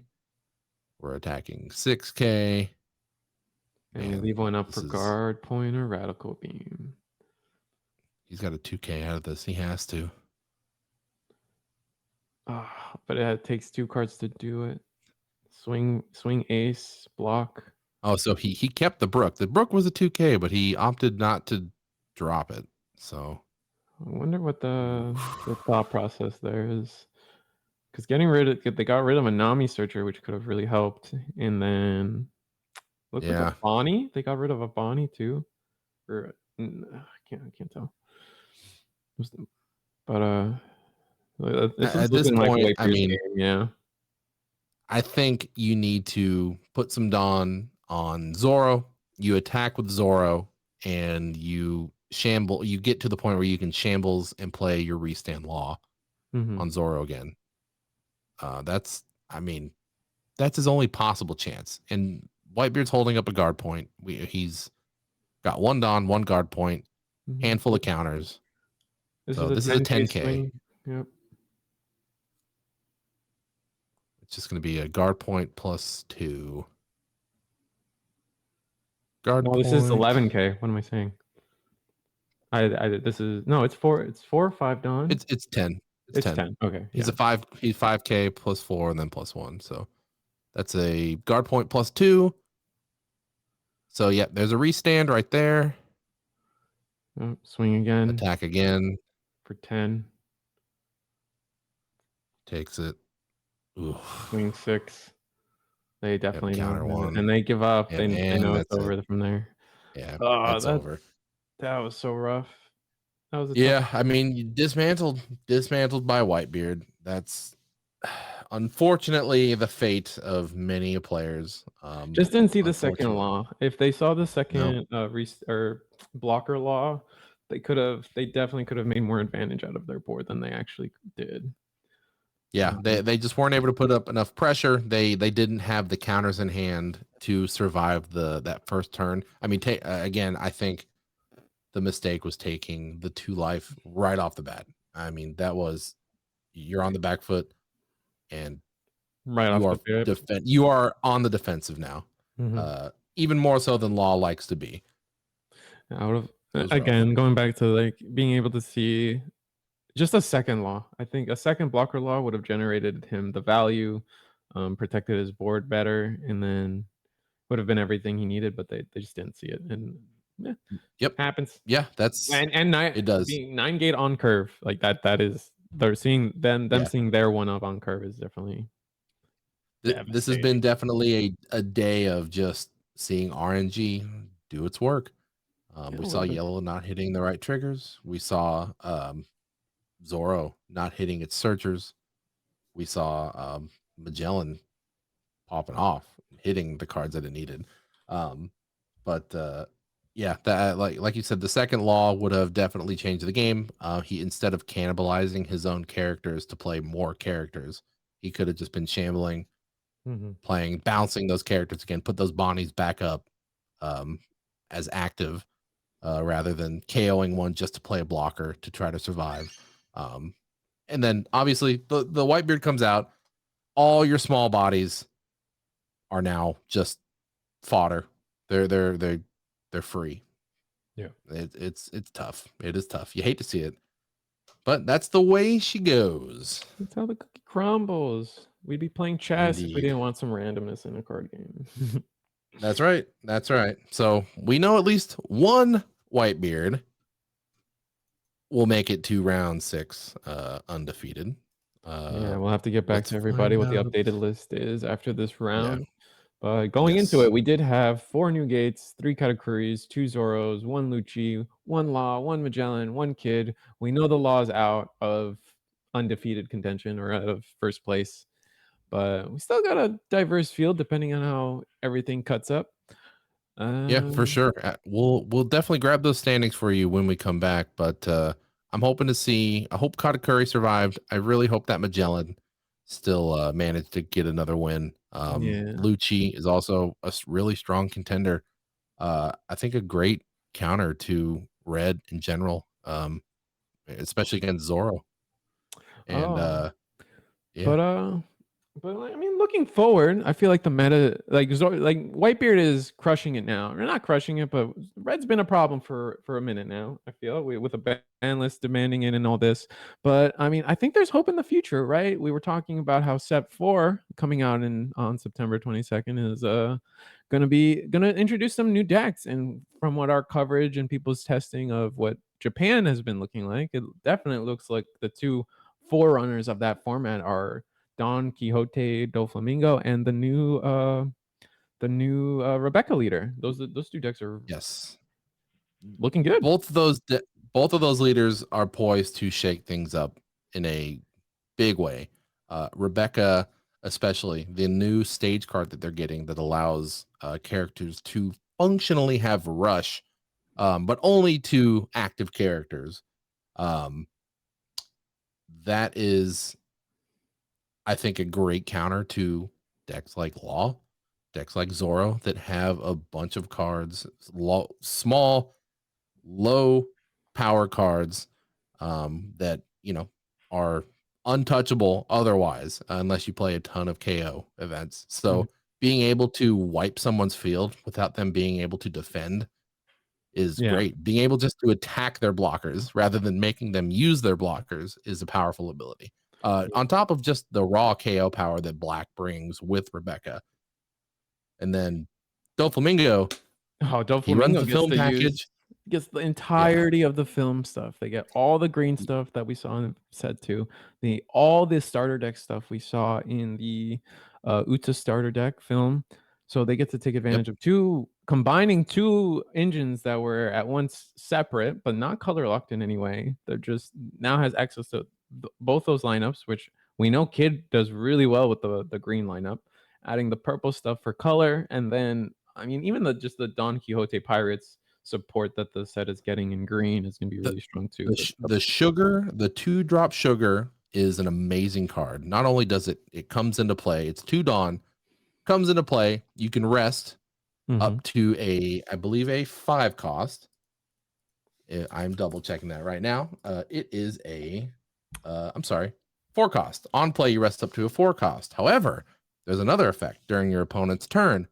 When your opponent plays a character card, if your leader has Don Quixote Pirates, you can rest anything, any character you can rest, and then you rest sugar.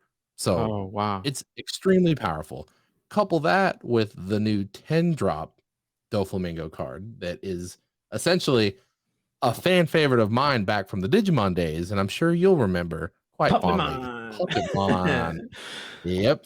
For 10 Dawn, anything rested stays rested for throughout your opponent's turn, and that includes leaders. So if Yes. if your opponent has a turn where they swing out, or you had a turn where you're able to suspend a lot of their or rest a lot of their characters, you you can essentially lock them into that rested position for an additional turn, which is really Insane. crushing. Yeah, it's just crushing. Yeah, it's insanely strong. It really makes your opponents think about who they are attacking with, because when you are able to threaten, essentially disabling them for their next turn, I mean, it's so powerful. Puppetmon was such a good card early on in Digimon. This card is basically the same exact thing. It is so powerful. Just coupling that with all of the resting power that Green this has deck access to. already has. Yeah. I am very excited to play this deck. And then Rebecca is something that will be extremely strong, extremely fun, a very unique deck in my opinion. And the effect alone is just great. I mean, you're constantly looking through your deck to get cards that you need. And that doesn't even include the other stuff. We have the Vivi, we have the Queen, which is going to combo extremely well with that new 9-cost Yamato that's coming to potentially recover 2 life in a turn. You have the Crocodile. I mean, Crocodile's my favorite villain.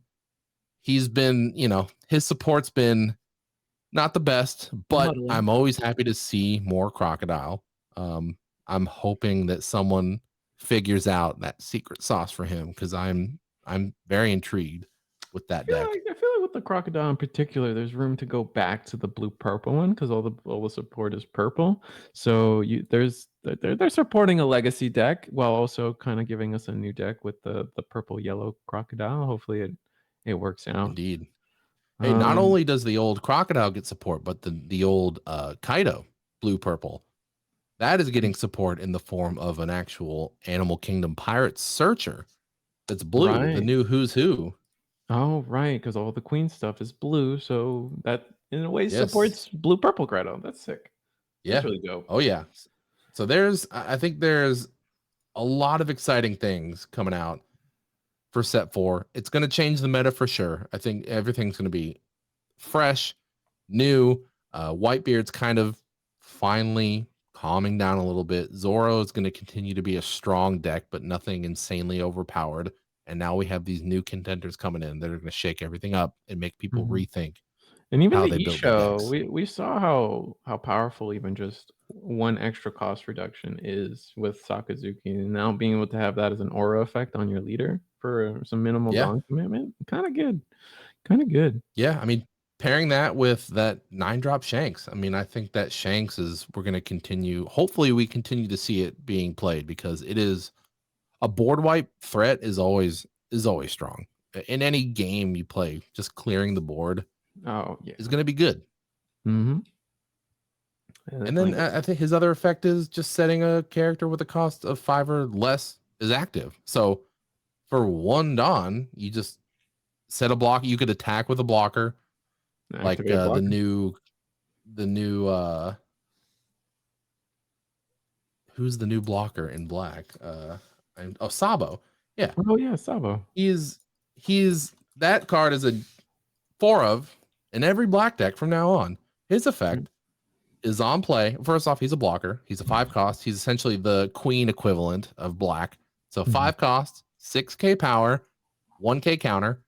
On play, your characters cannot be KO'd by card effects until the start of your next turn. Then draw 2 cards and trash 2 cards from your hand. Incredible card. So good. That's so good. Yeah. So he comes into play. You're filtering through your deck. You're dropping your dead cards in your hand to your trash, setting up other things for other black effects that utilize cards in your trash. And then the next turn you can attack with him, and then you could restand him if you're playing the Isho leader. So a lot of interesting combos are coming down the pipeline here. And even then, Kuro gets some support. So we get some East Blue support on top of that. We see Red gets all the VV stuff. So there's some Straw Hat support. It's looking to be like a great set. Definitely the mix up a lot of people have been waiting for, I feel. Yeah, yellow's getting a couple more trigger cards, which are going to go great, and they are a long deck that I'm really hoping pops off next set. It was so close to being great. Wasn't quite there, but I love the gameplay of it. I took it to top 4 in a store championship, so I'm proud of that achievement. The new Sanji trigger blocker, 5k blocker, is going to be used in a lot of different places. And then they get a new vanilla. They get 2 new vanillas, actually, a 5/7 and a 6/8. And then on top of that, they get a new 2K, which funny enough, one of the problems Big Mom Pirates has is that their 2K is named Pudding, and Pudding can't search Pudding. So they have like one less, they have one more miss in their card, searching. Yeah. But and the new but you can search a Sanji at least, which is nice. That kind of negates the fact that Pudding can't search yourself, so you can get Big Mom or Sanji. But now we'll have a new 2K to run instead, which is very searchable. It's just gonna just make the deck even more consistent, which they kind of have some consistency issues. But looks like I think. Go ahead. Sorry. I was gonna say set 4. We keep talking over each other. Go. Sorry, we're new to this.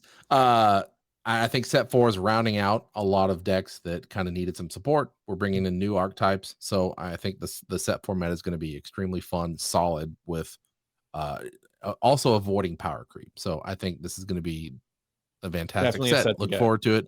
Yeah, September 22nd. Get ready. Pre-release the week before. But with that, let's take it off to a break. We got the next round coming up soon, and hopefully it's another good match. So see you guys there. Bye, y'all. See you soon.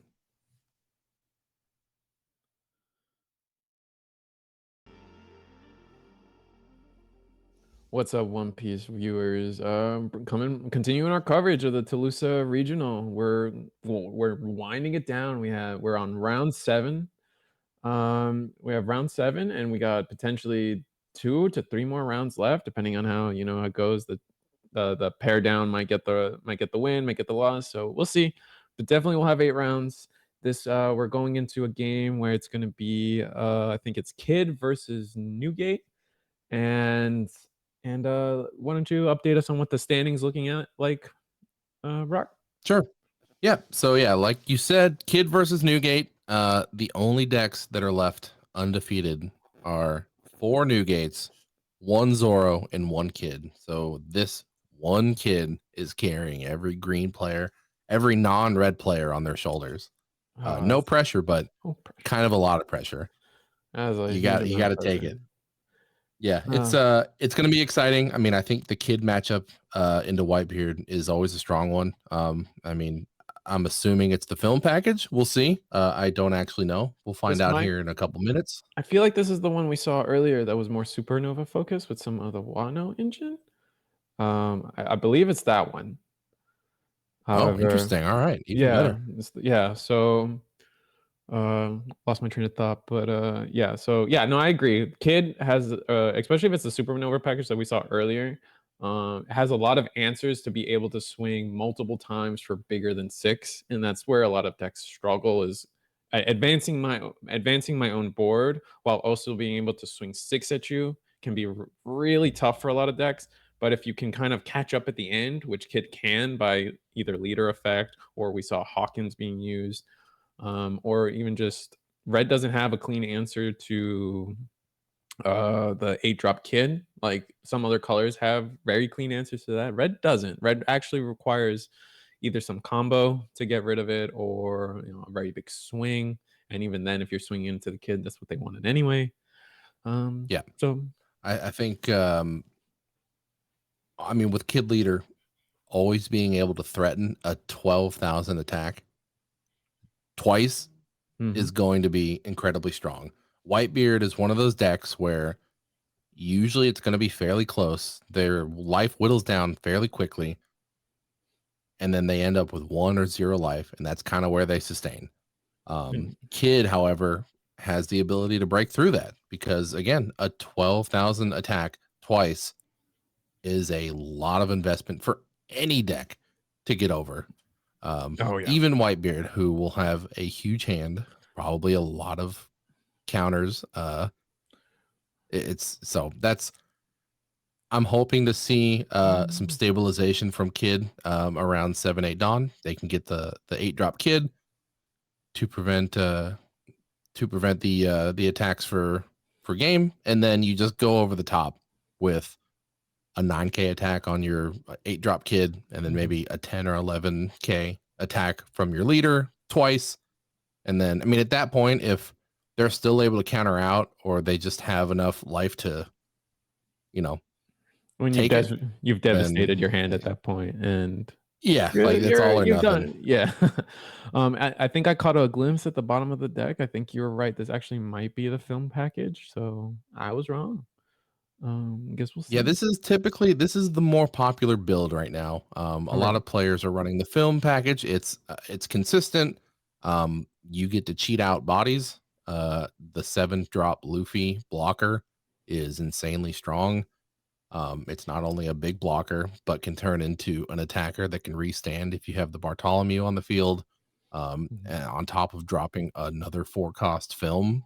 So which could it's a great card all around. Yeah. Zoro, a Broc, a Robin, or the Nami. We were talking about the Nami earlier. Or the Nami. That can just fuel your hand for a couple of turns while they have to deal with it. Yep. Yeah, I'm very excited. So I'm ready to get this game underway. Let's hope the Whitebeard is forced to go second. That's typically what you want. You don't want them to get their Whitebeard on tempo. Yeah. Essentially, if Whitebeard can go second, that means they're going to have another life that is just going away guaranteed. So that puts Kid in an even better position to, like we just talked about, double swing for 12K, and just force that Whitebeard to either empty their hand trying to live or just not living at all. And circling back to the making Whitebeard go second, I feel like traditionally for a long time, like people had said that you want to make them go first so they can eat their own life one turn quicker. But I never found that to be true either. I always found that like making them go second and kind of going for a big attack early and forcing them to take an extra life they essentially weren't anticipating while their hand size is low and they don't have the time to commit Dawn to a guard point or a radical beam early on. Definitely goes a long way in winning this matchup, is trying to get that extra life a little early. Yeah. And that's kind of what we Yeah, saw the most of game before, their right? Well, they didn't get the yeah, extra life true. early, so they kind of just had too much at the end. Most of their curve is odd numbered stuff. So that means you're going to want to go first. I mean, the only like your aces are going to be 7, your Whitebeards are 9. Thatch, which is a pretty popular high end character in the deck, is 6. So that is something you can play, but generally not the game plan. He's just another body that you can put out there. While good, not he's not an ace. He's not a Whitebeard. So those cards, if you can delay those coming out by 1 turn, that's already a step in the right direction for taking down Whitebeard. So it looks like Kid's going for the mulligan. Yep. Didn't find a Bonnie. Well, maybe not a Bonnie. Actually, I don't know if you're probably not running Bonnie in this. On a little bit of Bonnie's, but I'm not sure. I'm not fully educated on the full film list, but Bonnie has its place. Both Luffy and Zoro are supernovas, and on top of Bartholomew is also a Bartholomew. The Bartolomeo. Yeah, Bartolomeo. Is also supernova, and there we got turn 1 Bonnie. Yep. So yeah, this deck, I just pulled up the list. They are running 4 Bonnie, 4 Nami, so 4 of each searcher. This will be very interesting. So Bonnie, it looks like just, a 2 Dawn pass from Whitebeard. Interesting. Yep. So if it was me, I literally every time here shove all 3 Dawn under Kid and swing. That's like always my play here. Whether it's for better or for worse, I think just trying to get the early chip goes a long way to try to beat Whitebeard. It does, but I mean, searching with that, you don't want to let them kill that Bonnie before you use it. So yeah, it's a hard decision, but let's see. Did they find anything? Yeah, they're looking, so it's not a They whiff. have some hits. I definitely saw a hit or 2. Or no, they whiffed. Oh wait, no, I thought I saw one. I guess not. Yeah, they whiffed. See, that's not what you want to see. And then 7. That means a bunch of film stuff just get pushed to the bottom. Ooh, and we take the life early. Yeah, they take it. Whitebeard takes those lives pretty easily. They're not too concerned about it this early on. And Whitebeard swinging. And then we attack over the Bonnie. Bonnie's gone, and now we just drop a 4 cost. Oh, and pass. We're playing Atmos. This goes back to like what were people calling it? I haven't seen the rest of the list, but I feel like a lot of people left Atmos behind, preferring the straw hat builds. But this one being this is more akin to like the Garrett beard or the boat beard that people played back in the day.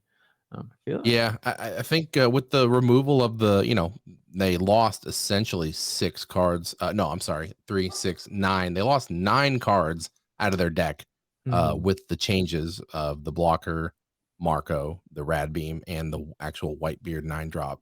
So these vanilla bodies are just, I mean, big bodies for them to put out, and they dodge the Fire Fist for the Zoro matchup or just the mirror match. Oh wow! So that's kind of they take space, and down to 2 life. Yeah, Kid attacks for 6K, and then they take Nami search. They've taken 2 extra life. And now Nami search for a film. Nami can't pick up Nami, right? Yeah, and I think I saw 2 Namis. Oh, so double whiff. Another whiff. That hurts.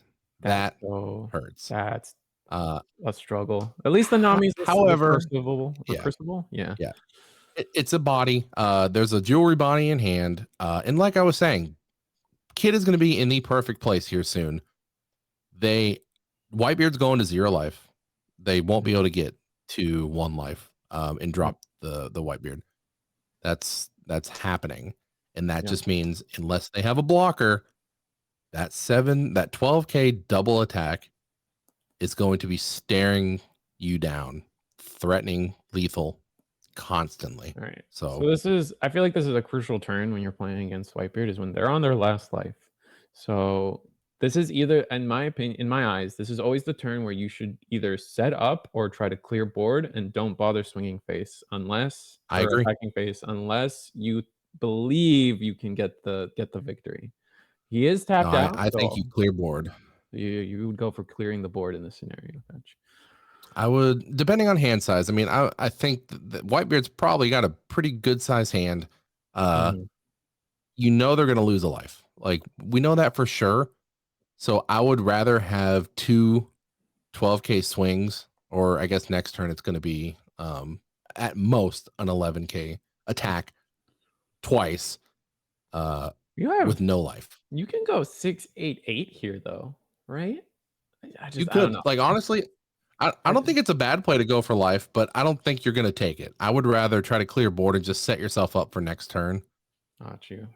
Yeah, But we'll see. that probably is the safe play too, but there's just in my heart, I see the world where you swing for 6, ask for a card from oh, we're just gonna tap for Luffy? yep, 7, play Brook, play Yeah. uh Usopp. Wow, so we're playing the vanilla Boom. package too. Wow, And this that's it. you're Just pass. yeah, no, That's amazing.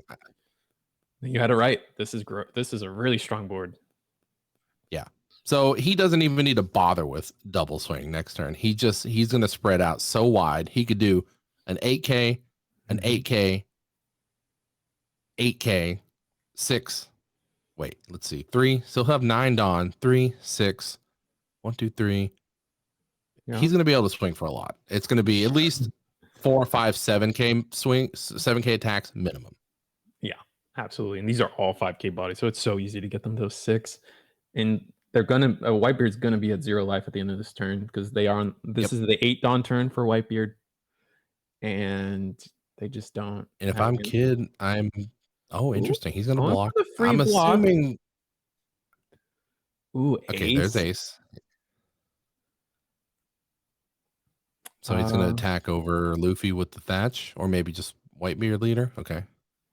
Whitebeard leader first to see what if because you offer something low to see if they counter out of it, but they didn't offer anything low. We're swinging. You're attacking leader. So that's an interesting play. I don't know if I would have blocked with that Luffy immediately. Yeah, maybe the I think I just would have taken the life. The free block feels good, especially if you're responding with what looks to be 5 attacks next turn. My only thoughts on that are if you hit a Punk Gibson in life. Oh, maybe he did hit a Punk Gibson. I would take no. Well, Oh, it was an no, he Usopp. didn't. But yeah, potentially hitting a Punk Gibson just negates the next attack completely. Mm-hmm. How many cards are in Whitebeard's hand? Because there's a A whole lot, rainbow of yeah. cards in his hand. And looks like Izo. Oh, and then Chopper. Chopper. Wow. Dang. Usually you don't see So a this lot of curve was these tough. choppers. Yeah. This was 4 drop into 6 drop into 7 drop and a Chopper. And So now kid's not in a great place. He is probably going to be unable to wipe this board. so this is 9 going Dawn. for game. Yeah, he's got 9 Dawn. Going for game right now is super risky because Whitebeard's going to go over the top next turn. You lose next turn unless you can wipe this board. Maybe I'm not risk adverse, but I see 0 life on the Whitebeard side. I have potentially 5 swings, and I guess you have to just ask yourself what the hand size is, but being able to just The only issue here is the 5 attacks are not going to be very large because you have a 5k, a 5k, and a 5k. There are 4 5ks. So even 7k across the board, which is going to cost you 8 Dawn. Yeah.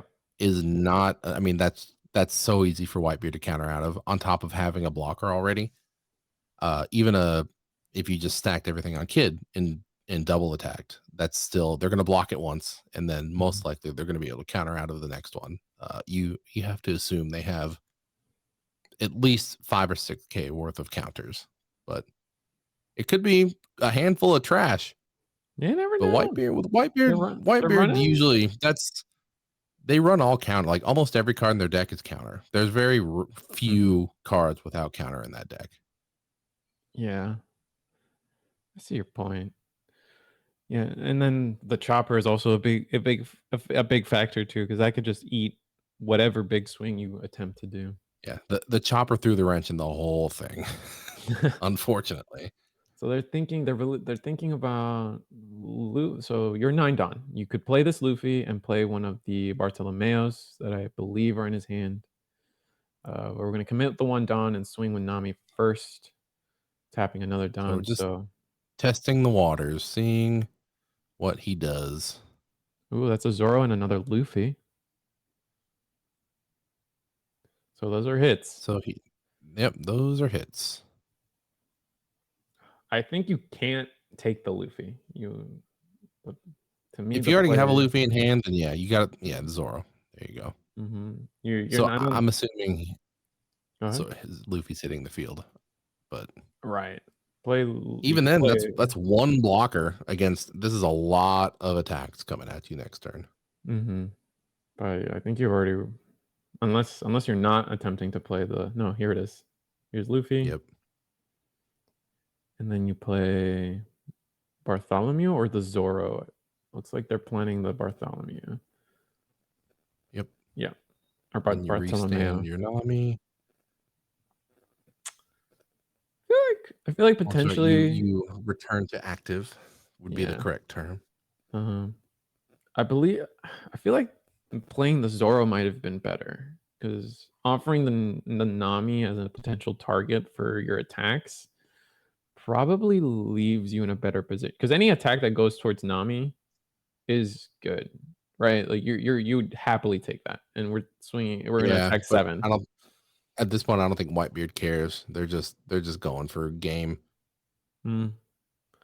That's probably true, but we have strong counter in hand. Izo, oof, this is gonna take 2 cards.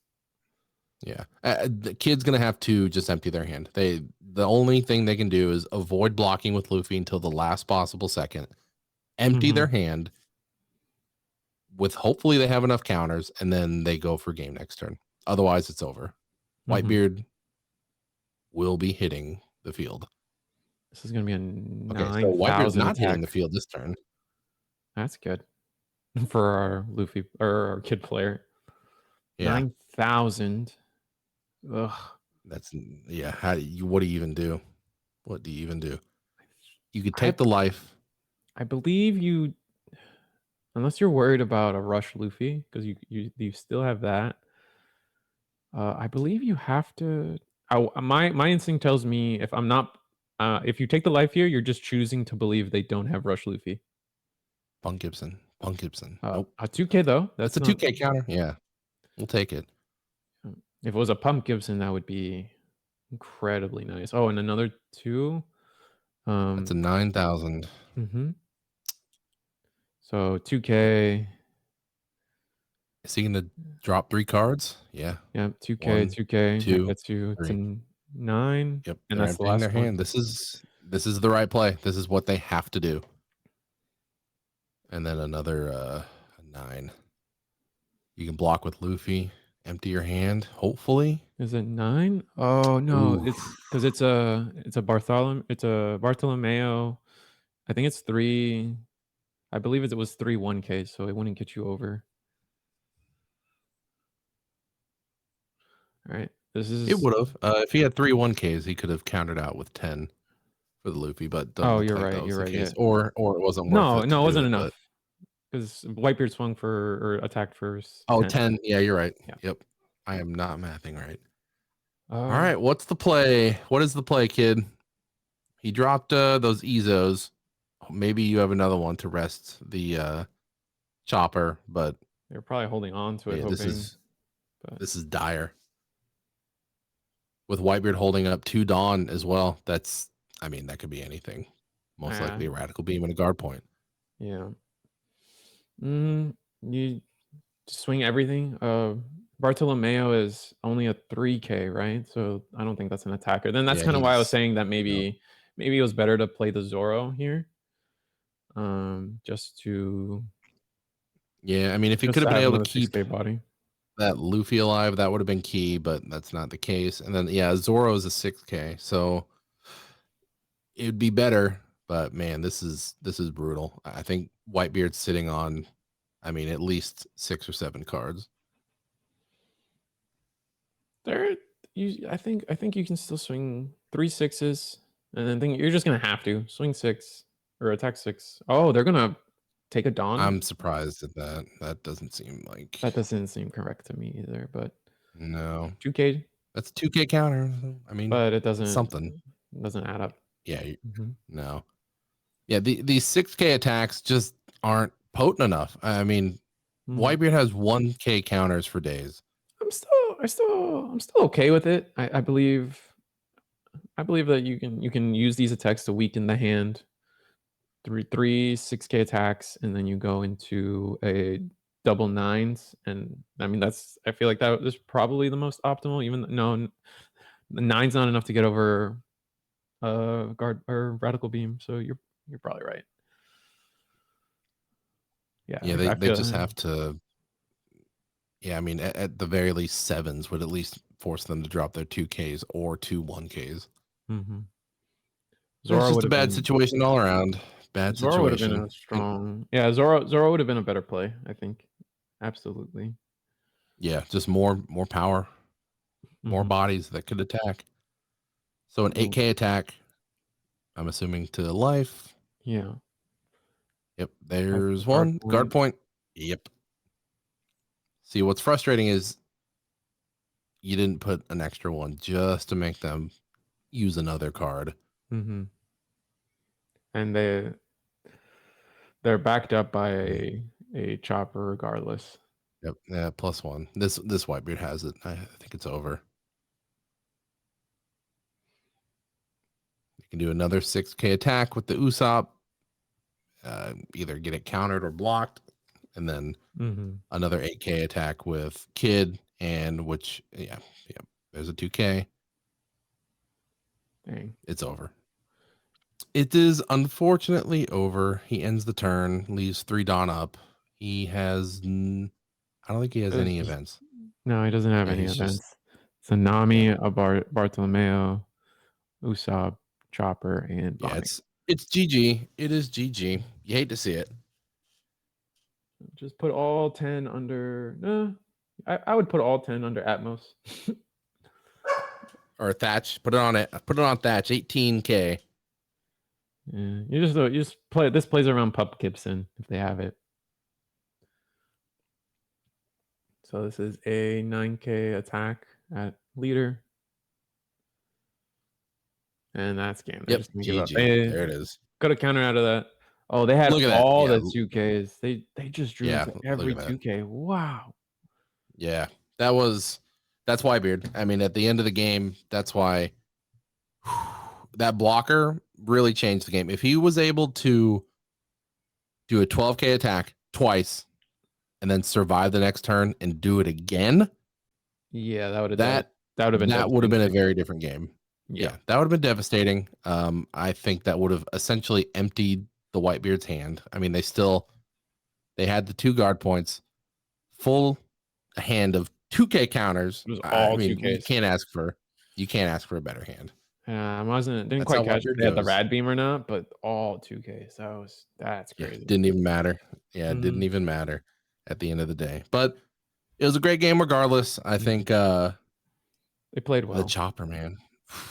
The chopper. That was heartbreaking. You saw the 1 Dawn up, and you're assuming, okay, they're gonna leave the Dawn up for a guard point. Great. Nope. The chopper. One little measly 1 cost. Which green typically, I mean, like a Kinemon package is no problem, but Kid, I mean, they run the Ezo, but they had dumped them already for the counters. They They didn't really have. I mean, 3 Dawn to rest of 1 Dawn blocker is still a heavy investment, which kind of ruins your plan for the big double attack that you could have done with Kid, Yeah. which was really his only out. Maybe they should have.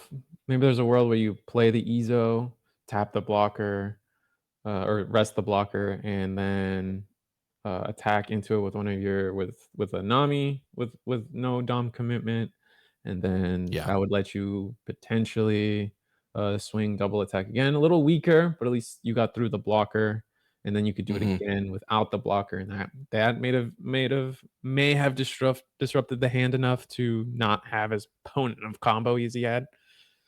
Yeah. But yeah, even then, like at that point, I mean, I didn't count how many counters were in that hand at the end, but there was at least 5 2Ks. Yeah, no, those all Sanjis. But talking about other things, this tournament has been really good.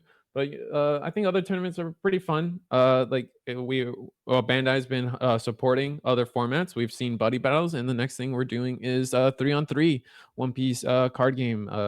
There's one happening in Peoria right now. Not sure if we have the results for that yet. Their time zone's a few behind ours, but they should be wrapping up eventually. And it's on September 9th, Montereyville, Pennsylvania. Type exclamation mark 3-on-3 in chat. Taking us away with some of the rules. Yeah, so if you're not familiar, which you probably aren't, it's a brand new format. But the way this works, it's a 3-on-3. I call it a crew battle style, but essentially you have your team of 3. You play another team of 3. Each player will square off with another player. So you play your individual one-on-one matches. However, to actually get the win, you have to have your team has to have more wins than the other team. So if 2 of your members win and one of you loses, you win the match overall. The way there's kind of a special rule set with this, within your team of 3, you cannot share or have the same leader. So if one player is playing Zoro, that's the only player that can play that Zoro. So your leaders have to be unique. The characters, your deck building restrictions don't have to be unique in terms. So you could all play red. You could all have 4 Namis. You just can't all play Zoro. So it's a unique format. It's a nice take on that crew battle style that tons of games like to do. It's more formats. Can't hurt. So check it out. Exclamation point 3-on-3 in chat. Again, there's one going on right now in Peoria. We have a one in Monroeville happening very soon. And then, yeah, that's it. Check it out. Yeah. All right. So we are officially done with round 7. And it's looking like our reports are all in. Our top 3 at the moment, all our undefeateds are Newgate. So we have 3 Newgates undefeated. One will get the down pair. So I mentioned before, we potentially have 1 round left. Like if the down pair loses, you know how it goes. Down pair loses, we got 1 round left. If they win, we got 2 rounds left.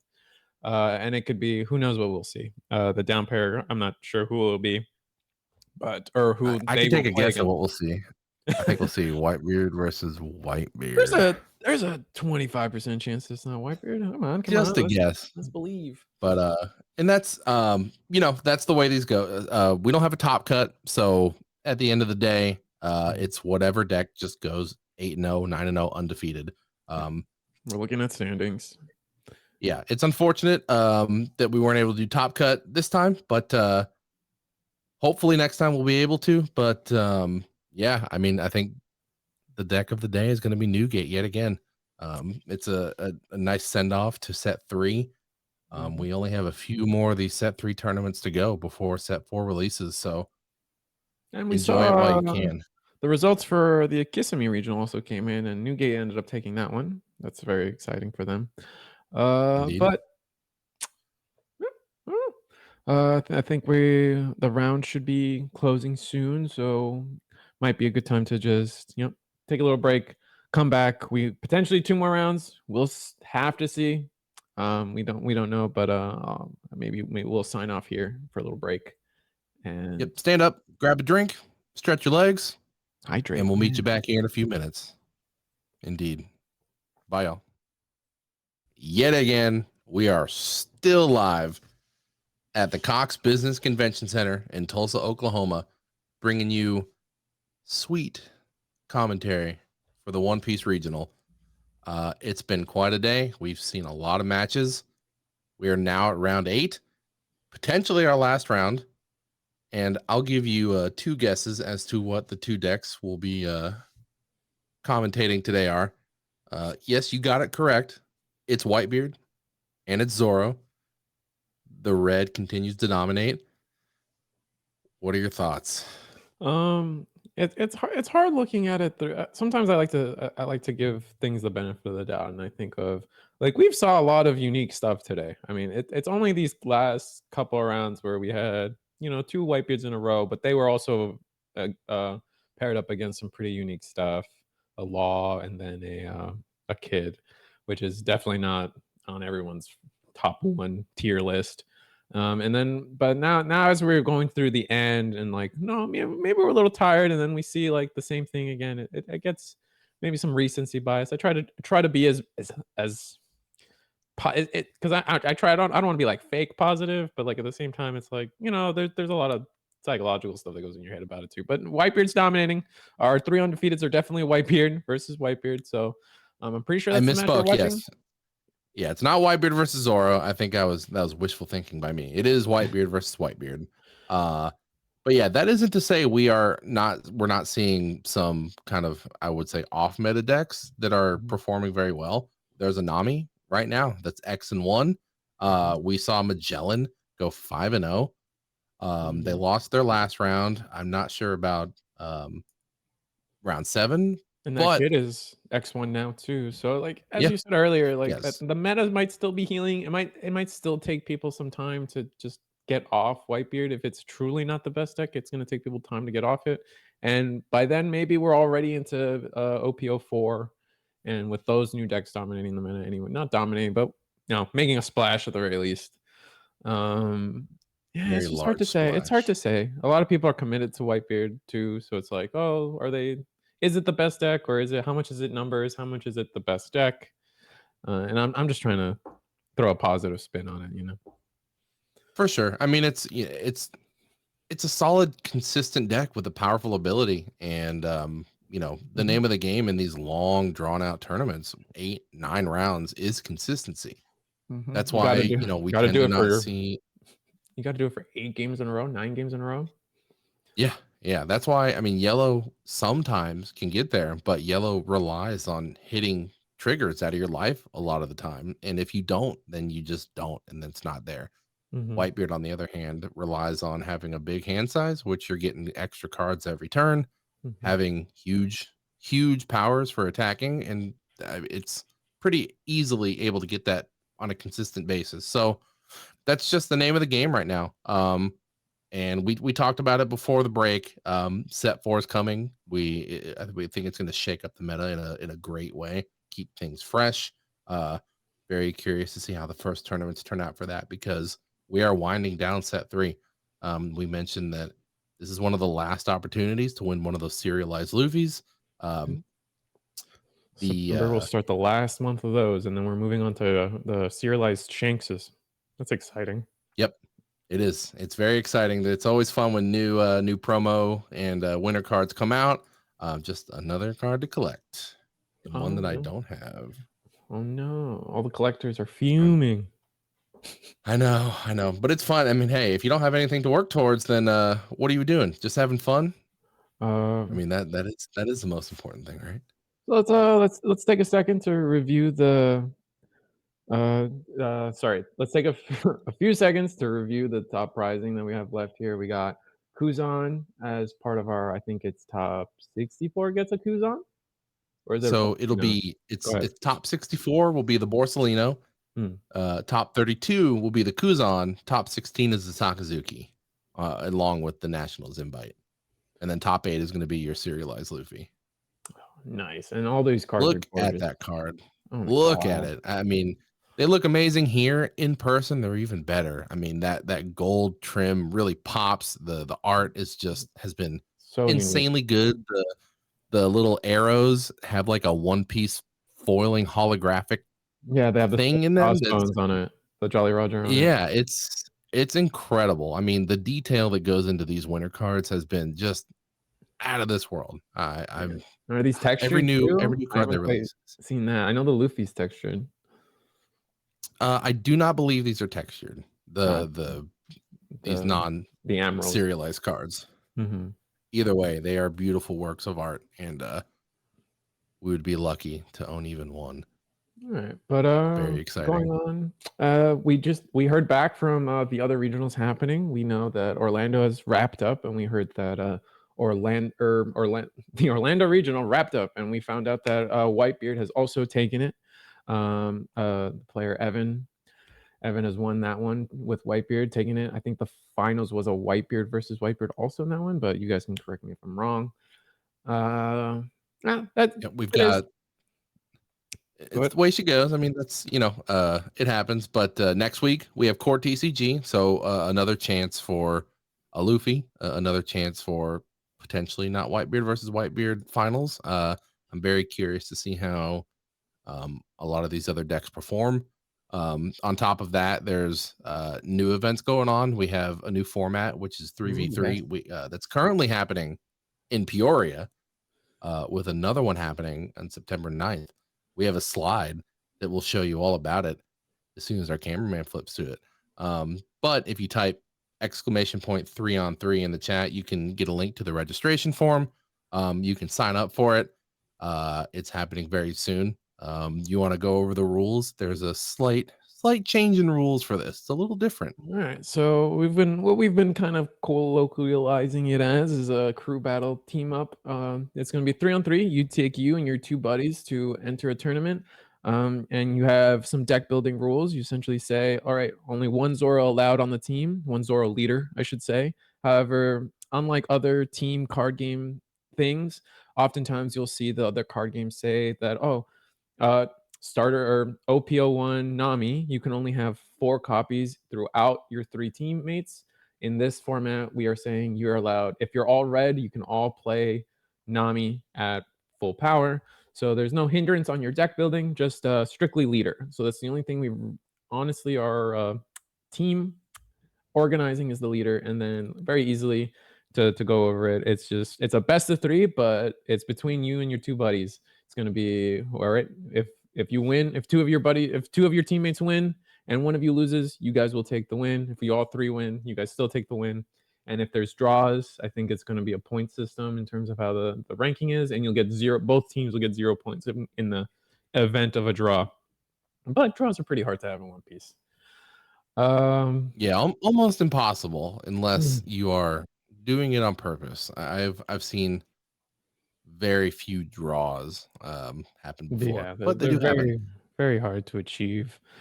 And then Indeed. But yeah, this new format is fun. But right now the format of the day is 1v1 deck versus deck, mono e mono, and we've had quite a day. We've seen a ton of fantastic matches. We got to watch the new Yamato leader. We got to watch the new Luffy leader. We saw a Magellan. Incredible. We saw 2 different kinds of kid. The one with the film package, one with the supernovas. It would be the supernovas. Thank you. We've seen Zoro. We saw Whitebeard. We didn't get to see a Lucci, unfortunately. No Lucci this time. That's okay. That's okay. We know Lucci is the fan favorite of a couple people here, so it's disappointing we couldn't commentate one of those matches. But the matches have been great all day. I've had a ton of fun just commentating and just watching this high level gameplay. Yeah. Oh, so many of the games came down to the wire, and so many of the games were actually pretty good. Like watching the games were good, regardless of how the standings ended up. But oh yeah, for here sure. we go. I think we're still under finishing up deck checklist. checks. Yep. We're making sure that these decks are legit. No one's got something that doesn't match up with their submitted deck list, or we're running 51 or 49 cards, or 2 rad beams, 2 Whitebeards, 2 of the 4-cost Marcos. So once we get these decks checked, we'll get this game underway. I mean, Whitebeard versus Whitebeard. I Girl, mean, who you what? texting? This is card games. What? That's right. What what is the factor in this? How do you, as a Whitebeard, how do you beat a Whitebeard? Is it determine who goes first, who goes second? I mean, is that the key indicator of the winner? I Assuming the decks are identical, what's the how do you get the edge in this matchup? It must be. It just I feel like there was probably a solid amount of skill expression, like, in terms of, like, do I sw where when and where do I swing for 6 or 8 or 7 even? Um, do how many blockers am I seeing versus my opponent is playing? There's so many little factors that can go into because you go to 0 life very quickly in this way. Like, we're probably very quickly going to see both Whitebeards be at 0 turns, and it's still going to go. The match will still probably continue a couple more turns, depending on. Y- Oh, I saw my one of Radical Beam. I saw my 9 gate. I saw my choppers, my Fuerzas, my block one, my one of blocker Marco. Oh, you were able to respond with my 5 drop Marco. So it really comes down to there's some skill expression, and then there's going to be a lot of, well, you saw this to answer this, and it kind of things just kind of fell in place. There's a lot of room for that, so it could go either way. For sure. Yeah, I think I mean Whitebeard, funnily enough, being the only leader that can just swing without it, I, that can attack without any dawn Yeah, into the leader and actually do damage. No other leader right now can do that. Um, yeah. so that gives it that already is, it's an I wouldn't I guess it's not an advantage because they can both do it, but it just makes that matchup that much more interesting. Um, so, and like we mentioned, this is Whitebeard versus Whitebeard. The other undefeated deck is a Whitebeard who just got down paired against a kid player, the one that we just watched in the previous match.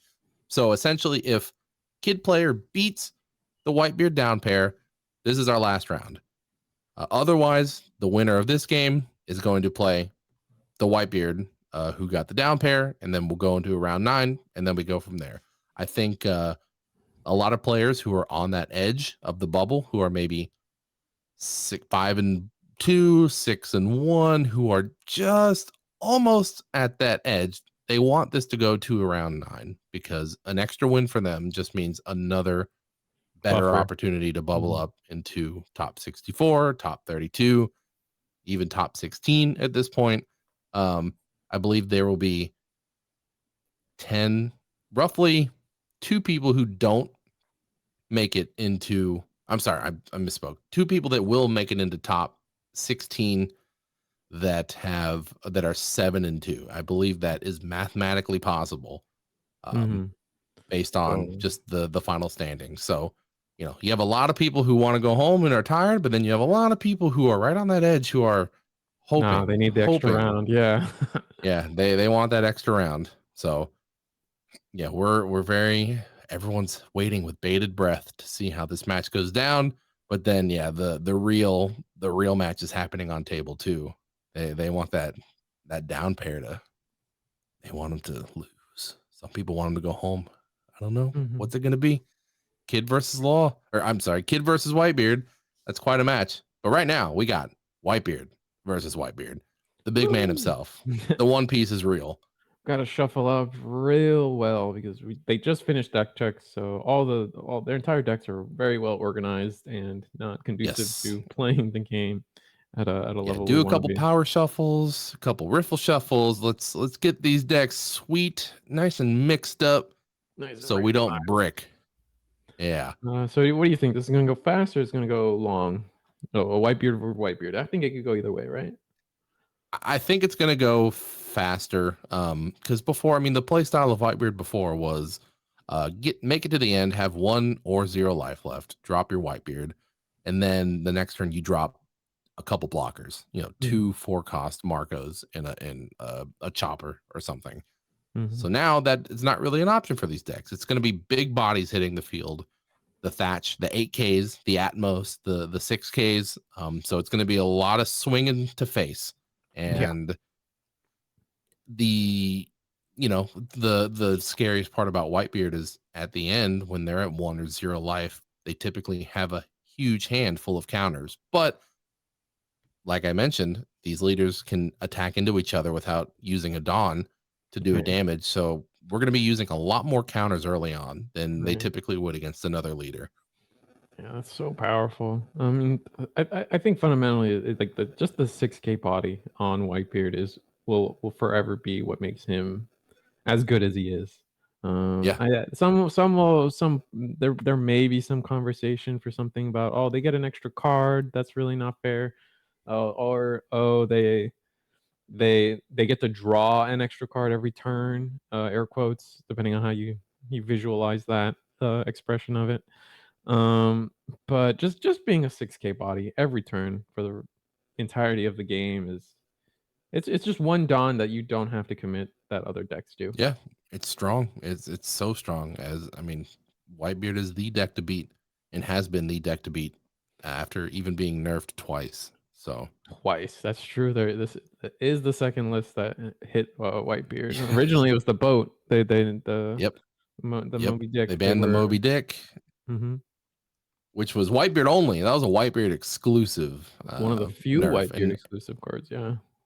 yes, and then they nerfed or they limited the Marcos, the Rad Beams, and the Whitebeards themselves, which was kind of a nerf red across the board. So Mhm. it looks like our player on the left mulliganed, Mhm. and And looks Whitebeard like they're starts. going first, and they do nothing and pass. Take a life. And then but we get in And there's turn an one Ezo. Ezo. That's a This great is start. That's Yeah, a this is the great kind of start. stuff I'm talking about when it comes to a mirror match.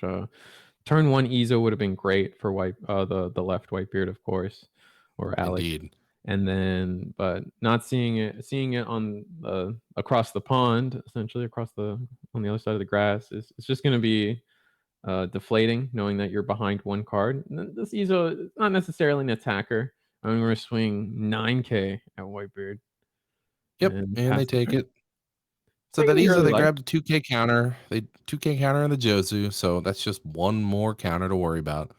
Now we're attacking with a 6K to leader. Mm-hmm. So we are definitely have plans for this Dawn. Probably an Atmos at 4 I was gonna Dawn. say it's most likely an Atmos, potentially a Luffy. Yep, there Oh he is. There's the no, Atmos. it's Oh not no, Atmos, that's but same thing. 4 cost 6K. So don't quite remember his name. But yes, it's body wise, it's the same. Speed Jill, that's what it is. I lose track of these vanillas. There's so many.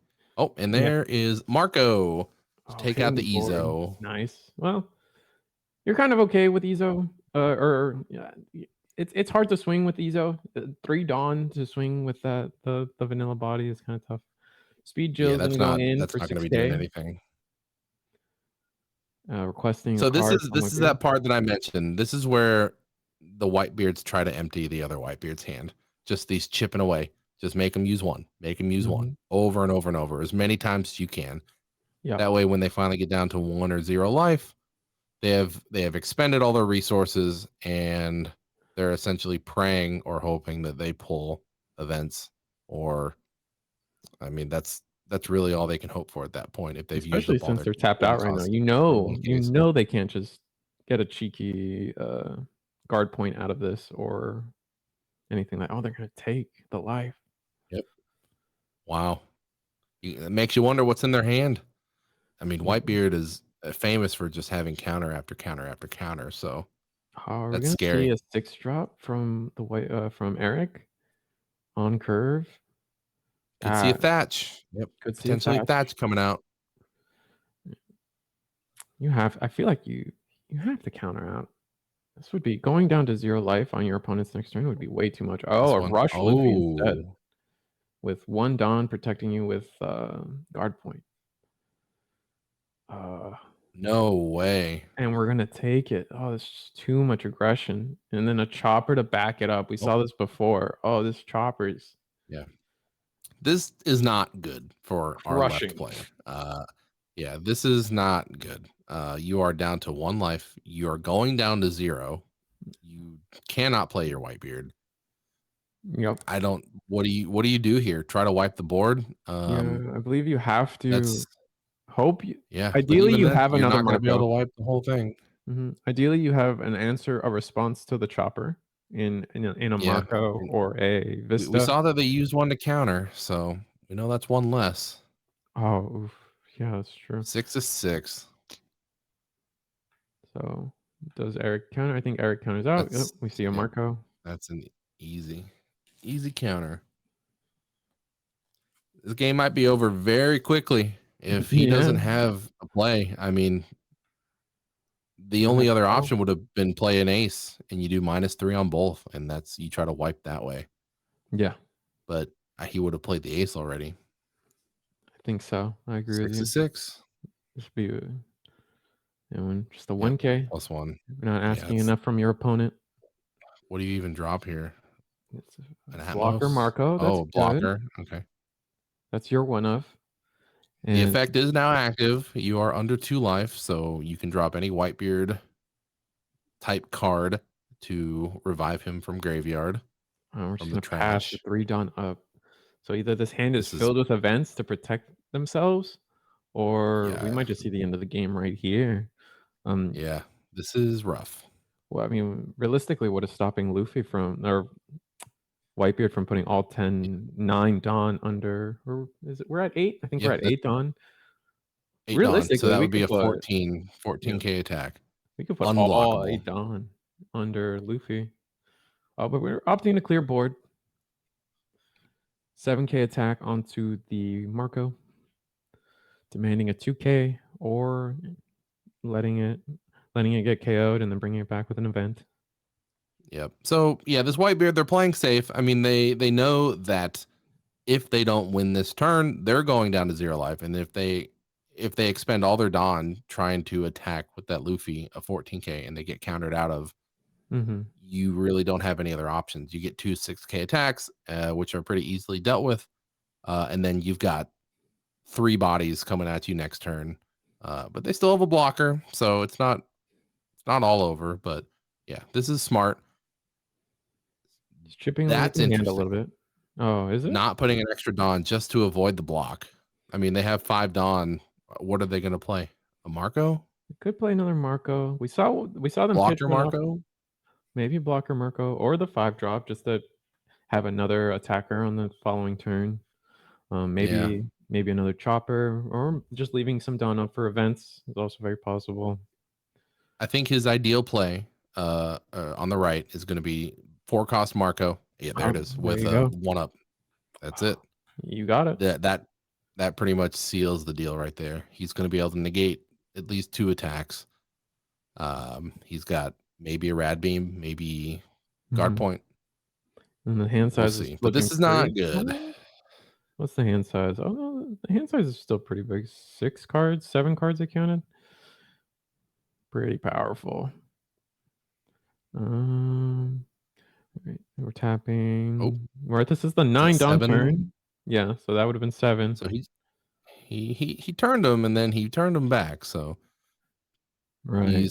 He's thinking about playing ace. Does he have? Which I don't think I don't think ace gets him anywhere. It's another attack, but they have 2 blockers on field with 1 Dawn up. This is rough. Yep.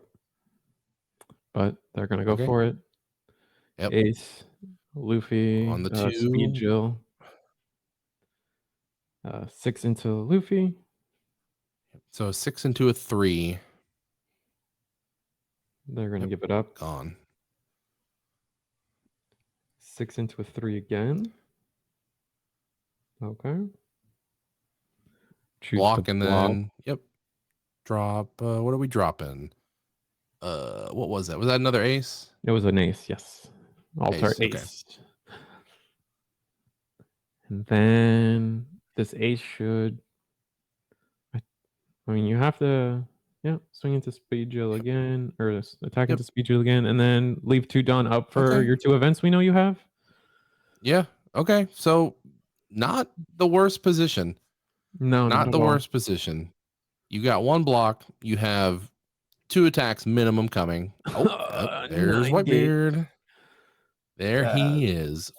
Fortunately, they weren't able to prevent them from taking an extra life because they were already at 0. but they're going to be 8K for the next turn, which makes it that much harder to get over. And with another blocker on field, or 2 blockers on field, I'm sorry. This is, I don't think you're going to win this round. Yeah. It's just too much aggression. Yeah. Hopefully they can just block with the Marco and drop a Whitebeard card or just counter out of it. I would like to believe that's definitely the play. Just take the block. Yeah, I mean, lose one card. it's hard. That's always the most efficient way to do this. It'd be hard to believe that they don't have any Whitebeard cards in hand. If they're thinking about it this much. No way. Maybe we did see a lot of Straw Hat stuff through 2Ks and even the vanilla Luffy. So wow, that's bad. That is not good. You know, they're gonna pass the turn. We have double blocker. I mean, potentially your own Rush Luffy could get something done for you, but I'm not convinced. No. Yeah, I really want to see this hand. I mean, you just used a guard point for a 6K attack. Mm-hmm. And with a blocker Marco on field, with his effect active. Is your response if you have 9-drop Whitebeard here, do you play it? No. No, you need too much done up. Okay. You need too much done. Yeah, I mean, at that point, you've still got one blocker, but they could just go over the top. I mean, it's so tough. I'm just trying to think if it would be worth it to play the 9-cost Whitebeard. You're going to be sitting at 8 life. You've got one blocker, essentially a one 2K Dawn counter, right? That you get to play, and then you can hold up Rad Beam and hope the rest of your hand is fuel. I'm seeing. Oh, I see a Rush Luffy though. And big problem is if the right player is holding an Otama, you play Otama, put 2 on your 9 gate, and then your blocker is no longer a blocker. That's totally negated. And then what do you do? There's a lot of outs for the right player if he plays the Whitebeard, so I don't think we'll see it. All right. It looks like we're gonna 3 Dawn. Interesting. Swing 9 or attack for 9. 10 total. Oh, no, just 2. All right, so it's an 8K attack. Yep. And +1. Yep. 8K another attack 8K again. attack. +1. And what is your solution here? That 9. Yep. So it's gonna have to be a +2, which they probably have, maybe. Let's see it. Is that a Sanji? I think that was a Sanji. Yep. Yep. There's the Sanji. There's a 2K. All right. What do you do now? You've got 2 Dawn. Forza. And you play a Chopper. Oh. So that's gonna. All right. So very interesting. Like I mentioned, the old strategy used to be get to this point and then drop a bunch of blockers. And you know what? They're doing it. Working. However, Chopper's not 2 of those blockers. One of those are going away. Either one of them can go away. Oh, okay, but they're using Ace effect on the 2 suspended or rested characters. Yeah, because I mean, at this point, a blocker's a blocker, and the Whitebeard for 2 Dawn is going to get rid of 1, so it doesn't really matter. Leader will attack into the Ace, who is now a 4K.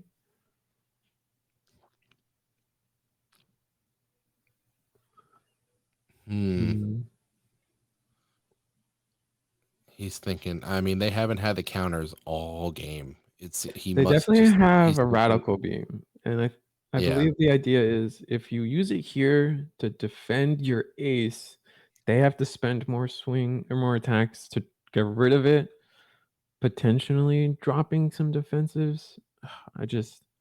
Honestly, I would be thinking about using a blocker. You know, one's going away. Yeah, that's fair.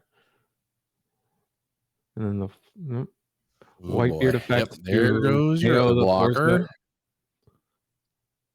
So at least there's one more attack coming from the Ace, maximum of 8K, which they can counter out of.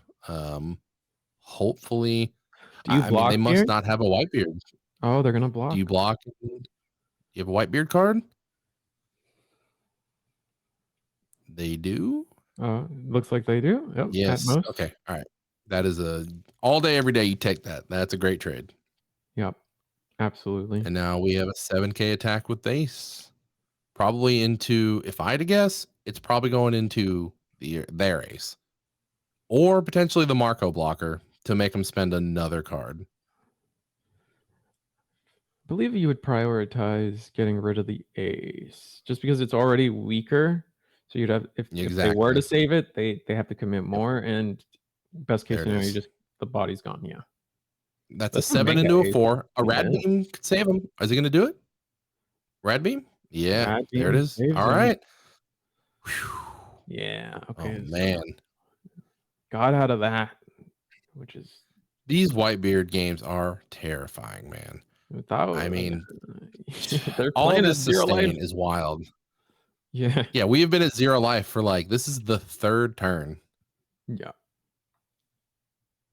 So True and what can he true. do? What can the left player do? There's 2 blockers on the field.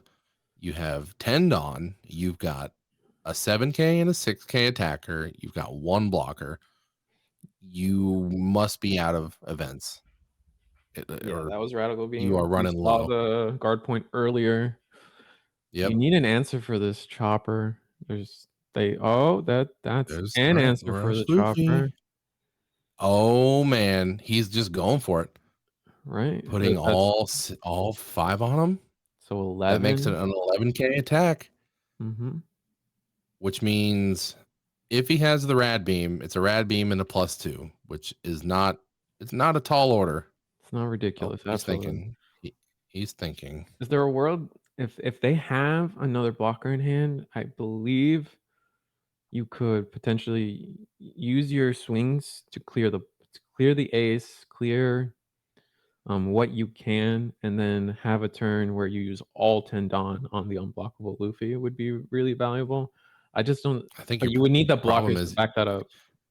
yeah, you need blockers. And okay, they're going for it. So leaving 1 up. So must be another guard point. There's 2K. Jozu +2, +2, +1. Nice. 3 cards. Keeping up the Radical Beam. Attacking with this 6. Marco. Oh 2K. man, they just keep coming. The counters just keep coming. 6K Chopper. block. All right, so either they've exhausted their counters, or Did they just win? Oh man, they just won. Alec May made it through. wow, The last card in hand was a wow, Rush Luffy. Oh, no way, that's crazy. unreal. It needed to be anything but the Luffy, and that would have been it. Yeah, because they swung 6K with they attacked 6K with the block from Wow, Marco. Wow, if that didn't, wow, that's crazy. And that that's wild. they were faking the Radical Beam too. If you notice, That's left the one Don yeah, up. they were. That's the way it goes. That's why, like when they started taking the 2 blockers, I was curious. I'm like, oh, okay, they must just not care because they're gonna win next turn because they have the Rad Beam to live. But no, oh man, So that's what a game! That's the Whitebeard that went first, right? We're trying to That keep is track of indeed. things. Wow. I wonder if we have confirmation on the other table. Are we going to round 9 yet? Yeah, that is the question. So Are Alec we gonna get May Whitebeard versus Whitebeard? is potentially Again. your Alec May is your undefeated Whitebeard. We're still got news. We're waiting on news to see if the other table is where they're at. But it's Indeed. it's either gonna be double Whitebeard finals, or we just saw the finals right then and there. So it's gonna be That's up in right. the air. Yeah, we will let you know as soon as we find out. But regardless, what a game! Honestly, That was cool. That was cool to watch. I went into Yeah. this with a little bit lower expectations. At the game, I mean, what really extended the game again was dropping those 2 blockers right at the end. Yeah. You hold on Those to 2 those. blockers, he say that won him the game functionally. It allowed him to sustain just that little bit longer to again empty the other Whitebeard's hand. Mhm. All the blockers, all the 2Ks, all the 1Ks, all the events. Mhm. And when it came down to it, he had a Luffy, no Yeah. counter. Oh my His god. last card. And that could have been, if it was anything, that they would have been Yeah. able to get out of that. That is so crazy to me. That's nuts. Um, Hey, sometimes they have it, sometimes they don't. And in this case, they did not. So and that, then that they was an went, excellent game. yeah, they went for tit for tat too. For like, they both saw their one-off blocker Marco. One saw Yep. the Whitebeard, however, or the 9-gate, and then the other Yep. saw Rad Beam. So it was pretty balanced between what we're seeing, right? And Yeah. it looks like everyone's holding on for bated breath. We're getting pictures from the event right now, and we're Yeah. There's seeing some bated a breath large stuff. crowd. Like everyone wants to see how that final match ends because it's Pressure's on, man. They are the last two players. we got If the 500 down people pair waiting on your wins, match now, basically to see if we I know. play again or And, or and are like we you done? probably have like 70 to 80 people who want the down pair to lose or to win because Oh yeah, I'm sorry, they everyone. want the down pair to lose because we want it round 9 because they want to bubble in to top 16 or top 32. Yeah, And then you everyone got the at rest of the people who want to go home. Yeah, everyone at X1, because I've lived this too. Everyone at X1 is like, please win. They don't want another round. They're already guaranteed where they're at. That they will be Yeah. happy to go home right now. And then everyone in Yeah. that mid range, they're like, no, please, one more round. Let me get One more. let me move up. Oh man, that's gonna be so interesting. It's terrifying. It's Uh, terrifying. You're like, oh, please, I'm here. I'm here. I'm already here. I made it. Please let it end. Just let it end. So oh, I'm also curious to see what happens, but hopefully we get updates soon. But I think, for a Whitebeard versus Whitebeard last match, if that ended up being the last match, you really that was can't a good ask match for a to better end back and on, forth. right? Yeah, Yeah. I know there's always going to be like, or at least right now, there's always going to be a little bit of sour spirits between like Whitebeard and Red in general. But like you gotta give it up to a close match, and a good match to watch is always a Indeed. treat, right? I'm Indeed. glad we were And able to be here for if this. Mhm. Oh yeah, this was such a fun time. And if indeed this is the last round, we are seeing the participation prizes that our competitors will be walking away with. This stuff you get one pack of this just for entering. You Mhm. get this, you get the Dawn pack, you get the event pack. These regionals are incredible. You walk in the door, you have already won. You Yeah, have these cards, these alternate arts are beautiful. You get your 2023 offline participant stamp. they're You all get to foiled bling too. out your deck with these. You So get to pretty. show them off, take it back home, be like, Mhm. look what I did. Look where I was. Yeah, I was there. No big deal. I mean, yeah, So that Whitebeard it's final, super I fun. saw it. Yeah, yeah, I watched it. It was I cool. watched myself. I watched the player win round 8 and then put me into round 9. And then I lost that round and then I bubbled out of my top 16. I seen it. I was That was there. cool. All right, Yeah, it was so super cool for we're that just guy. getting word that we will be going into a ninth round. Our kid player lost, Oh so we man. are going into round 9. That is Whitebeard bittersweet for versus some. Some are happy. Whitebeard. We'll just have to see. All that means is I get to commentate another game with you, Brock. Eggman in the That's right. background. We're here for one more, and I'm excited. I mean, we're here. Um, we're here to just watch and play One Piece. So more One Piece is always good. One Piece, right? Yo, I can't complain. But let's let them get round 9 set up. We're going to take a quick break. We will be right back with your actual finals for the Tulsa, Oklahoma One Piece card game regionals. Stay with us. We'll see you soon.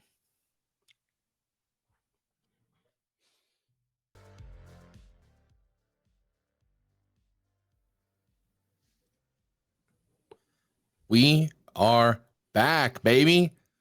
Round 9. This is the final round for all the marbles.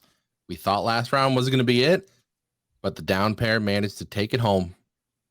And now we got round 9. We have a lot of people celebrating and a lot of people little angry. They might lose their top 16 spot. But regardless, this is going to be an amazing game.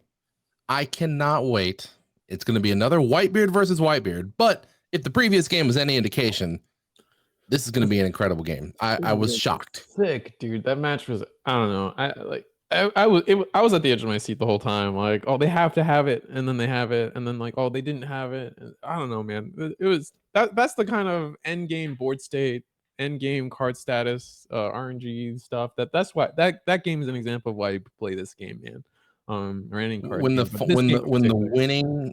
when the winning attack comes down to a 6K straight, just 6K attack, and their last card just happens to not be that +1 counter that they needed to get out. I mean, they everything was put on the field. They dropped everything. Every card was pulled out. They pulled out every strategy, everything they could possibly do, and just they were so close. It was winner. It was so far. Definitely ride or die turns back and forth every time. I don't know. That was just so fun to watch. I can't even. It was. It's a little unfortunate that another mirror, but go ahead. That's all right. I mean, that's the name of the game. It's Whitebeards. It's Whitebeards all the way down. But either way, I can't be mad about watching a game like that. I've got a feeling we're gonna have another great game like that. And hey, if you lose, you're still top 8, top 16. The prizing is just incredible, regardless of really what place you get. You're gonna get the Sakazuki. You're gonna get your invite to nationals. The one thing you don't have is the crown and the playmat. I think, are we still doing the playmats for this one? So playmats, the finalist playmats are for top 32, including. So the way the prizes out is your top 64 is going to be your Borsalino Alt-Art. Top 32 is your offline regional 2023 finalist card set. Not just one, you get the full set with the finalist stamp on it. You get the playmat and you get the Alt-Art Kuzan. And then top 16 is going to be your Sakazuki Alt-Art. And of course, the much coveted Nationals invite. So top 16 is where you want to be. That's why people are here. That's why they have sat down and grinded out One Piece for the past 10 hours. So and even if you're one of those people that already has their invite and you top 16, you're not taking an invite away from people. That stuff drops down. So come here, even if you have your invite, compete for the top prizes, because all those top prizes are fabulous. Oh yeah. I mean, we've had a great day at One Piece. Tomorrow we're gonna have a great day at One Piece. Of course. Even if the regionals ends today, tomorrow we're gonna have a bunch of the chopper side events, a little more casual. Maybe we'll see a little more variety. See what people bring to the deck. See some more spice. Hopefully, we'll get to see more Yamato, maybe more Luffy leader. We saw a couple of those games. Yep, we saw early games today. We saw the Yamato and the Luffy leaders, which we had high hopes for. Doesn't look like they managed to make the cut, unfortunately. But tomorrow on stream, we're going to break down the top 16. We're going to go through the leaders that all made it, kind of give you the breakdown of the day, and we'll see what really made it through this gauntlet. But this is one of the last set 3 events that people are going to be to compete in. Set 4 is right around the corner. With that, 22nd. A huge meta shakeup. Yep, September 22nd. Meta shakeup. It's always fun when a new set comes out. Who's going to be the one to discover that secret sauce? That's always the race. That's right. And then again, this is one of the last opportunities people are going to have to win that serialized Luffy. So if you want it, you better. Left, and then we're moving on to serialized Ace, along with a new docket of top 32 cards. With I think there's a Marco, Shanks. Oh, did I not say Shanks? Oops. That'd be cool if there was an Ace, but yeah, Shanks is up next. I wonder if we'll get Ace after that, but yeah, Shanks will be the new serialized card, and then yeah, like you said, new top 32 or event participation cards will be coming, and then obviously set 4. So it's a whole new world out there.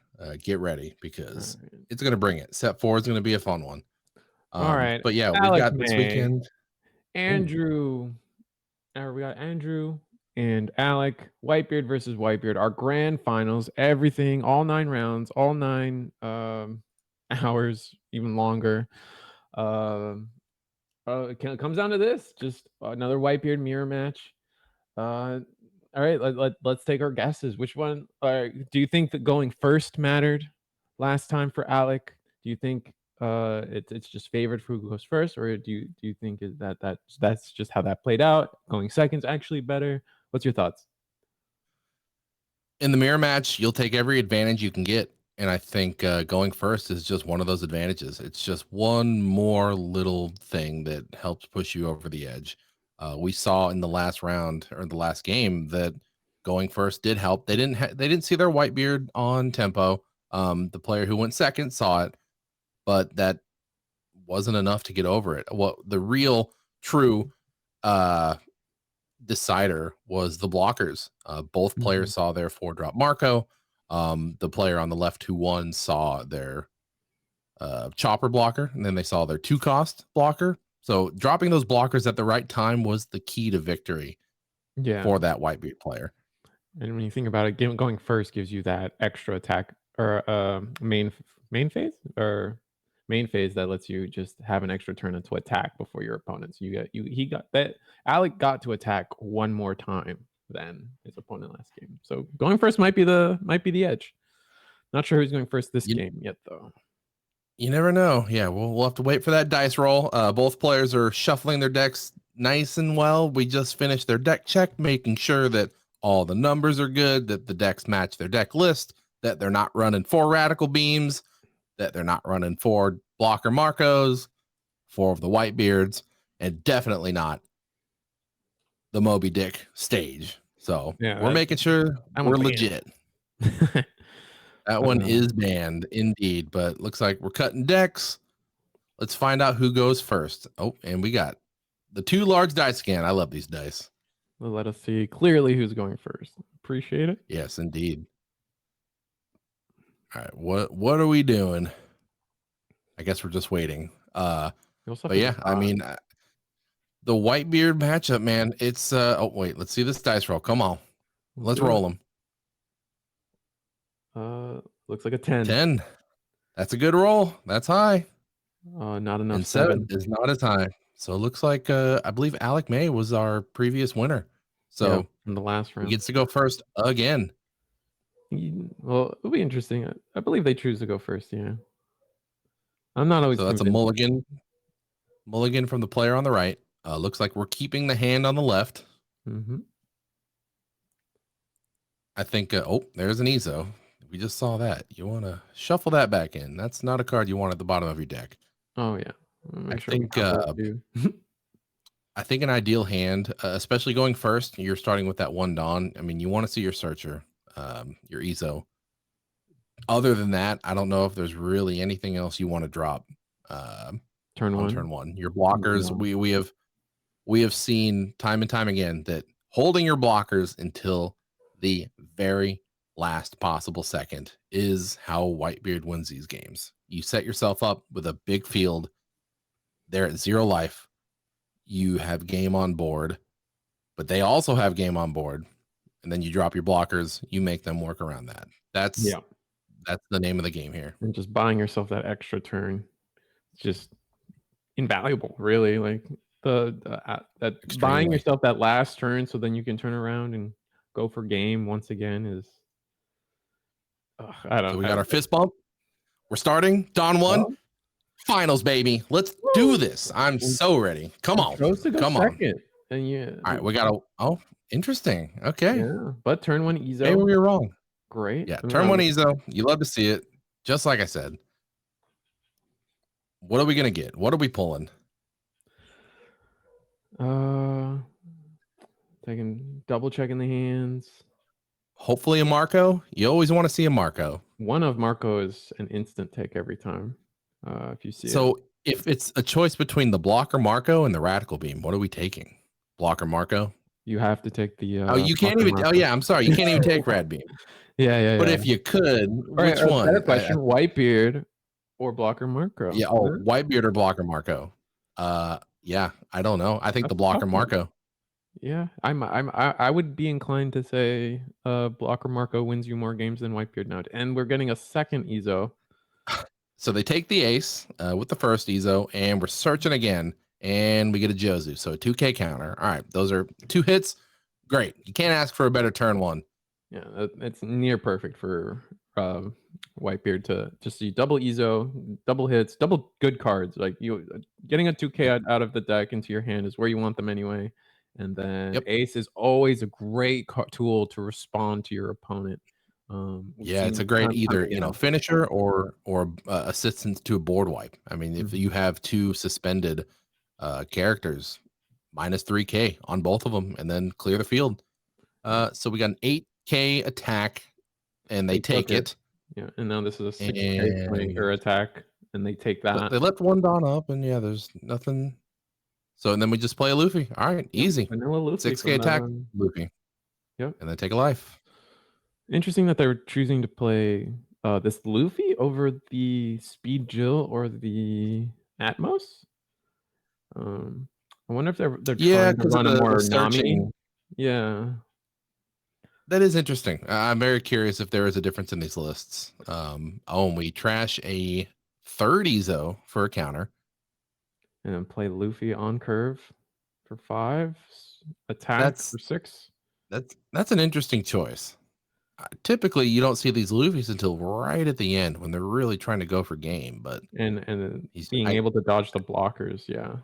Yeah, that's huge. I guess they're just trying to apply pressure. I mean, their hands looked pretty solid, but Filled with 2Ks. I don't know. Expect.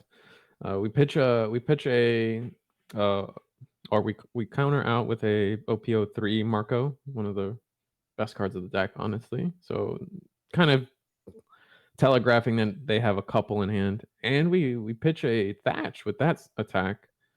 And this attack I'm surprised we didn't see the Thatch last turn. Oh no, they had 5 Dons, so they couldn't have played it. So they just trash one, a 6K, 6K. And they played. I can't quite see because the glare is very bad. Yeah, it's a Thatch. It's a Thatch, okay, because they paid 6 Don. Yeah. All right, and like I talked about last game, they are chipping away at that Whitebeard's hand. They want to get them down to 0 life with not a lot of cards. Unfortunately, they still have a lot of cards to go. Yeah, but that's a steep hill to climb. Alec has a great board right now. Two high power vanillas on board. Really makes it really difficult for anything like Ace. It just makes everything tougher. Gets over all these get over any Marcos, any Ace combos, particularly the Thatch. So there's 7 playing Ace, -3 on that Luffy, I would assume, and oh wow, so he just attacks into Whitebeard. Yeah, they attacked face. And these are interesting choices. Yeah. I'm very curious at that play. I feel like I don't know. Maybe I would have played Ace first to try to KO the Luffy. Yeah, I would have too, but when you theoretically the board is still the same. Oh, but getting this is probably the biggest punish right here. Is both characters. Yeah, this is nasty. This should just be a clean board going to the other side from Alec. Yeah, this is not good. I mean, your board is gone. You are gonna be at 0 life next turn. And we went up the attacking ladder. Unless you can drop the Whitebeard. Yeah. Jozu and plenty of counters. So +3. Take our final life. And pass turn. So we leave 1 Don up. Player on the right is going to 9 Don. Do we have the Whitebeard? And I don't even think Whitebeard is going to help at this point. Yeah, this is going to be a fast match. Looking at the hand, I see 2 guard points. There's an Ezo. I don't see Ninebeard. I see an Atmos. Unless they're about to drop 4 choppers, a Marco. They have a Fuerza. They have a Fuerza. But I believe that's the only blocker in there. Oh, but they're just gonna swing. Oh, this is 11 over Thatch.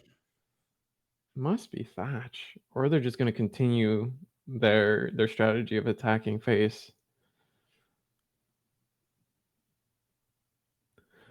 So you have to assume. All right, I saw at least 1 guard point, but you have to assume they have a couple of events. Yeah, they're going to be at 0 life after this. Oh, okay. So this was at the Ace, which because I feel like this attack going to face would have just been almost pointless. Or in my opinion, it would have been pointless because if you don't Yeah. go for game this turn and they take that life, they're taking that life regardless. So you're just giving them an extra card to play the game. Yep. So there's your blocker. We have 2 Dawn floating, no life, 1 blocker. We have This a is good gonna amount be of 2Ks close. in hand. We have double guard point. They'll be able to survive this, but Mhm. that's all they're gonna do. They're gonna survive. They're not gonna be in a great position afterwards. They have to end the game. Mhm. And if the player on the left decides to drop their never mind, they're Oh, dropping a Whitebeard. yep. I So don't know if that's the right play. I honestly don't. This is an it's easy not +1, oh, I a see. plus a block, and then an 8K, which you can easily counter out of. Double But 8K. and so they can't lose. They can't lose this turn unless he plays an ace. But even then, they have plenty of counter That'd be to so get rid of much that. done. And they left one up in case I haven't been able to get a read on Alex's hand, but they must have at least a guard point or a radical beam by now. So they don't die. Yeah. They don't lose this turn. But So I think I definitely, was definitely mistaken. Whitebeard was the play. yeah. Whitebeard was definitely the play. Mm. So here's just an 8 at face. Yeah. Oh, see, so they are running some of +1. the Straw Hat engine with Nami. Yeah. So that explains the vanilla Luffy. We're gonna play an Oh, this is Atmos not good. and And any pass blocker he turn. puts down is whew. All That right. might Can you survive this onslaught? You that have might just be game. Swing for an 22. man. You have a Whitebeard, you have a Thatch, you've got a Luffy, you've got a Whitebeard Or not leader, 22, and 20. you've got 10 Dawn. Oh yeah, look, 10 Dawn. Just slap it on Whitebeard, go to town. Yeah, I definitely think you just attack for 22. As funny as that's or not 22, 20. I keep saying 22. You could go up the 22, attacking 6, ladder. 6, 8. You can attack 6, 6, 8, and then 20. I But mean, really, unless he had 3 guard points and a radical beam and all +2s, I don't think he's getting out of this. I don't even think with Yep, that here he it would get is. out of this. And that's it. Yep, That's game. that's Alec May is your GG. winner. Going second too. So they just curved out better.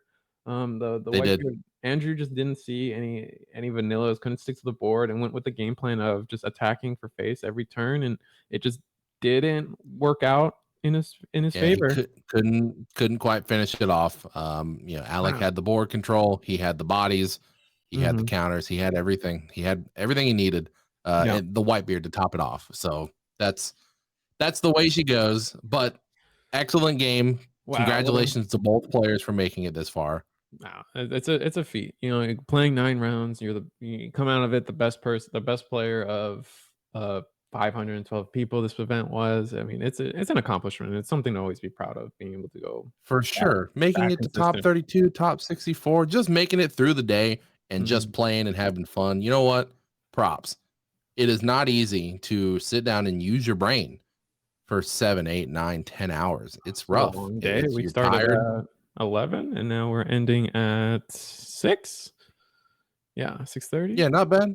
It's been about a 7, 8 hour day. So, and we were just talking. We didn't really have Yeah. to think. We just got to watch people think. Yeah. But I enjoyed myself. I had a ton of fun. This is such a Uh, good event. Yeah, I was very happy to it be here. was. Very happy to witness It it. was excellent. Yeah, for sure. We're gonna be back tomorrow with coverage of the side events, so including top 16 breakdown. So look forward to that. Tune in. We're gonna go through every deck that made it to top 16. Take a look at that. See how many red decks made it to top 16. I'm guessing at least 6.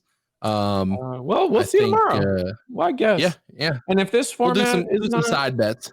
yeah, if this format's not doing it for you, Bandai's introducing a few tournaments of a new type of event.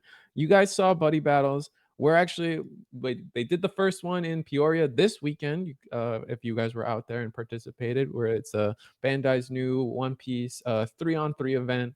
We've been using the colloquial term of what was it? What do you call it? Crew battles. Crew Crew battles. battles. Basically what it is, what it comes down to, if you guys want information, first of all, exclamation mark 3-on-3 in chat. We already got the bots doing it. What are the Yeah, rules? check it out. Well, your So, team, go ahead. No. Take it Indeed. So the rules they're slightly different from your normal play. So the way it works is you have your team of 3. You have 3 players and you are pitted against 3 other players. You are going head to head, so 1 player versus 1 player. But the way it works is whichever team takes away the most wins, they win the overall match. So if 2 members of your team win their games, you are the winner.